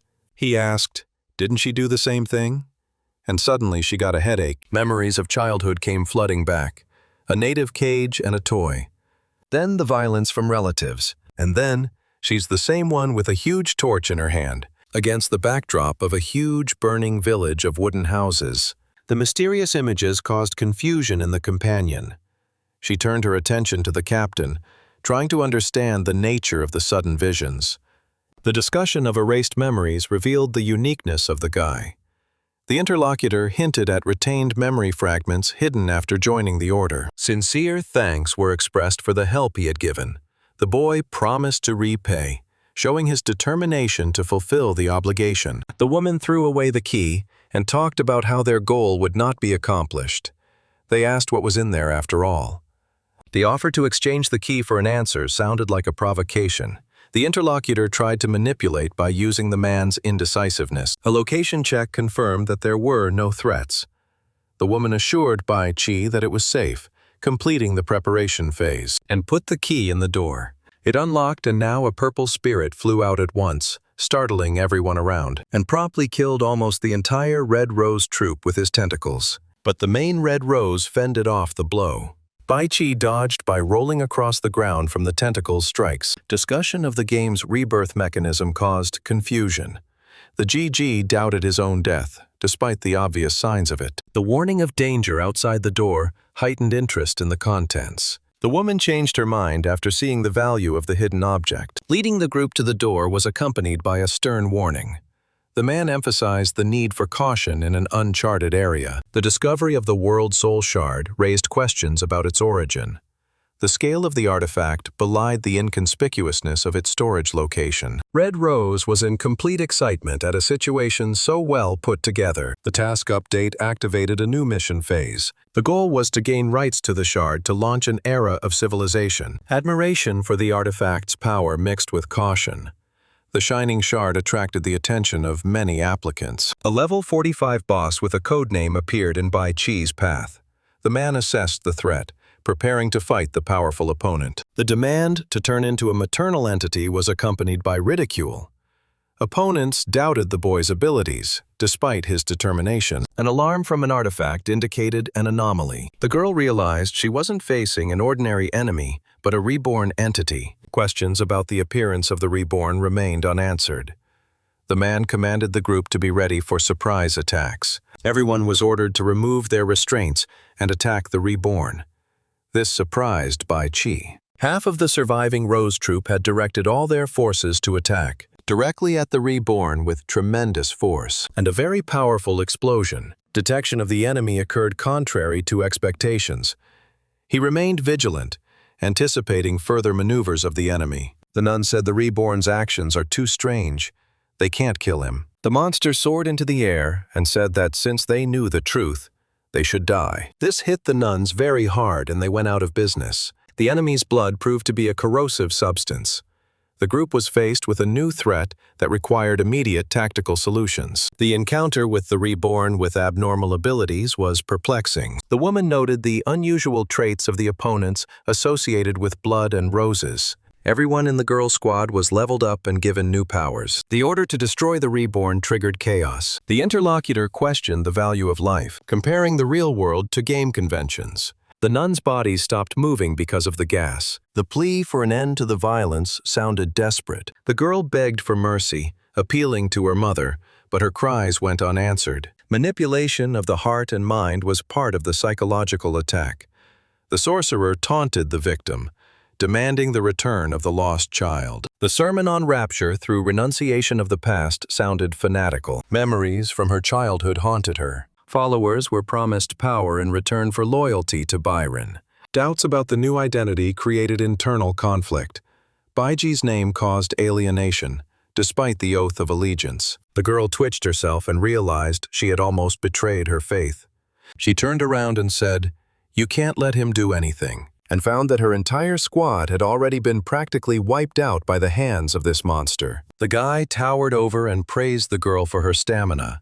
He's going to have to work hard to break the girl. She grinned and said they weren't taught obedience. The bloody bloom symbolized the connection between victims and mystical power. But in return, the guy has activated special abilities in his dolls now. He turned them into his puppets. The prophecy of souls returning to blood and roses sounded ominous. The scarlet rose became a symbol of the power to lead the girls through the ordeal.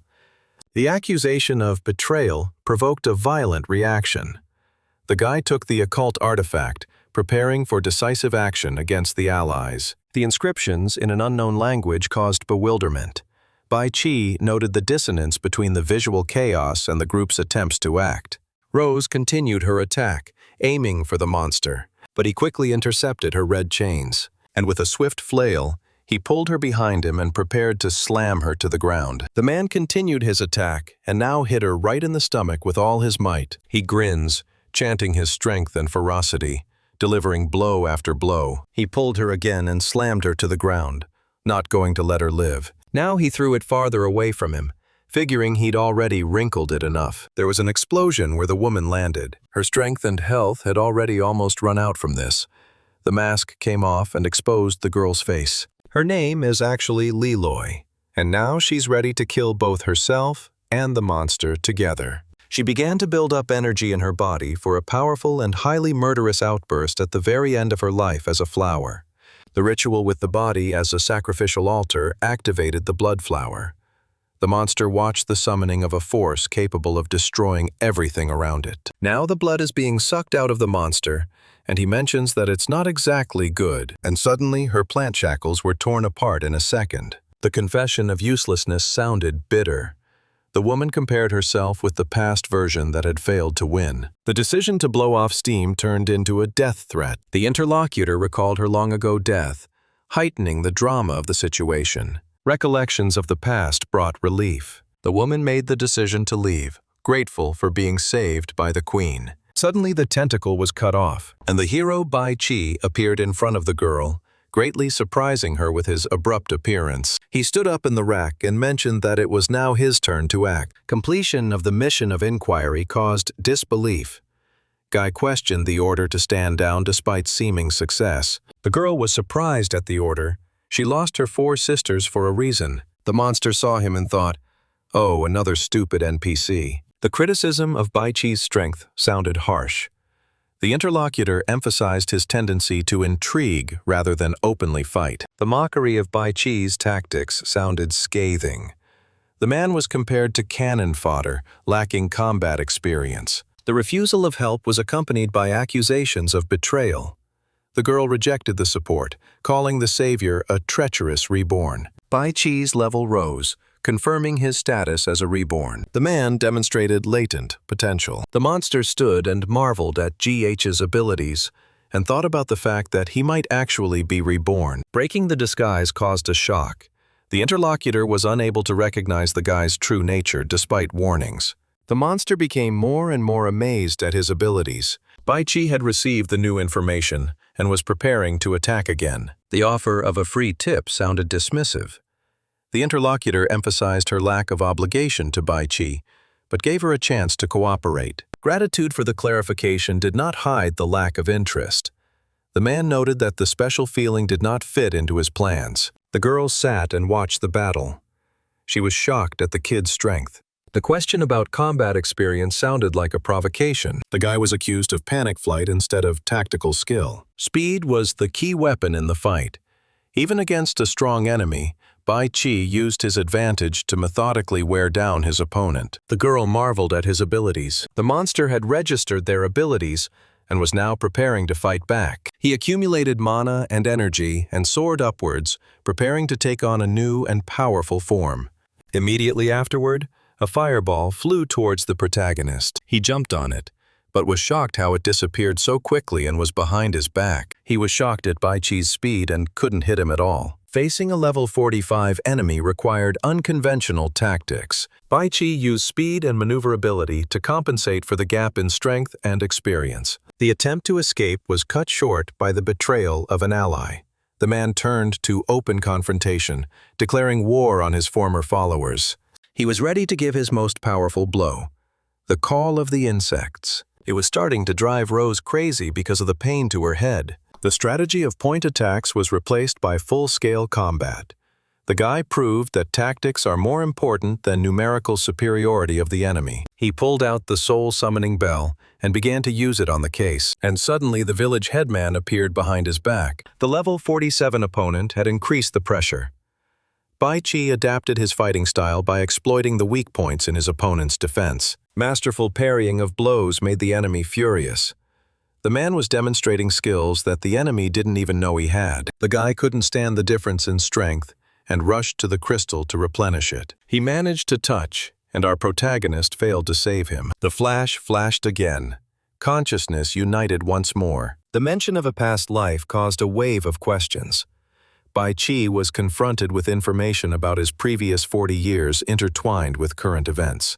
He remembered how in a previous life he had discovered a new function of the insect body, but they wanted to kick him out of the company. He asked them not to, but they kicked him out anyway. He was now living in poverty and ruin. The loss of motivation for life was reflected in the man's devastated look. He was standing on the edge of a skyscraper, wondering what he should do. But suddenly his first child invention landed on his shoulder. A BB-01B. He was trying to tell him something. Revenge? A mocking laugh sounded in response to the attempted resistance. The boy clenched his fists, trying to ignore the provocative word, the meaning of which remained unclear. Ironic laughter merged with scrappy phrases of cooperative action. An explosion of emotion erupted into a desire to destroy the damned world. The guy's anger mixed with powerlessness against the system. Bai Qi once again didn't understand. Why was he seeing this right now? And ended up behind the guy's back as well. He has too many secrets. His hand was almost burned to a crisp by the touch of the crystal, but he was glad for it. His goal was near, and the power of the crystal would help him get there. The girl was already screaming. They would definitely be finished after the ritual was over. Bai Qi realized he still has time to stop him. He rushed forward to disarm him. The decision to destroy a shard of the world's soul was a forced sacrifice. Man realized, only way to stop the threat, even at the cost of losing power. The taunt about the artifact's invulnerability sounded like a final challenge. The boy clenched his teeth, realizing that his opponent had outplayed him in tactics. Now the transmission of power through the shard had stopped, and Bugis felt the full pain of the burns. The new unlocking rules flipped the usual logic. The man jumped at the chance, realizing that the power of the artifact was now in his hands. The threat sounded like the last argument in an argument. The girl prepared to attack, knowing that even partial strength would be enough to win. Suddenly the guy threw her something, and she caught the brooch of her troop of red battle roses and was very much surprised. The disappearance of the bodies and the increase in power gave rise to the hypothesis of a connection to the blood rose. Bai Qi assessed the risks of using the artifact, knowing that its power required sacrifice. She walked up to the main character and said to join him. The two of them have a better chance of winning. They lunged forward to kick the enemy's ass. The enemy's boyfriend rushed to meet them for a counterattack. But suddenly, red chains wrapped around his body and embedded themselves in his skin. A cry of despair mingled with the clang of metal tearing the villain's skin. He let out a roar and said it was his turn to throw punches. He stood, and 2 grenades flew directly in front of him, flying right to his feet and being activated. Flash lit up again and was now working in conjunction with the power of the red rose. They ran up and watched him take damage from such a bundle. The unexpected rise in the level under unfamiliar conditions caused mixed emotions. Bai Qi realized that killing the Reborn had forever drawn him into the war between light and darkness. He got the insect summoning book, as well as an insect summoner's kit, still got the liquid extract of hundreds of colonies, as well as the mark of the Dark Reborn. He thought about how it was a good thing he hadn't chosen the Reborn faction. But suddenly, after examining the mark, something hit him. The tag turned out to be a tool for accessing hidden data. The man wondered how to use it to analyze threats disguised in proverbs. He ends up in the dark round table room under the name of the man he just killed. He needs to infiltrate the Dark faction. Bai Qi realizes the successful acceptance of the role of the Dark Reminder.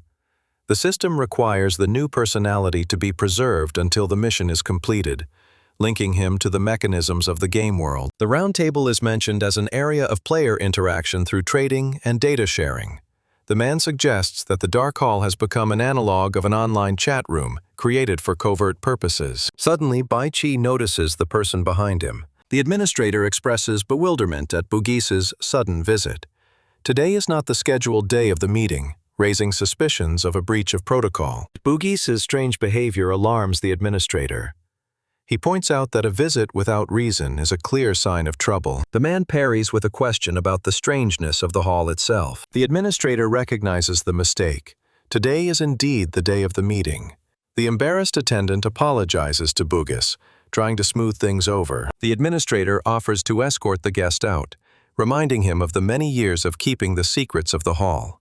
He hints that minor lapses are acceptable in his work. The door to the meeting room is open. The administrator concludes the dialogue with a formal invitation. Before entering, Bai Qi knocks on the door, the old man standing beside him.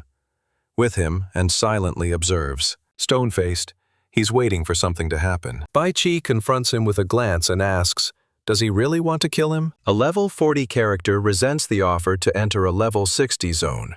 He realizes that the system rules will instantly destroy him if he violates the limits. The protagonist says that the old man shouldn't be doing such crazy stuff. He can kill him with his level as well. The minister denies personal animosity, attributing the actions to duty. He insists that the procedures are intended to maintain order, not to attack. Identity verification is justified by past cases of card loss. The administrator confirms that Bugis has successfully passed all verification stages. Bai Qi is annoyed by the constant participation in rituals. He finds the formalities of the hall tedious and pointless. Admin explains the lack of items to detect high levels. The system is unable to track players above level 40 due to the rarity of artifacts. Bai Qi strongly criticizes the competence of NPCs. He concludes that their inability to solve problems calls into question the functionality of the system. An unknown man offers Bai Qi an artifact for identity detection in exchange for a humiliating request. Finally, the guy swings open the doors to the hall and enters. There are people sitting around the table, and Guy recalls the administrator's traps, avoided thanks to the memory of the previous host. This confirms his unique ability to inherit other people's memories. The meeting participants doubt Bai Qi's authenticity after noticing his early arrival. The unusual behavior raises suspicions of a breach of protocol. A direct question about Bai Qi's identity escalates the tension. The interlocutor demands immediate disclosure of the man's true identity. The man parries the accusations by reminding him of the verification he has undergone. His sharp response provokes anger in an opponent who is not ready for confrontation. The companions discuss Bugis's sudden boldness. The change in behavior reinforces their belief that they are facing an imposter. The conflict escalates over the theft of an item at an auction. Bai Qi accuses his opponents of not being able to earn money after being reborn in the new world. The threat of physical violence sounds as a response to provocations. The interlocutor demands an immediate end to the public scandal. The neutral zone prohibits direct violence. Participants are reminded of the imminent start of the meeting and the arrival of an important figure, the Duke. A complaint of public humiliation and theft of a valuable object sounds like the last straw. The character's emotions are mixed with anger and resentment. The Dark Knight vows to find his opponent's real location and eliminate him. Fury fuels his determination to break the boundaries of the virtual world. The Duke's arrival instantly changes the atmosphere of the meeting. The participants respectfully greet the dignified figure. The mysterious Duke appears before the crowd. His mysterious aura heightens the tension, mixed with curiosity. The Duke dispenses with formalities, announcing 3 topics for the meeting. Changes in the world order and military action on the frontier become key points. The Dark Reborn's successes are mentioned with a caveat. The Duchy of Allen has not joined the conflict, which calls their plans into question. A plan to bring the duchy into the war is voiced as a priority. Chaos is seen as a source of resources and power for the faction. The question of recruiting new members remains unanswered. Silence confirms the failure of the current Dark Rebirth strategy. The refusal of potential allies to join the faction is due to their desire to remain independent. The idea of freedom is at odds with rigid rules. Angry reactions to recruitment failures expose the weaknesses of the faction.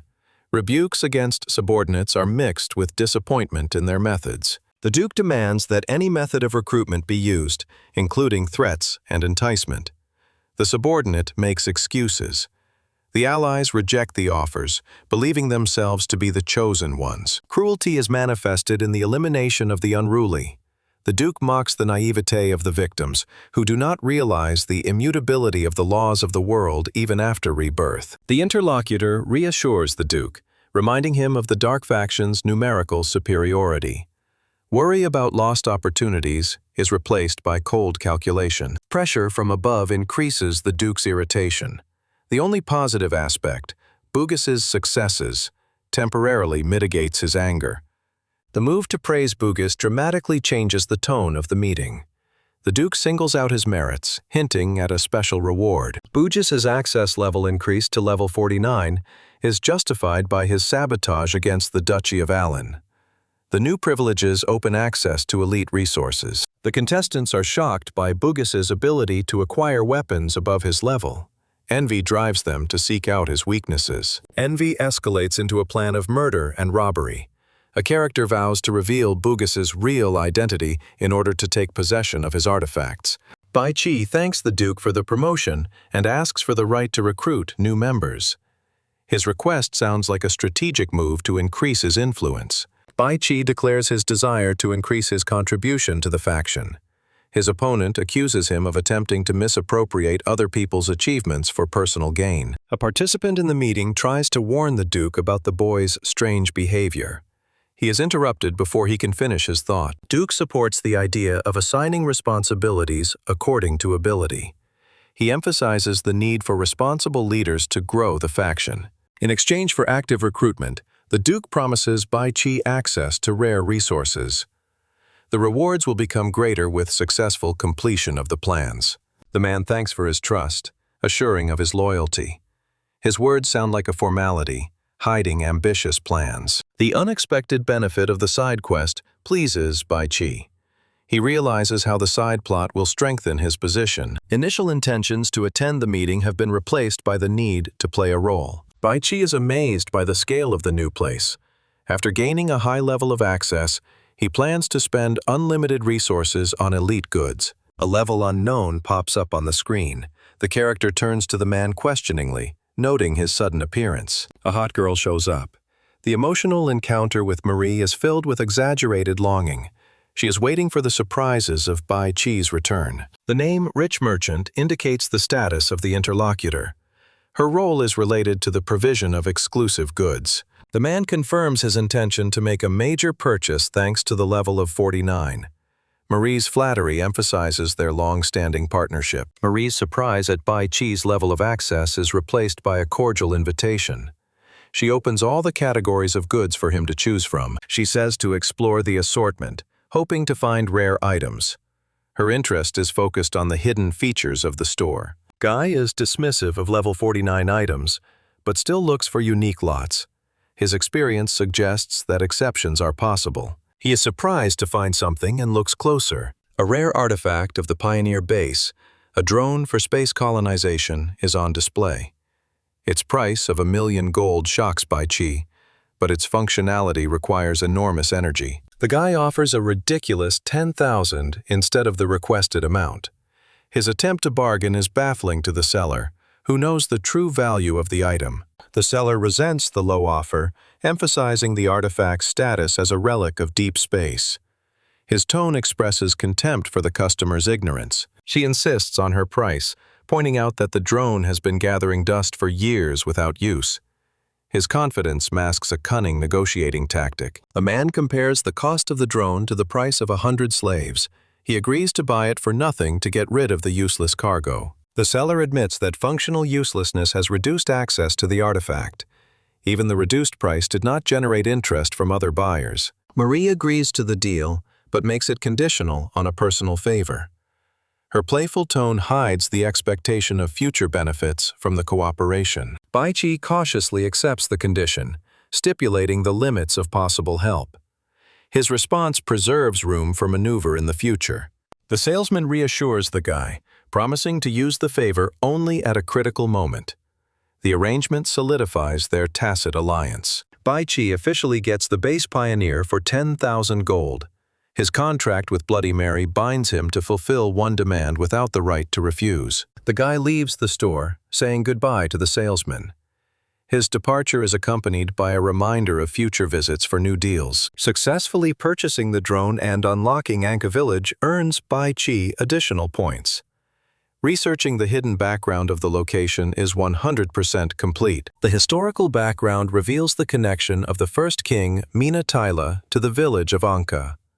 His orphan past explains the anomalies in the place. The discovery of the king's origins shocks Baichi.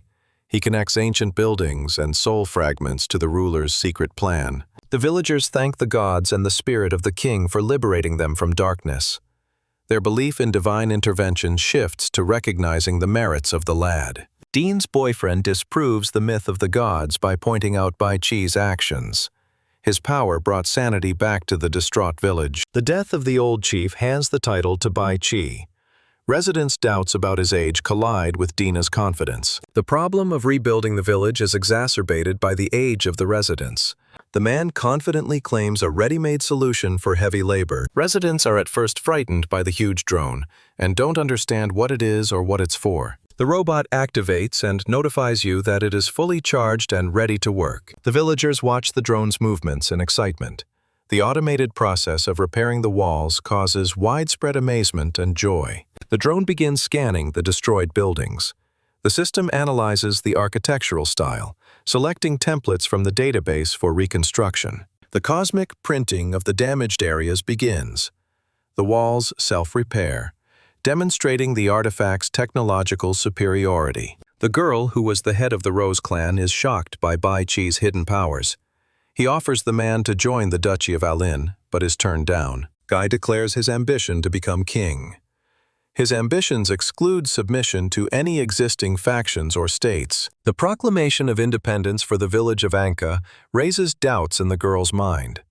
She recalls the political and military risks of such a step. Questions about resources, population, and defense remain without direct answers. Baichi suggests establishing diplomatic relations with the Duchy of Alina. The threat of military intervention sounds like a last argument. The girl hesitates between complying with the order and the unexpected proposal. The man keeps his cool, leaving the decision to his opponent. His final words emphasize his confidence in his strategy. The girl is surprised by Baichi's words and confidence. It makes her wonder. She looks at the red rose amulet in her hand and sinks into more contemplation. Rose walks away and reflects that Baichi is a very strange person. His reputation with the Rose clan has improved. They are now friends. Baichi gains access to the side quest, Rise of the Kingdom.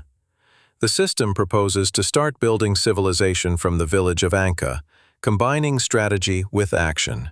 2 unlock points remain unused. The man anticipates how the account's new abilities will affect his interaction with the world. The divine perspective of the construction simulator is integrated into Baichi's mind. Its compatibility with mainstream perception makes him excited. The world soul fragment becomes the core of territory expansion. The artifact's 25% power limit slows development but does not stop it. The inability to build elite buildings due to low level of access does not embarrass the guy. The initial buildings are enough for a start. The fog hides unexplored areas outside the village.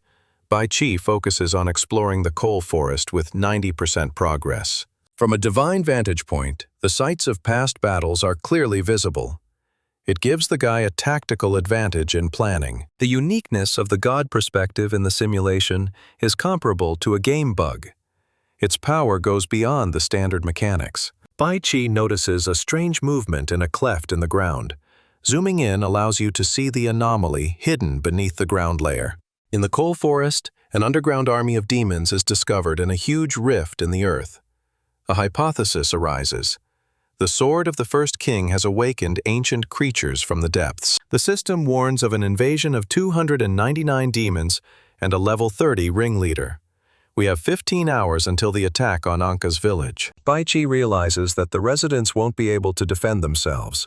The 15-hour deadline casts doubt on the randomness of the threat. Dina notices Bai Qi's anxious brooding, trying to understand the reason. Bai Qi orders Dean to follow his instructions without question.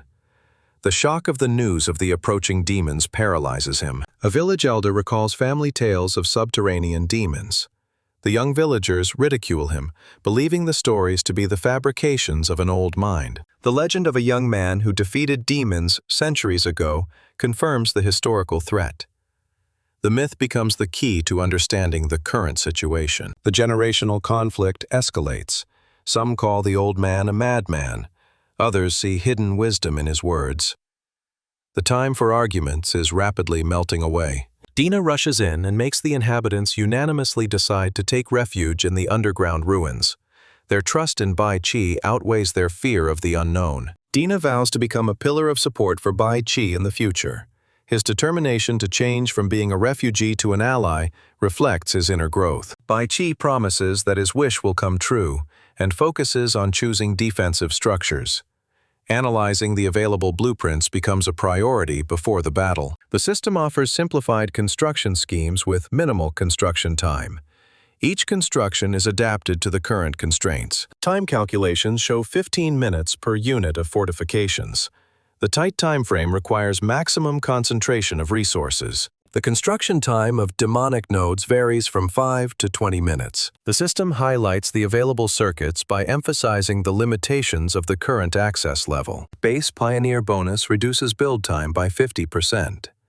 Bai Qi sees the crisis as a test of ambition necessary for future greatness. The scene shifts, and here Bai Qi stands in front of the drone and orders it to begin its actions. The command to launch the spatial seal has been accepted.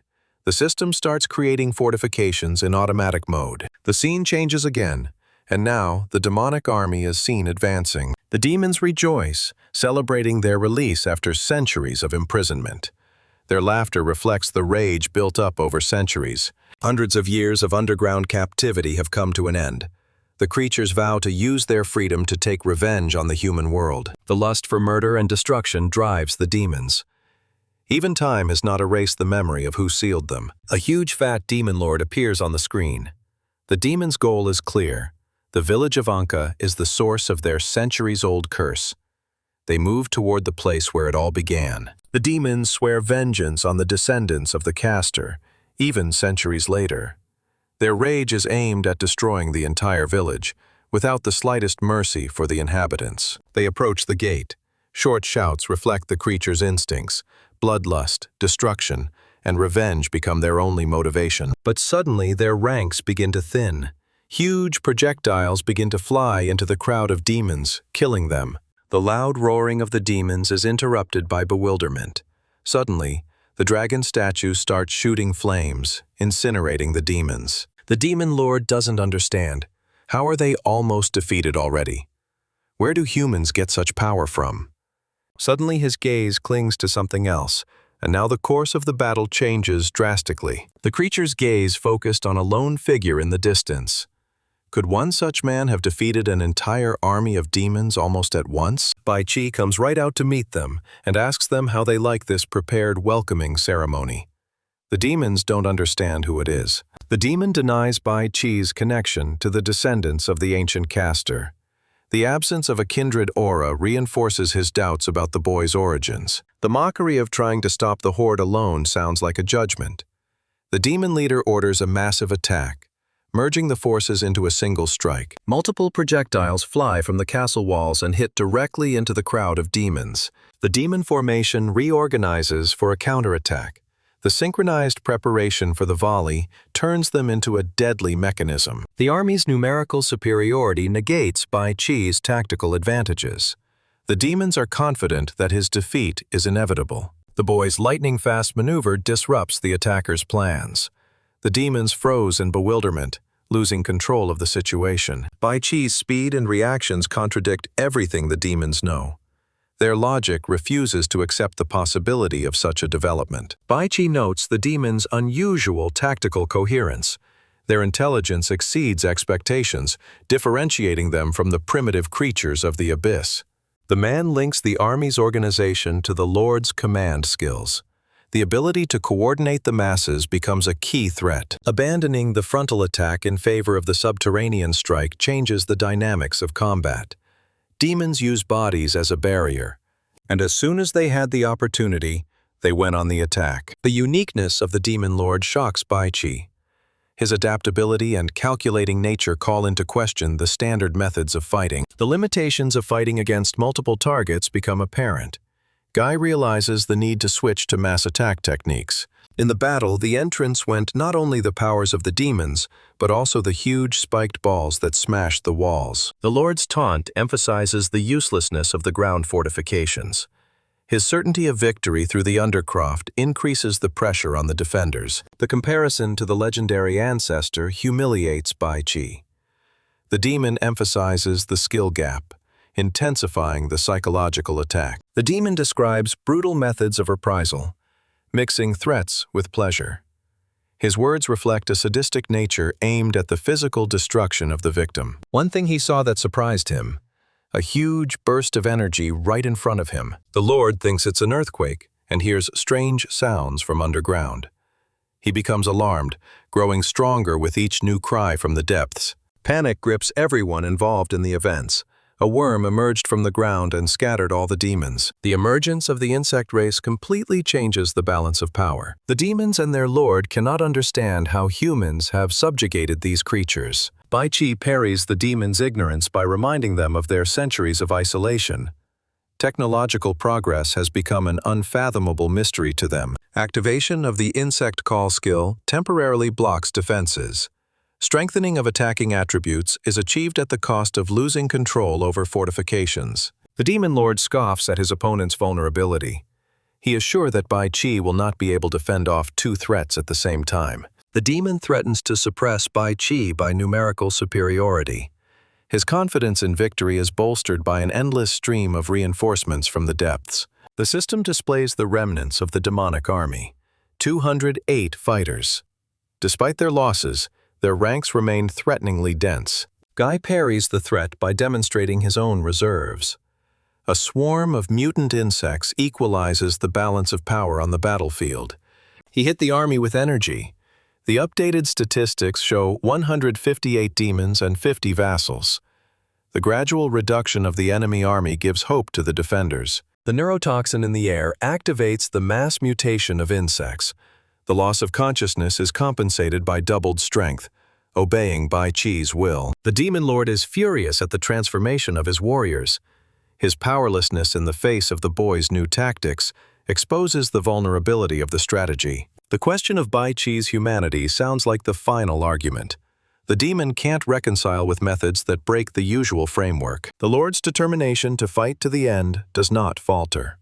His attack becomes a desperate attempt to save face in the face of defeat. A cry of pain mingles with hoarse laughter.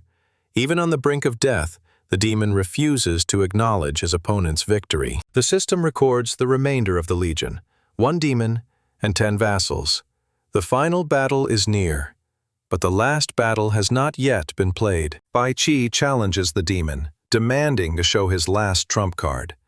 His duel proposal sounds like an attempt to preserve his dignity in the face of imminent defeat. The Lord's fury is mixed with bewilderment. The pressure coming from the guy surpasses even the power of the legendary king, which breaks his confidence. Questions about Bai Qi's true essence remain unanswered. The demon cannot accept the collapse of the revenge that began before its realization. The comparison to the first king emphasizes the guy's modesty. His interest in the demon's mind reveals the unusual nature of this adversary. The demon's wounded pride spills over into accusations. He rejects the idea of human superiority, attributing the degradation of the race to the influence of time. Bai Qi reveals the reason why the Lord's mind was preserved. Isolation underground kept him safe from the destructive effects of the world's soul fragments. The demon associates his awakening with the fragmentation of the world's soul. His bewilderment grows into the realization of global changes in the world. Bai Qi demands to end the conflict in a fair fight. His proposal sounds like a last-ditch attempt to preserve his opponent's honor before his imminent collapse. But suddenly the staff struck the ground sharply and there was silence all around. The demon who has lost the will to live leaves his fate to Bai Qi. His apathy contrasts with his former fury. The sudden event causes confusion for the demon. His questioning remarks reflect the growing chaos in the final moments of the battle. A demon that suddenly appeared reveals the underlying reasons for the hatred of the king's descendants. Personal grudges and the desire for revenge were stronger than the desire for freedom. The obsession with sole possession of the ultimate goal becomes the key to the demon's motives. His monomania leaves no room for compromise. The demon's rage peaks when his plans are threatened. He is ready to destroy anyone who dares to approach his cherished goal. Bai Qi is generally shocked by this twist. Who is this handsome demon? The demon marvels at the grandeur of the world's soul seen through his eyes. His gaze is full of greed. The secret decision to take possession of the world's soul becomes an obsession. The desire for absolute power drives the demon to endless self-improvement. The demon's ability to change shape is ironic to the interlocutor. The transformation into a human being is perceived as a parody of heroic cliches from legends. Contempt for his own race sounds like a bitter confession. The demon renounces his kin, seeing in them only a shadow of their former power. Recognizing Bai Qi's power becomes the basis for a strange alliance. The demon offers to end the confrontation, seeing in the boy a worthy final opponent. The Lord's willingness to accept death surprises Bai Qi. His calculating mind assesses the benefits of the enemy's sudden surrender. The huge worm almost ate the tough demon, but it didn't even move from its spot. Guy hesitates, seeing the potential in a defeated enemy. Destroying the demon seems like a waste of resources to him. The suggestion of using a demon as a tool to achieve power sounds cynical. Bai Qi doesn't see him as a threat, but as a strategic asset. Bai Qi analyzes the unique potential of the ancient demon. His body contains inexhaustible resources for growth, making him a valuable ally. Guy ignores threats, seeing his opponent as a strategic asset. The demon mocks Bai Qi's ambitions, comparing him to a legendary king. The man acknowledges his opponent's current superiority, but hints at hidden possibilities. Guy claims the ability to accomplish the impossible. His confidence is based on unique skills unavailable to previous leaders. The recovery of the world's soul becomes the key argument. The demon is already preparing to deal a crushing blow to Bai Qi. But Ji disappears as if vanishing into thin air. The demon's blow did not reach its target. Guy recognizes the calculating nature of the new demon lord. Despite the absurdity of the idea, he agrees to risk it for a chance at change. The comparison to a demon emphasized Bai Qi's transformation. His cold determination now surpasses his earlier indecision. The demon's inner conflict exposes his fear of the unknown. He perceives Bai Qi's calmness as a hidden threat. The discovery of the world's soul fragment shocks the demon. His doubts are replaced by a realization of the magnitude of the forces behind the boy. A demon in despair questions the reasons for the destruction of the world's soul. His confusion mingles with the pain of contemplating a once great artifact. The absence of energy fluctuations confirms the artifact's death. The demon's hysterical reaction reveals his morbid obsession with the world's soul. The demon's skepticism collides with Bai Qi's confidence. Recovering the hidden abilities of the account becomes the key to reviving the fragment. The call to awaken the world's soul fragment sounds like a ritual incantation. Guy activates the hidden mechanisms, ignoring his opponent's doubts. Bai Qi begins to infuse the crystal, much to the surprise of the demon standing behind the GG. The demon is shocked by the fragment's revival. He falls to his knees. His delight borders on awe, though only a fraction of its former splendor has been restored. Repentance for the attempt to monopolize the artifact is replaced by a desire to feel its light again. Selfishness gives way to the realization of the value of the common good. Bai Qi confirms the limitations of his current capabilities. His promise to recover a complete soul is linked to the need to become a king. Bai Qi puts Demon in front of a tough choice: cooperation or death. His question sounds like a test of the guy's resolve in the face of inevitable trials. The Lord agrees to become an ally on the condition that the world soul is restored. His loyalty is exchanged for a chance to see the artifact's majesty in full force once more. The conclusion of the demonic contract seals the alliance. The system fixes Kamo's absolute loyalty, turning him into a tool for Bai Qi's ambitions. Winning a battle brings experience, gold, and unique items. A pact with a demon opens up new opportunities to expand your influence. We see a role reversal within the game. A new young demon replaces the old demon lord. Demon status displays 100% loyalty. Bai Qi analyzes the achievement system, realizing that the path to the throne requires many allies. Guy asks Kamo to maintain his initial boldness. His instructions begin with the practical task of cleaning up the area from the aftermath of the battle. Reviving dead demons will prevent an epidemic. Despite their limited combat value, they will be a useful resource for waste disposal. Bai Qi suggests using animated demons to repair destroyed buildings. Night work will conceal their presence, avoiding panic among the residents. The demon confirms his willingness to serve, and the scene shifts to a beautiful landscape, and then again on a pile of dead bodies of ordinary people. We see a demon's foot stepping on them. Orcs on the border of the Duchy of Blenna begin a massive attack. Their goal is the complete destruction of human settlements. The order to increase the frequency of fire is aimed at containing the demons. The village defenders are desperate to keep the gates intact. The soldiers express bewilderment at the sudden influx of demons. Their numbers jeopardize all defensive plans. The scene changes to the throne room. Panic is growing among the defenders. They demand action from the commander, fearing an imminent enemy breakthrough. Their leader, Leo, calms them down and tells them that they've already sent a bunch of people in order to clear the areas. But the kid starts yelling about how they can't wait long for reinforcements.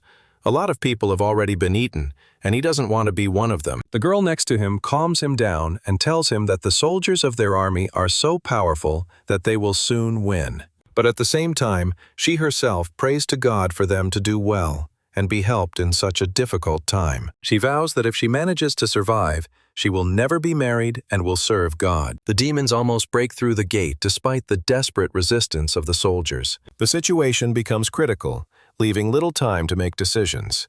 The counselor demands an urgent evacuation through the secret passage. The woman rejects reality, demanding the immediate arrival of help that no one can see. The girl is desperate to stop her mother, gripped by blind fear.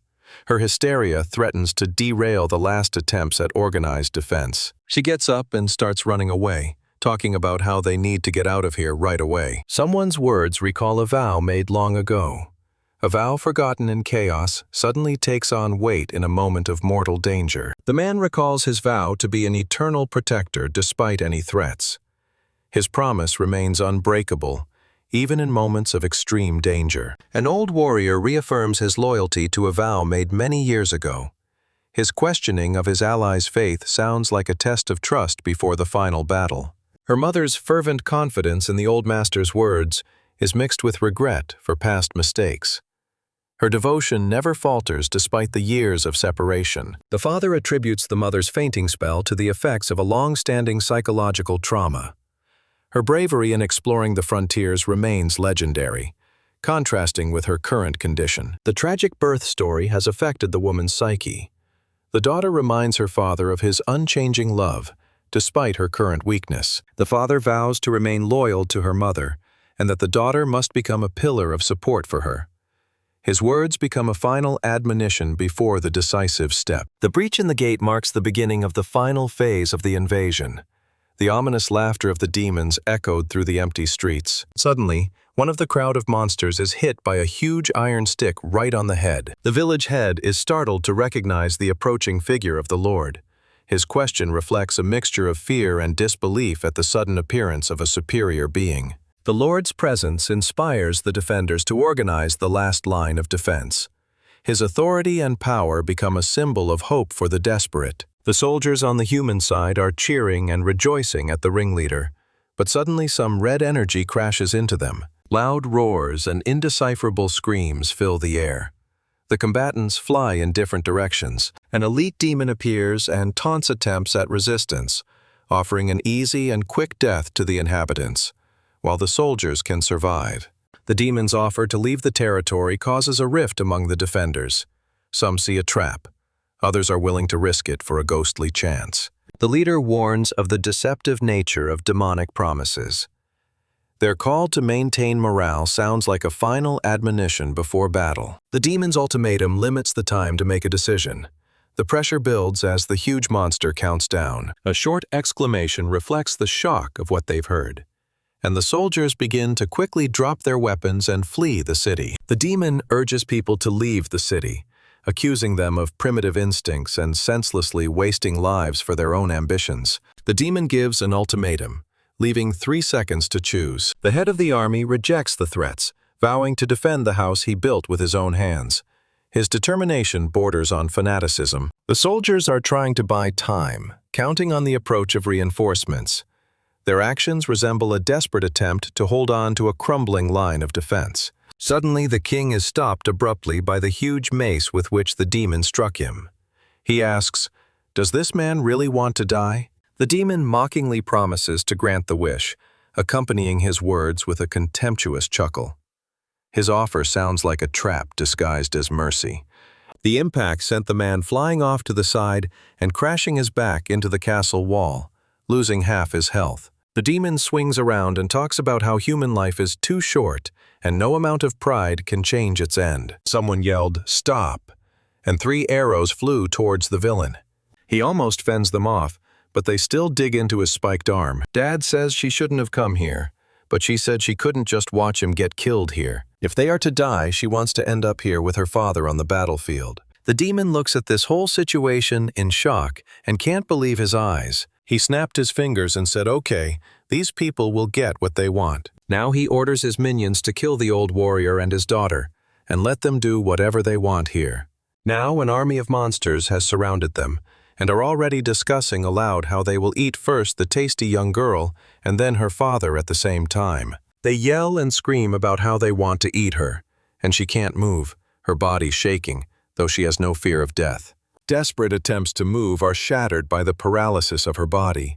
The monsters are closing in, and all she can do is beg for help. Suddenly a voice is heard, which makes the monsters turn around and look.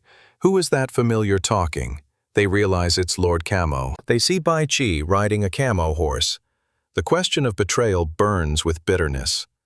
The rebuke of the service of man resounds loudly. Lord Horse says it shouldn't concern him, and what the Lord is more interested in is why the monsters didn't take a knee at the sight of their ringleader. Bai Chi and the Lord stand on the tower, and from below, the demons kneel down. The humiliated demon apologizes to the Lord. The girl looks at all this action and realizes that it turns out this horse is the demon lord. But there's something more to it than that. Then who is the guy who let himself be ridden by the demon lord? How strong is he? The scene is moved back 1 hour. The village of Anka shines with unexpected beauty after a bloody night. The absence of demonic bodies at the gate raises questions. The boy marvels at Bai Chi's power, dreaming of repeating his path. The demon interrupts the impulse, mocking the young follower's naivete. Horny Boy's strange nickname causes an explosion of laughter and awkward silence. A little kid calls the demon lord that, which angers him. Suddenly a messenger arrives and begins announcing a reward of 10 gold for helping the neighboring territory defend the city from demons. A man remembers the good Lord Leo Oxus, whose lands have already been invaded. The distance of 50 kilometers seems insurmountable, but the goal is worth it. He thinks of how to overcome this distance and manage to help them in time. Bai Chi's companion assures him that he will overcome the journey in his special form. Bai Chi asks, how will the demon lord be able to do that? Immediately, the demon transforms into a huge warhorse right in the middle of the square, bursts of energy all around. The creature offers itself as transportation. The enthusiasm in its voice is matched by Bai Chi's willingness to rush into battle instantly. The scene now shifts again to the events taking place in the territory of Ochis. The girl rejoices, for God has finally heard her pleas. The rescued woman sees the man as a sent protector. Her gratitude is intertwined with her determination to keep her promise. The demon contemptuously refers to humans as food and tools for entertainment. He asks Lord Camo, "Why is there a man on it?" A sharp question cuts off the dialogue. The horse asks the demon, is he laughing at him or implying something? He runs at the demon. A kneeling demon begs not to be killed. He was just asking. Bai Qi is careful to point out the demon's weakness. His remark about partial control over the elites reveals the vulnerability of an ally. The demon is embarrassed to admit the limitations of his power. The percentage of control sounds like an excuse to the master. The horse strikes with his body the demon who decided to oppose him at this status. Bai Qi also struck a few demons, calling for the destruction of the rebellious demons. He walks up to a crowd of demons and asks, "Well, are they ready to die?" The crowd begins to calm the Gigi down, the demons assuring them of their submission. Now the king and his daughter ask in surprise, how could he master such power to control demons? Is he from the royal family? The man modestly denies noble descent, calling himself a simple resident of Anki. The mention of the village is perplexing to the interlocutor, who did not know that it still exists and has such strong inhabitants. The king's account of the plague and the closing of the village sounds like a confession. The bitterness of losing a friend is mixed with a confession of helplessness in the face of tragedy. A promise to revive Anka interrupts the gloomy memories. A man's determination confronts pessimism, turning despair into hope. But Bai Qi talks about how he has already saved Anka village from all the strange things happening to it. Gratitude for saving the territory grows into recognition of Bai Qi's accomplishments. His actions saved not only the village, but also his allies. An offer of reward is met with unexpected modesty. Two practical requests substitute for gold, revealing a man's strategic mind. The first request concerns the rebuilding of Anqi's population. The emphasis on the influx of masters and youths shows the foresight of Bai Qi's plans. The second requirement is to establish trade with Axis territory. An economic alliance will be the basis for future prosperity. He can already imagine the markets of his home village filling up and life boiling over again. The modesty of the demands shocks the daughter of the head of the city. The lack of personal gain in the reward emphasizes the man's altruism. The man points out Rei's inexperience in understanding strategy. The importance of population to the territory is emphasized against the backdrop of the aftermath of the recent demonic invasion. Trading with Anka becomes a political challenge. Pressure from the capital and the church does not stop plans to rebuild the village. Lord admires Bai Qi's selflessness. His pledge of support sounds like an acknowledgement of the man's global mindset. The companion parries the compliment by calling the union mutually beneficial. His words dispel illusions of pure altruism. Suddenly, the trembling voice of the mother is heard. She says the name of the dead master. Well, only she thinks he's dead. Soothing words interrupt the despair. The master tells his wife that he is alive and all is well. Hysterical screaming mingles with rebukes to the demons. The woman's deteriorating condition adds to the chaos. The daughter runs up to her mother, but her father gives the order to lead Bai Qi away from the family conflict. Victory must not be overshadowed by personal drama. A brief agreement concludes the tense scene. The girl is shocked but cannot contradict her father. She approaches the protagonist and addresses him respectfully, asking him to come with her. He asks for minutes.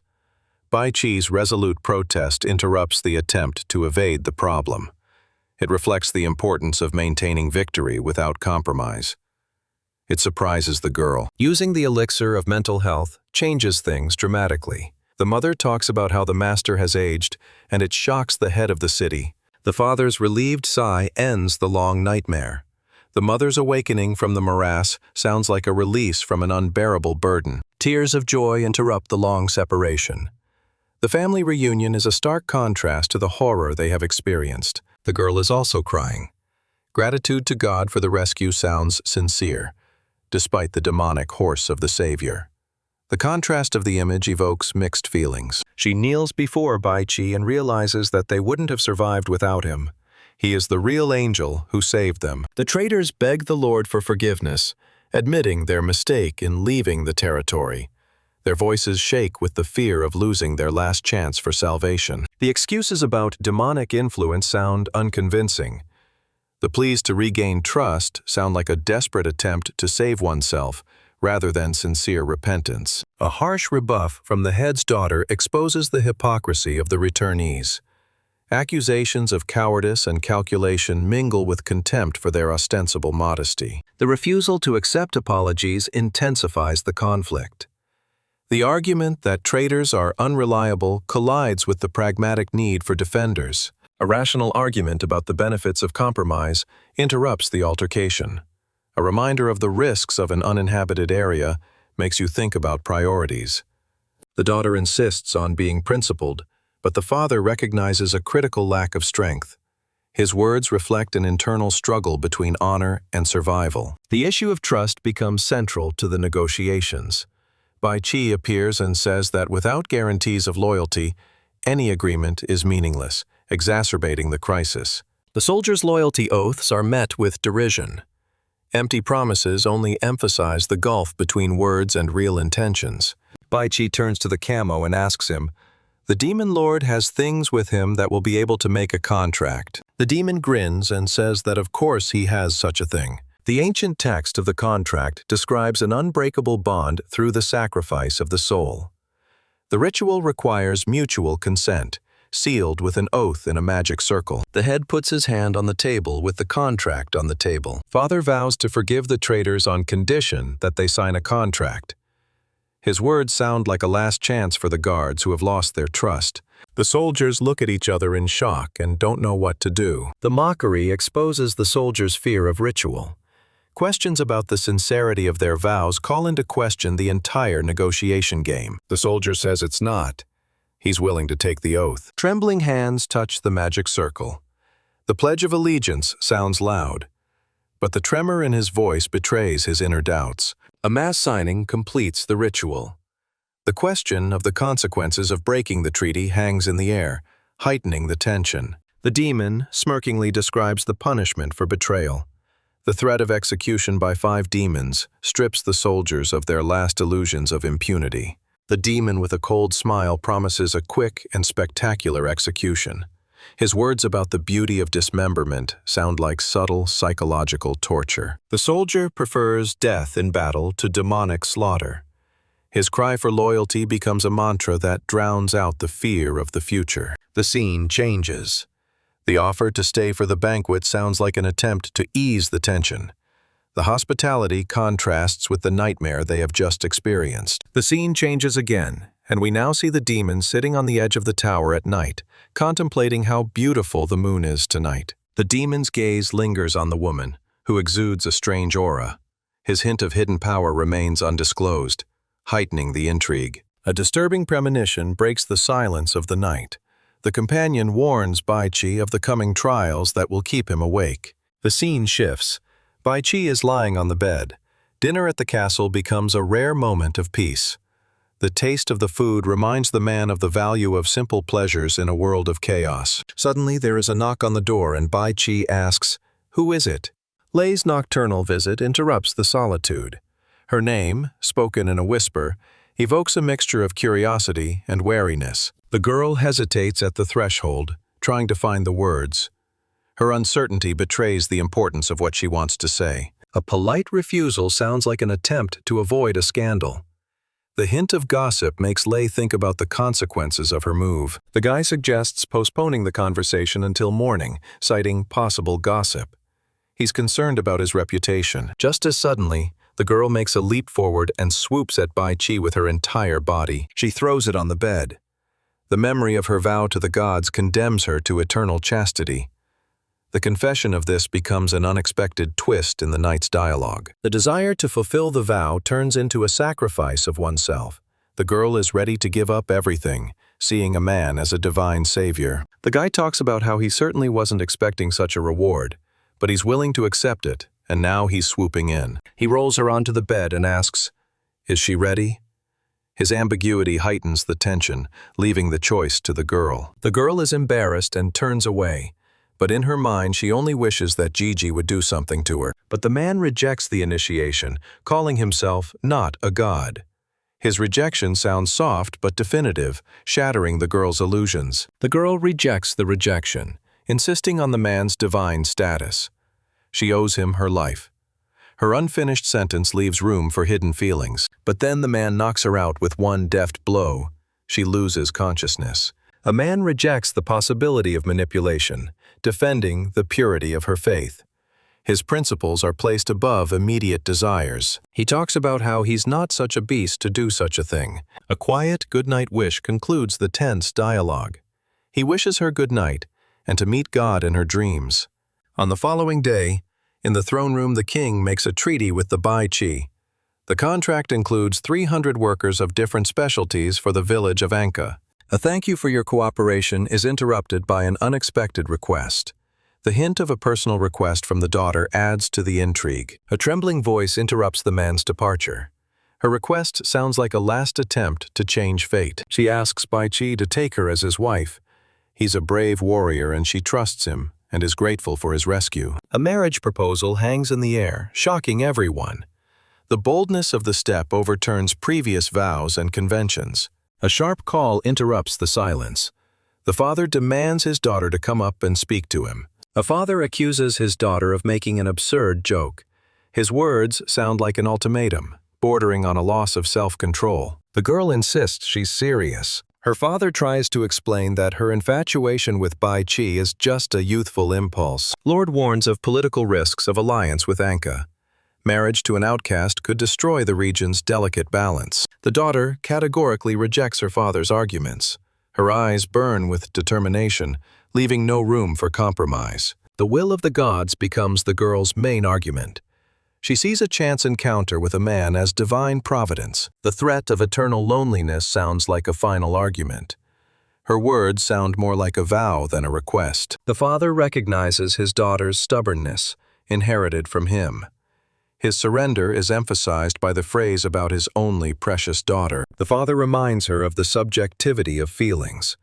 He advises his daughter to first consider Bai Chi's opinion before acting. Lord apologizes for his daughter's bluntness. His laughter hides his embarrassment, but his eyes betray parental anxiety. The Lord proudly describes his daughter as the ideal of nobility. Her talents in the arts, riding, and virtues place her above all others in the neighborhood. Father calls Lei the jewel of the Oxit territory. He attributes her feelings for Bai Chi to divine providence, not chance.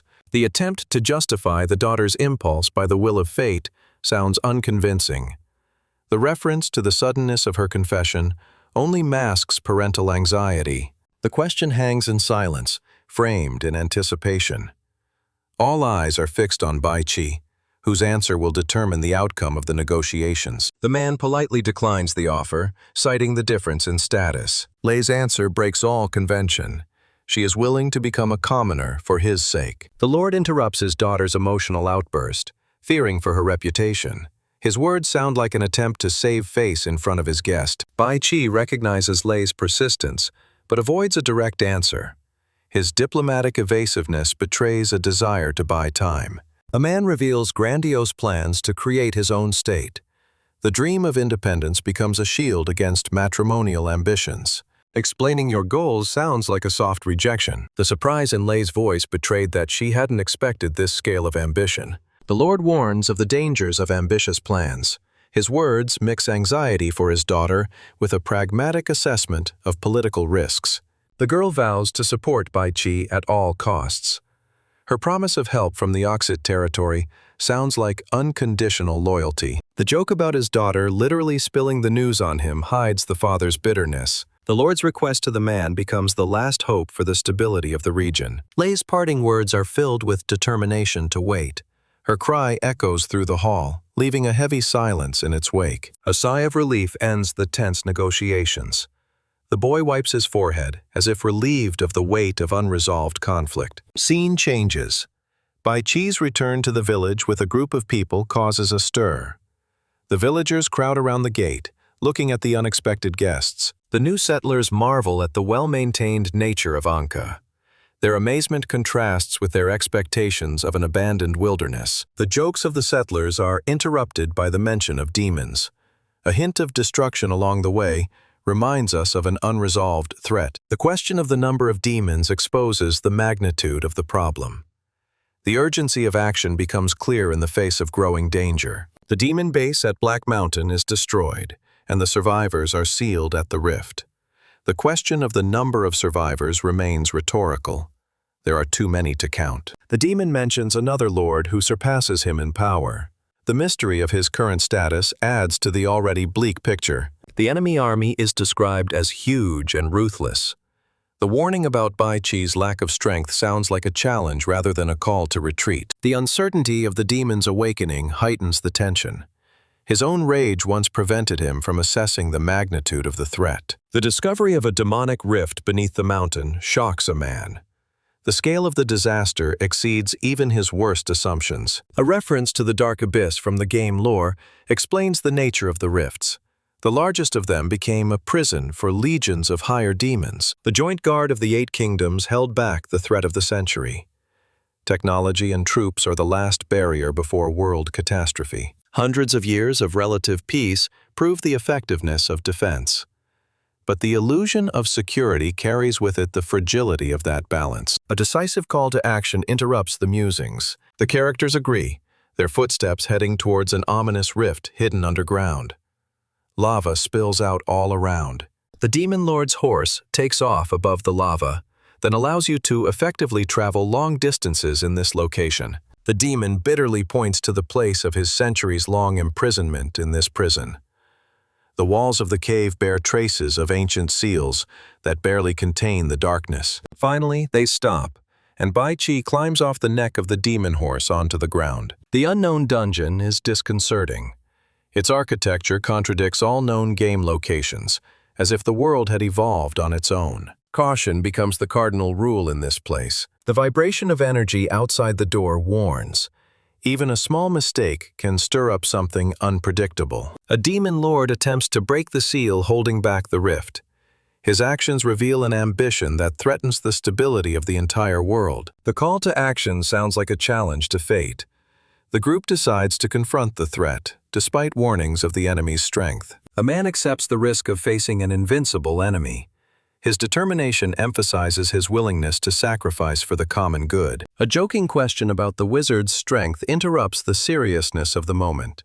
Finally, they descend into the dungeon. A man asks a question about the origin of the person he is talking to. The demon confirms that it entered the human world through a dimensional rift. A boy listens to the story of an outcast demon. He has avoided the cruelty of his kin since childhood, preferring to contemplate the beautiful, for which he was bullied. The fugitive explains his motives for his escape. He is beckoned by the search for the perfect world soul that has completely transformed his existence. Bai Chi inquires about the structure of the demonic world.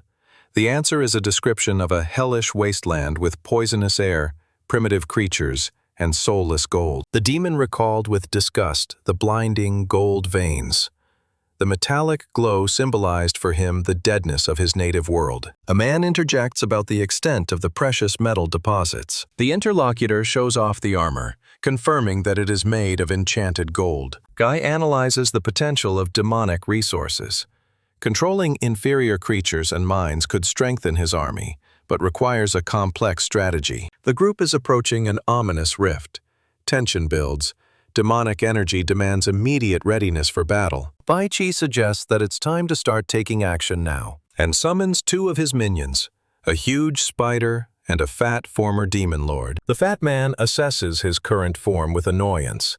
He finds the bulky appearance ridiculous, though he recognizes its combat effectiveness. The man praises the durability and versatility of his chosen look. Armor and attack are perfectly balanced for close combat. Bai Chi ironizes the rejection of aesthetics. The scene shifts to a circle of sectarians. A sudden report of an invasion forces the group to think about tactics. The demon sect leader cuts off any attempts at distraction. He orders them to concentrate all their energies on strengthening the energy flow of the rift. Matthias, the demon lord, gives orders to his subordinates. The size of the portal is still too small for a large-scale invasion by his legions. The demon demands that the expansion of the spatial rift be accelerated. Only in this way will his army be able to pour into the human world unhindered. Suddenly, our team, led by Baichi and Camo, bursts into his room. Camo mockingly criticizes Macius's methods. His opponent's weakness causes him to seek support in his homeworld. Matthias mocks Camo's betrayal. He considers alliance with humans a sign of helplessness and a disgrace to the clan. Camo rejects the rebuke, recalling years of humiliation. His decision to fight back sounds like a challenge to the age-old hierarchy. Matthias is skeptical about Camo's chances. Suspicion falls on Baichi, whose influence may have inspired the riot. Baichi rejects the idea of destroying the rift. His true goal is to capture the portal and eliminate the demonic leader, not to save humanity. Matthias looks disdainfully at the man in front of him, and then he bursts into a contemptuous laugh. The man's confidence in victory seems absurd to him against the background of the apparent inequality of power. But the protagonist has no intention of putting up with it. He quickly goes behind the villain's back with blades, which greatly surprises him. Here's Baichi making his first attack. He makes a very long cut on the demon's back. A sudden attack takes the demon by surprise. Baichi's determination to put an end to the taunts turns into an open confrontation. The GG openly shows his superiority, which earns him the respect of his ally. Matthias stigmatizes Camo as a disgrace to the race. The alliance with humans is blamed, emphasizing the break with demonic traditions. A huge demon attacks, saying that his kin should have come to fight alone instead of with humans. But the poison strike changes the course of the battle. Now the huge demon can't move. The mocking words sound like a sentence, urging Camo to forget the past. Camo reflects on his unfitness as a demon. Years of forced upbringing have failed to break his inner convictions. The demon rejects the judgment of others. His decision to follow his own path sounds like a manifesto of independence from the dogmas of the clan. A decisive strike ends the confrontation. Parting words are addressed to the defeated Matthias, whose influence is finally destroyed. However, the demon praises Camo for his unexpected determination. The long-awaited revolt against the oppressors takes physical form in an attack. Matthias recognizes the failure of his methods. The harsh education did not produce the expected results, but only strengthened the resistance. The irony resounds in the recognition of Baichi's role. The man became a catalyst for change, for the demon who defied tradition. The scene shifts to the sectarians casting some of their magic tricks. A threat concludes the battle. The promise to fulfill their brother's will adds a grim certainty to further events. Camo is shocked at what the huge demon said. The demon says that the boy is completing a difficult stage of his journey. His last gesture symbolizes saying goodbye to the past and moving on to a new chapter. The demonic world is buzzing in anticipation of the baptism ritual. In the midst of it all stands brother demon Kalen. The roar of the crowd merges with the atmosphere of tension, foreshadowing a future challenge. The character ponders the mortal risk of tomorrow's rite of passage. His request to take care of Camo sounds like a dying will. Mateos realizes that comparing Camo to other demons exposes hidden potential. Kalun explains that behind the taunts of his kin lies envy of his unique qualities. Scene shifts forward. The news of Lord Kalen's death shocks his entourage. His death calls into question the stability of the entire clan. Mateus doesn't know what to do at all now. A sharp question breaks the silence. The disgruntled look in his eyes betrays the growing conflict.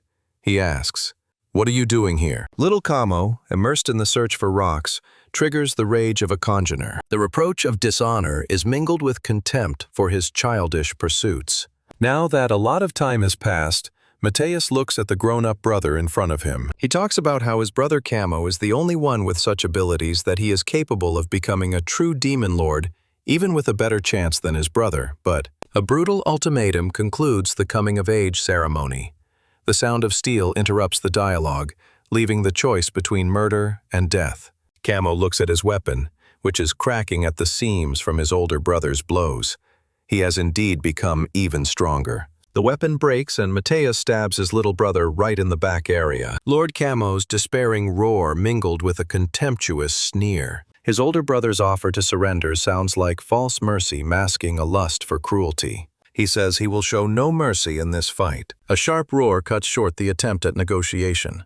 The demand for immediate death without resistance is accompanied by the whistle of a blade. Kamo, in his second breath, strikes multiple blows at his older brother in a fit of hatred. However, the Mateos spreads its wings, and now the Camo flies back. Camo's punch, capable of crushing a mountain, only slightly rocks his opponent. Disappointment at the weakness of the attack is mixed with bewilderment. Kamo stands up, leaning on his sword. The magic circle and spellcasters amplify the enemy to unbelievable limits. The realization of artificial power changes the tactics of confrontation. He strikes at the sectarians who feed off the power of Mateus. The reproach of lack of honor is shattered by the cynical reality of battle. The pragmatism of victory overturns any illusions of noble rules. Mateus talks about forgetting about honesty in a real fight. Everyone will fight on the sly. So now they will fight 2-on-1, Baichi and Kamo against the demon Mateus. The completed ritual fills the enemy with destructive energy. His triumphant laughter buries the last hopes of victory. Now they clash in battle, and the huge demon manages to fend off even the blows of two opponents at the same time. He hits the ground, and with that the wave carries the two guys far away and rocks them. The magic circle enhances the demon to level 55, making it invulnerable to standard tactics. Even stealthy assassins and elemental spellcasters are powerless against its power. Desperation forces the hero to take a risk by activating a forbidden technique. The decision to unlock a new system account becomes the last hope for salvation. Synopsis of the Demon Shiver reveals his origins. A hybrid of angel and dragon, rejected by the worlds. His power is born of pain and betrayal. Activating 25% of the account's power turns the hero into a threat. A single aura pulse is enough to knock back an enemy, changing the balance of combat. The shock of the enemy's power paralyzes the will. The realization of defeat sounds bitter, but the unfinished phrase leaves a hint of a hidden trump card. The new Baichi says that's it. His game is definitely over here. The phrase "demon hunting time" sounds like a sentence. The atmosphere of the scene shifts abruptly from despair to ruthless aggression. The pressure of the aura makes allies tremble. Terror before a master's true power surpasses even the fear of the demon gods. Panic grips the demon, rushing to escape through the gap in the seal. His cowardice contrasts with the hero's determination to finish the battle. A cold question cuts short the escape attempt. The look in his opponent's eyes promises that no one will leave the battlefield without his permission. The character violently breaks free of the grip, his screams mingling with the roar of pain. Each movement only strengthens the enemy's grip, dooming him to a hopeless struggle. But Baichi had already grabbed the hook and was flying towards him at full speed with his sword. And reaching, we see the little Baichi hitting the big demon. A shriek of horror interrupts his attempt to understand what is happening. The demon is furious, demanding an answer, but his voice trembles with fear of the stranger. The demon finally recognizes Baichi as the greatest demon hunter. He promises to see him in the next life. Baichi begins to chop the demon standing on its back. He puts the knife to his head and asks if Marius is ready to die right now. The demon recalls his century-long escape from the hunter. The new enemy is more dangerous. His rage borders on despair at the impossibility of revenge. But then he's surprised. Nothing happens. The knife is still at his throat. He turns around and asks, Baichi, how come? Why doesn't he kill him? The demon lord's mock fear of death sounds provocative. His silence betrays an inner conflict between pride and survival instinct. Marius begins to boil with rage. He doesn't understand how Baichi dares to laugh at him. Baichi says that the fear of death is just the most primitive instinct of man, and even a demon has it. Refusal of the deal is accompanied by a demand for a dignified death. The character's pride does not allow him to become anyone's tool. Baichi changes tactics, seeing the benefit in keeping the enemy safe. The opponent's shock is mixed with disbelief at the sudden mercy. The demon rejects the offer, boasting of his origins. His words emphasize his contempt for humans and former allies like Kamo. Kamo offers to kill him, but the guy suggests using the enemy as a subordinate. The idea of manipulation reveals Baichi's cunning strategy, arousing the Kamo's curiosity. The demon vows to return for revenge, having regained his strength. His threat sounds like an attempt to save face, but his eyes read fear of the future. Pride prevents one from becoming Kamo's subordinate. Even in the face of death, the character prefers to preserve his dignity by rejecting a humiliating deal. Desperate attempts to get through the rift fail. Failure to understand the cause of the blockage increases panic and a sense of entrapment. The claim of controlling the rift robs the demon of its last hope. Bai Chi's calm tone emphasized his absolute power over the situation. Activating the leadership account skill blocks the retreat path. The realization of hopelessness makes the enemy question the meaning of his existence. The question of the demon family confounds the interlocutor. The concept of kinship appears to be the privilege of the elite, not all members of the race. The hierarchy of the demon clans exposes the social divide. 4 great families rule the world, their heads living legends beyond the reach of lesser beings. The mention of the demon god adds mysticism to the lore. Even for the higher demons, he remains a mysterious figure, whose influence is felt but not seen. The reference to the original game emphasizes the paucity of knowledge about the demons. Their role was reduced to background elements, which contrasts with the current depth of the story. The contract offer sounds like a last chance for freedom. Bai Chi's persistence in recruiting the enemy reveals his strategic foresight. The question of the purpose of cooperation is met with an unexpected answer.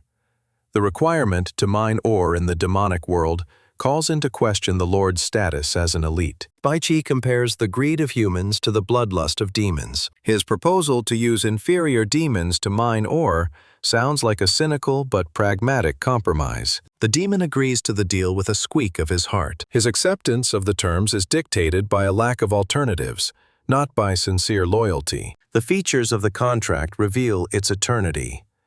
The return to the demon's homeworld is accompanied by Bai Chi's ironic admonition. A system warning restricts entry to the demonic world. Only hunter status allows access, emphasizing male exceptionalism. The shock of the changes in the homeworld paralyzes the demon. His bewilderment is mixed with bitterness from centuries of isolation. The destroyed property and the disappearance of a family shock the Lord. Questions about what happened remain unanswered, adding to the anxiety. The old manager's faint voice interrupts the silence. Its haggard appearance indicates years of suffering under the oppression of invaders. An account of the Ball family's betrayal reveals the reasons for the decline. The seizure of power has turned the demonic world into a totalitarian dictatorship. The Lord's rage explodes with the promise of revenge. His vow to restore the status quo sounds like a last burst of pride in the face of collapse. The demon comments indifferently on the death of his family. His coldness is due to years of neglect by his kin, even after gaining the title of Lord. The man warns not to let revenge interfere with the treaty. The demon admits his weakness, but vows to fulfill his obligations before building up his strength. A gold mine is a thrill to find. Its scale exceeds expectations, opening up unlimited possibilities. The joy of opening a mine is mixed with pragmatism.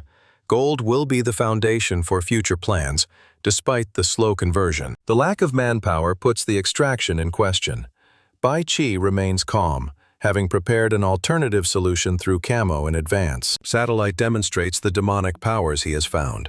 His enthusiasm is overwhelming. Camo gathers surviving demons to work with. The use of even dead creatures emphasizes a pragmatic approach to problem solving. Regret for the fate of the inferior demons flickers in the Lord's words. Their eternal service after death evokes involuntary sympathy. Limiting the leader account reduces mining efficiency. Slow progress is offset by volumes of gold. Confidence in the long-term benefits mitigates frustration with the speed of the processes. They are standing near this mountain, and Bai Chi is thinking that with these resources, he can become the richest man in the world. The scene is moved into the night to some temple or castle. The men quicken their steps as they hear the pursuit approaching. Their movements become chaotic, their breathing hitched from the growing panic. The bodyguards suggest that the boss run ahead, sacrificing himself. Their loyalty borders on willingness to die to save him. There's some demonic debris flying around here too, and hit these bodyguards without leaving a single one of them alive. A guy in a rage tries to understand the motives behind the stranger's surprise attack. Another guard drops dead. His face is contorted with fear. His gold chains are clearly not cheap. A blade appears in front of him. Recognizing his attacker as an elite assassin of the organization shocks the man. His loyalty to the organization collides with the absurdity of the charges. The attacker coldly denies any connection to the organization. Personal revenge becomes the key to unraveling his motives, complicating the conflict. The denial of enmity collides with the reproach of slander. The accusation of destroying good deeds sounds like a mockery of man's principles. The character of the attacker combines bloodthirstiness with vindictiveness. His warning sounds like a lesson. Offenses are not forgotten even after years. A brief word of caution hangs in the air. Every rash statement could be fatal in the world of shadows. But suddenly the boss grabs the guy's leg, even though he's already cut his throat. A mocking offer to stay company exposes the sadistic tendencies of the man with the explosives. The death of an enemy becomes a sophisticated game for the killer. And just after those words, an explosion flashes in front of the guy's face. The scene changes. We see an assassin who argues that the habit of holding grudges has survived even death. The assassin's professionalism is strangely juxtaposed with a child's resentment. The discovery of the biggest base is disappointing in its ordinariness. Expensive reconnaissance led to a gray building in an unremarkable alley. The attacker demands bloody retribution. His words sound like a final verdict, leaving only the illusion of a choice between life and death. A day after Bai Chi left the village, it turns out that the night attack plan has been canceled due to the flood of migrants. Entering the village openly seems safe but risky. The prosperity of the village contradicts intelligence reports. Suspicion falls on Bagus, whose actions may have changed her fate. A glance falls on a child who might know the secrets of the village. His innocence masks a potential key role in the mystery. The traveler introduces himself as a monk, asking for directions to the church. A local man offers help, but his wariness is evident in his gestures. A polite refusal to be escorted ends with a brief farewell. The stranger disappears, leaving a trail of mistrust. The stranger's aura is reminiscent of a mutated headman. The odor of blood and an ominous glow make him a bearer of dark energy. Bai Chi's absence adds to the anxiety. The suspicion that the monk is connected to the arsonists makes the search for an urgent solution. Guy is determined to stop the dangerous guy before he hurts the village. He vows to keep an eye on the enemy until Bai Chi returns. A man notices that his actions have become the object of close observation. The question sounds like a challenge, revealing a hidden confrontation. Suspicion of the interlocutor increases. The boy smells blood, which makes her question the child's ordinariness. The character's face is frozen with a mixture of surprise and alarm. A sharp question about Bugis cuts off the dialogue. The boy tries to justify himself, but his words are lost in the rising tension. She insists on her innocence, inviting him to the banquet. He says he doesn't know no Bugis. The kid says if that's it, he's leaving. The reminder of the delicious food sounds like an attempted distraction. Now there's an object flying towards the guy, which goes boomerang and tears a tendon in the guy's leg. A scream breaks the silence, expressing rage and pain. The guy falls to the floor, unable to stand, and just screams in pain and grabs his leg. The denial of lies provokes a violent reaction. The hero hates deceit. His words are filled with bitterness and disappointment. Despair grips the boy who dreams of becoming Bai Chi's apprentice. The fear of an unjust death haunts him despite his incomplete training. A hissing sound interrupts the dialogue. The man admits that the child didn't seem like a threat, but now the situation has changed. Irritation builds at the dismissive treatment. He pulls out a knife. Resentment turns to anger over the deception. And now the killer kills the little warrior. Regrets for failure. The boy bemoans his weakness, saying that he could not keep his promise to Bai Chi to protect the village. The assassin doesn't understand who Bai Chi is. Confidence resounds in the man's voice. He believes that only Bagus is capable of challenging him in this village. The scene changes, and now we see an alki enjoying wine. His words about being able to drink more sound ironic. It throws a mockery on the weak alcoholic. Someone lies drunk, and those around him demand to continue drinking, ignoring his condition. Shock at what he sees. The man can hardly believe that Dina is in front of him, whose appearance is bewildering. Now the man starts screaming into the night sky, shaking everything around him. A parent's bitter lament. His son has escaped the nightmare, but death still haunts him, leaving unanswered questions. The shock of the heartless act makes the hero search for the culprit. His voice trembles, mixing anger with incomprehension of what is happening. Fear gripped the man, who felt the deadly message from the master for the first time. His body stiffens under the pressure of the invisible threat. The death of a child becomes a turning point. The mentor's aura becomes distorted, filled with a darkness that frightens even his allies. The darkness emanating from the master surpasses the demonic essence. Those around him are at a loss for words as they realize the magnitude of the change. A silent prayer sounds in memory of Dina. The desire for a bright future life for her contrasts with the hardships of the past. The mother's sobs mingle with her plea for her son to rest in the ground rather than be burned. The headman explains the need for cremation because of the threat of mutations. Finally, Bai Chi appears and talks about delaying the cremation for 3 days. It's an order. The woman demands an explanation from the head of the village. Her questions about the child's fate go unanswered, adding to her anxiety. The boy talks about having an idea. He covers Dean's body with a protective ice shield, which will stop the body from decomposing. He talks about finding a way to resurrect Dinah, as well as himself through a magical ritual. The marks on Dina's body point to a professional assassin. Suspicion falls on an agent from the Dark Round Table, whose audacity challenges Bai Chi's authority. The man activates the leader's system ability to search for the perpetrator. Data calibration begins to identify the perpetrator. The intruder's mark is displayed on the map. The system tracks its movements, revealing the intruder's position in real time. The certainty that the killer has not yet left the village is reinforced by the data. A plan of action is formed with cold calculation. Vowing to avenge Dean sounds like an inevitable promise. Even the chance of his resurrection doesn't stop the thirst for justice. The scene changes. The discovery of a fragment of the world's soul beneath the village is shocking.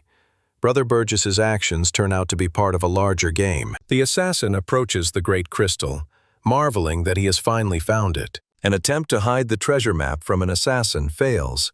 Suspicions of the enemy's secret information grow. A triumphant grin accompanied the discovery of the soul fragment. All of Burgess's manipulations only made the killer's task easier. Just as suddenly, Bai Chi appears behind his back along with his revenge blade. He makes his back kick, but bad things have happened. The speed of the attack draws a chuckle. The stranger asks who this is. Bai Chi introduces himself as the one who came to complete his life once and for all. The man assesses his new opponent's equipment, noting its quality. He mockingly compares the attack to a food delivery. The joy of sudden luck overwhelms the bastard. His laughter reflects his confidence in his suddenly increased chances. The enemy's speed is surprising. Dexterity is noteworthy, but pure pumping of characteristics does not replace skills. The enemy's actions are swift and deadly. Each blow is aimed at vulnerable points, confirming his professionalism. The opponent's level is equal, but the killer's instincts are superior.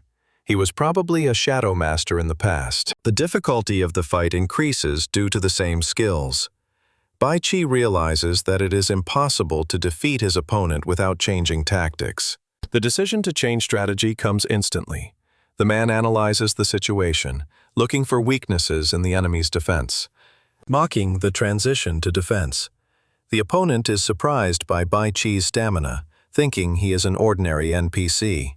The demand to summon Burgess sounds like provocation. The man ignores the challenge, focusing on his current opponent. Agreeing to fight Burgess ends with a decisive action. The hero is ready for a new stage of confrontation. The shock of discovering Burgess's gear. Questions about its provenance remain unanswered, heightening tensions. Revealing his identity as the Reborn shocks the enemy. Suspicions of Burgess's switch at the meeting add to the intrigue. Regret for underestimating his opponent.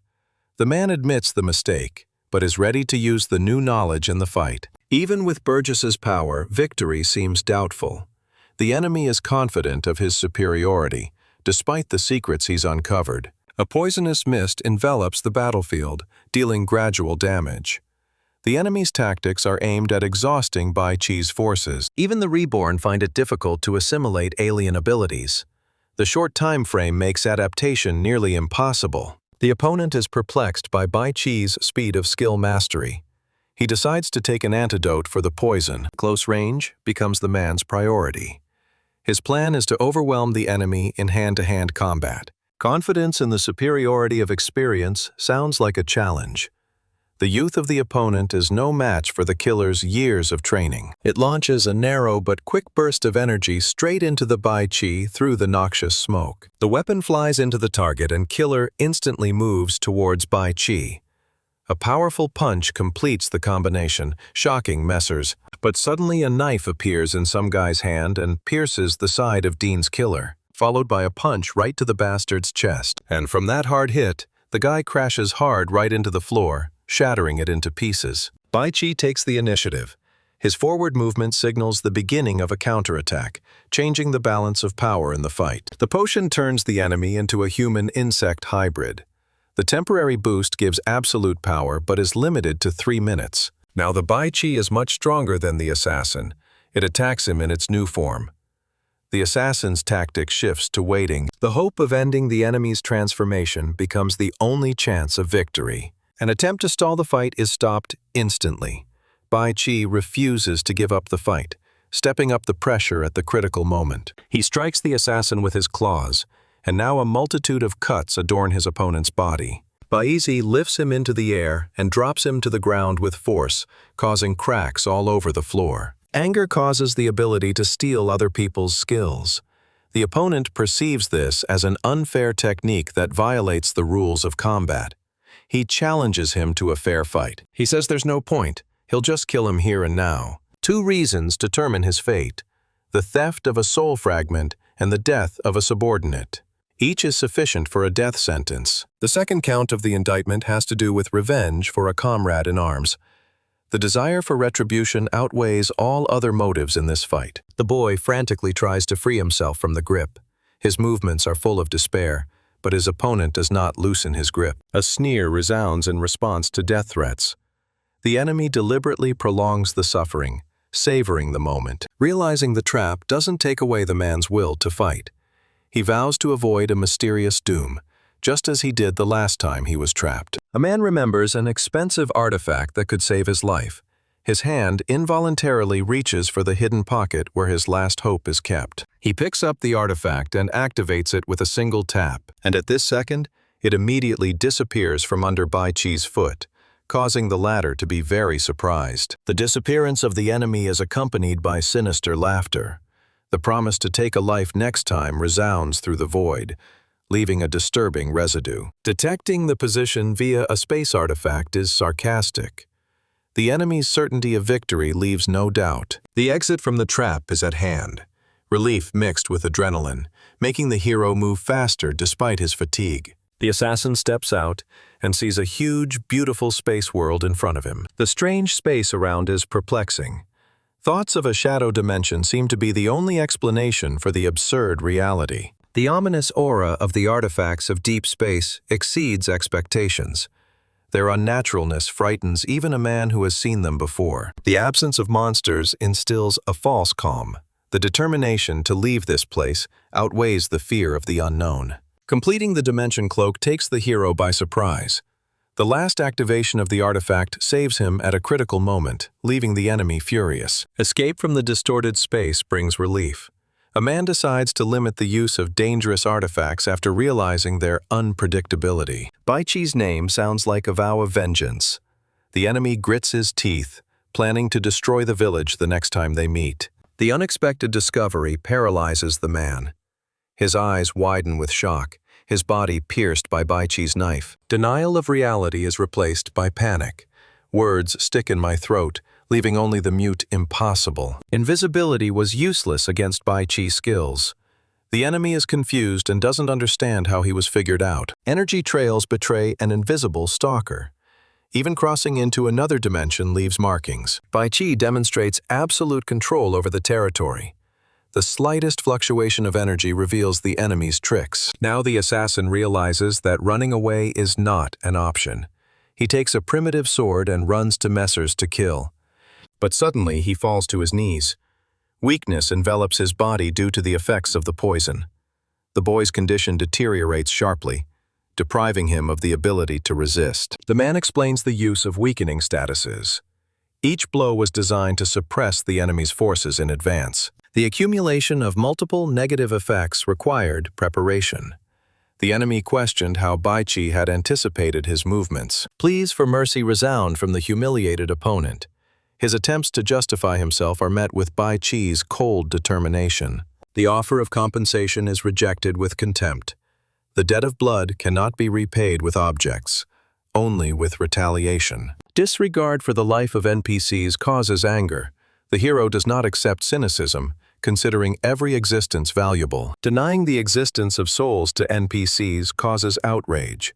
Baichi accuses the enemy of meaningless existence and declares retribution. The desperate cry is interrupted by a fatal blow from one of the warriors. The last words of the enemy remain unfinished. Anger over Dina's death turns to rage. The man vows to destroy the offender, leaving no chance for salvation. Some time passes, and now the murderer hangs hanging from a tree beaten up. He begins to wake up after a severe beating and slowly opens his eyes. He looks down at the child he killed. The realization of Baichi's motive comes late. The enemy realizes that he was left alive for a chance to resurrect Dina. Mockery is heard in response to hope. 3 days have passed, the miracle has not happened, and the child's resurrection is declared impossible. The last day expired with no result. Regrets of failure mingle with the bitterness of the unfulfilled promise to save Dina. Comforting words are heard through the mother's cries. The belief that Dina has found peace soothes the pain, but does not erase the guilt. They all watch as everything around Dean's body burns. Now it's all decided. The order to set fire to the enemy's body sounds like a ritual. His death should be a symbolic laying at the foot of Dina's memory. The death threats are lost in the flames. The Dark Reborn's certainty of vengeance only emphasizes the futility of their attempts. He looks down and sees the child's body on fire. It makes him regret all his decisions. Baichi walks away from the cremation site with sadness on his face. He now only wishes for the death of the kid's killer. But suddenly he turns around. Someone calls out to him and tells him that the flame is somehow wrong. He sees the camo point to a huge spherical flame that is clearly beyond the usual flames. The fire doesn't burn the boy but swirls around him. Baichi looks at all of this and doesn't realize if it means what he thinks it means. Everyone looks up in amazement and sees. The resurrected Dina has risen from the fire. Now he is also resurrected. The boy walks out to them out of the flames, right in front of the rest of the villagers. They look at him and ask if it's real Dina. How could he do that? Everyone around him comes up and marvels in shock at his ability.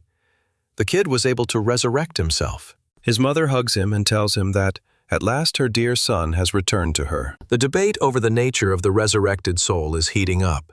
The killer says he may have the soul of an angel or a demon, but the resurrected Baichi himself denies losing his memories of his past life. The kid approaches the killer, and he replies that he's almost dead.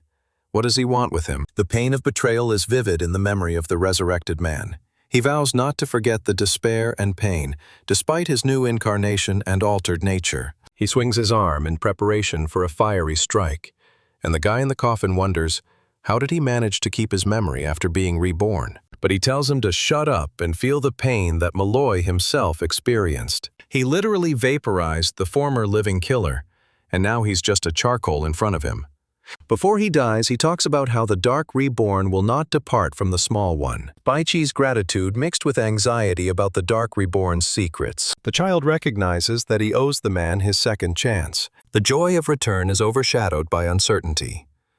The softness in Baichi's voice masks the fear of the unknown of the child's new identity. Suddenly, the little guy sends a bunch of fireballs towards Baichi. The power of the attack shocks those around her.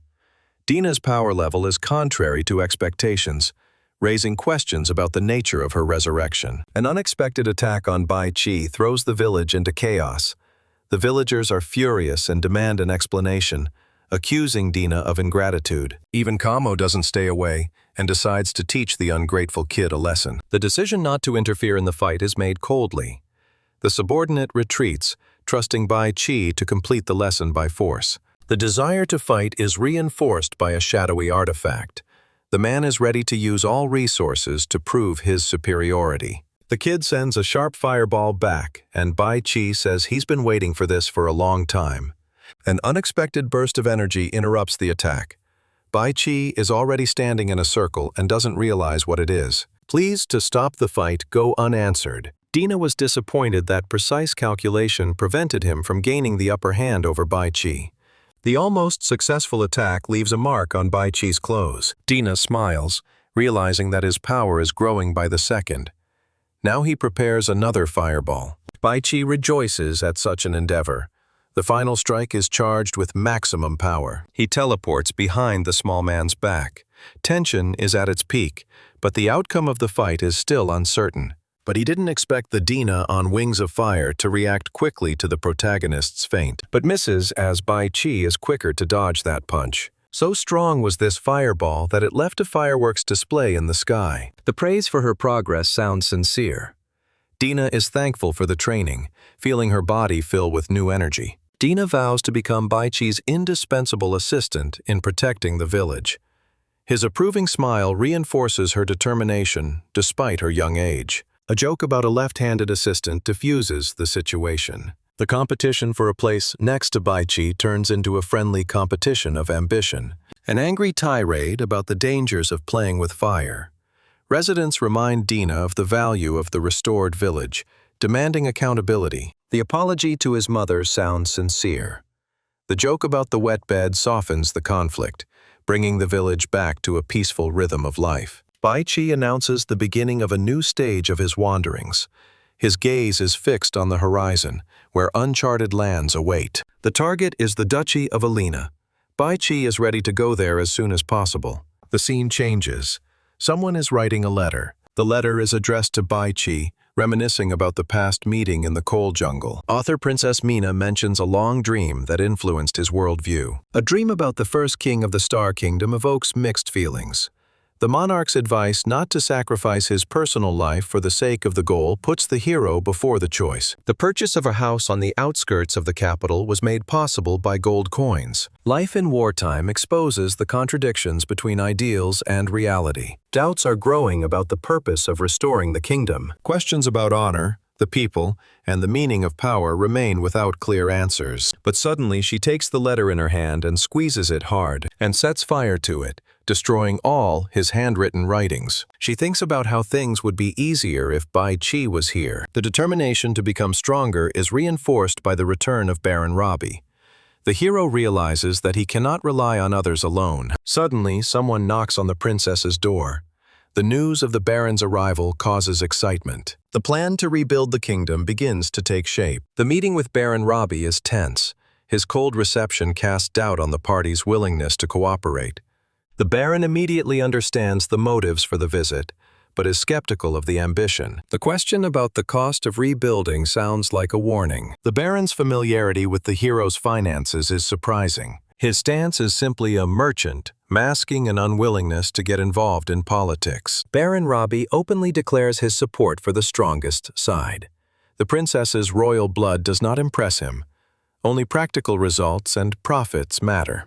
Respect for the dream is coupled with harsh reality. The Baron calls the princess's ambitions childish until there is real power behind them. The refusal to risk resources sounds definitive. The Baron requires proof of stature before considering an alliance with the princess. The discovery of the holographic projection shocks the satellites. Anger at the Baron's arrogance is mixed with resentment at the royal family's neglect. Recognizing the Baron's rightness cools the fervor.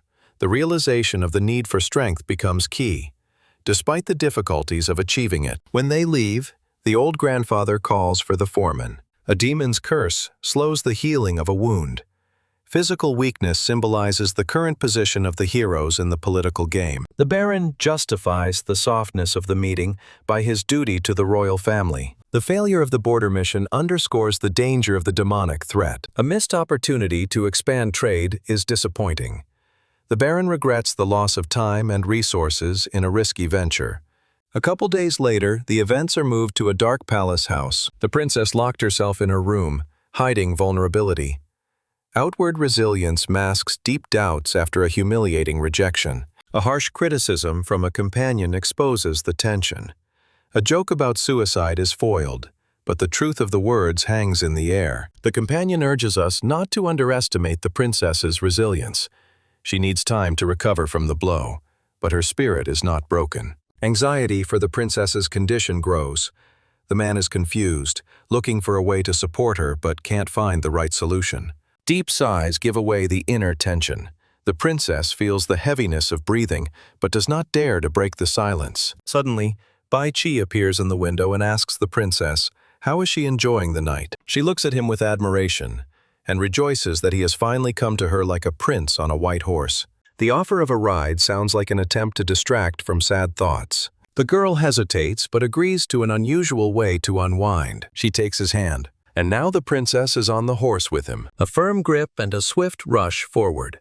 The movement emphasized Bai Qi's determination to show something important. Now the horse grew wings and they flew on. They were flying over a beautiful lake, a magical and fairy tale forest with beautiful pollen around it. Even went very high in the sky, almost reaching the moon. The princess was very happy in these moments. Yes, and Bai Qi was glad that he was able to cheer the girl up. They now stopped at a site opposite a large castle. The mood question sounds soft. The girl thanks for the walk, temporarily letting go of anxieties, but not completely getting rid of them. The comparison between the capitals is nostalgic.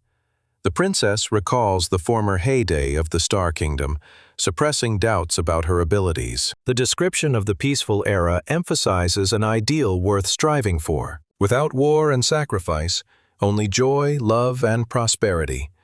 That is the ideal of life. Bai Qi's words become a pillar of support for the princess who has lost her faith. Gratitude is mixed with a sense of purpose. The girl sees the man as a guide, sent by fate at a critical moment. Bai Qi's skills are impressive even in the little things.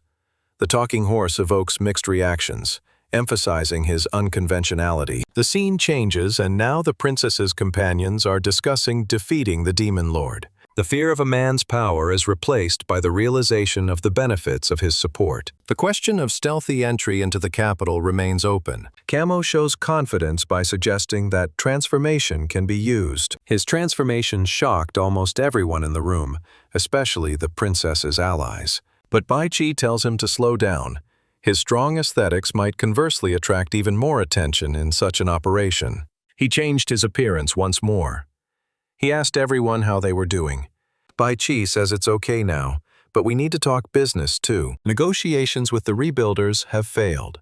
The heroes are forced to find alternative ways without relying on outside help. Finding hidden allies is made more difficult by the lack of connections. Restorers remain a ghostly hope without clear guidelines. The restorers' inexperience makes them elusive. A new plan requires an unconventional approach to circumvent their stealth. He now comes up with a new plan that will cause them to have to join the protagonist's team themselves. The idea of creating a cult around Princess Mina is controversial. Her popularity could be the key to uniting the nation. The risk of revealing the identity of the princess is balanced by the potential rewards. The National Idol project is born in a crisis.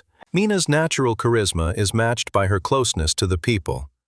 A demonstration of strength and kindness can strengthen faith in the restoration of the kingdom. The strategy of revealing the personality of the princess after her elevation as an idol acquires clear contours. The group counts on the effect of surprise to increase the impact on the people. A communication crystal from deep space becomes the key to the plan. Doubts about the success of negotiations with Baron Robbie do not stop decisive action.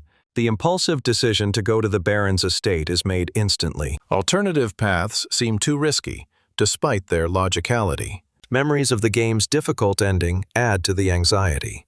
The actual battle with Mina and the First King looks even more frightening. Past experience fighting bosses seems insignificant. Even perfect skills do not guarantee victory in current conditions. He realizes that if he doesn't take action on this, the whole action will just turn into a bloody nightmare. The scene shifts forward in time. We now see a castle with a huge soul stone behind it. We see a crowd of people enthusiastically watching the wedding from above. The realization of Mina's reality flips perception. Her presence is no longer part of the game, but a living threat or ally. This is the wedding of Mina and Bai Qi. Moral choice precludes a violent ending. The hero rejects the path of violence, seeking peace even in the midst of chaos. Determination to achieve a happy ending overwhelms Bai Qi. His actions now focus only on resolving conflicts peacefully and saving lives. The path to a perfect ending is full of challenges. The heroes realize that every decision they make affects the fate of the kingdom and its inhabitants. This is where Bai Chi's adventures temporarily end, but the writing team will announce new projects.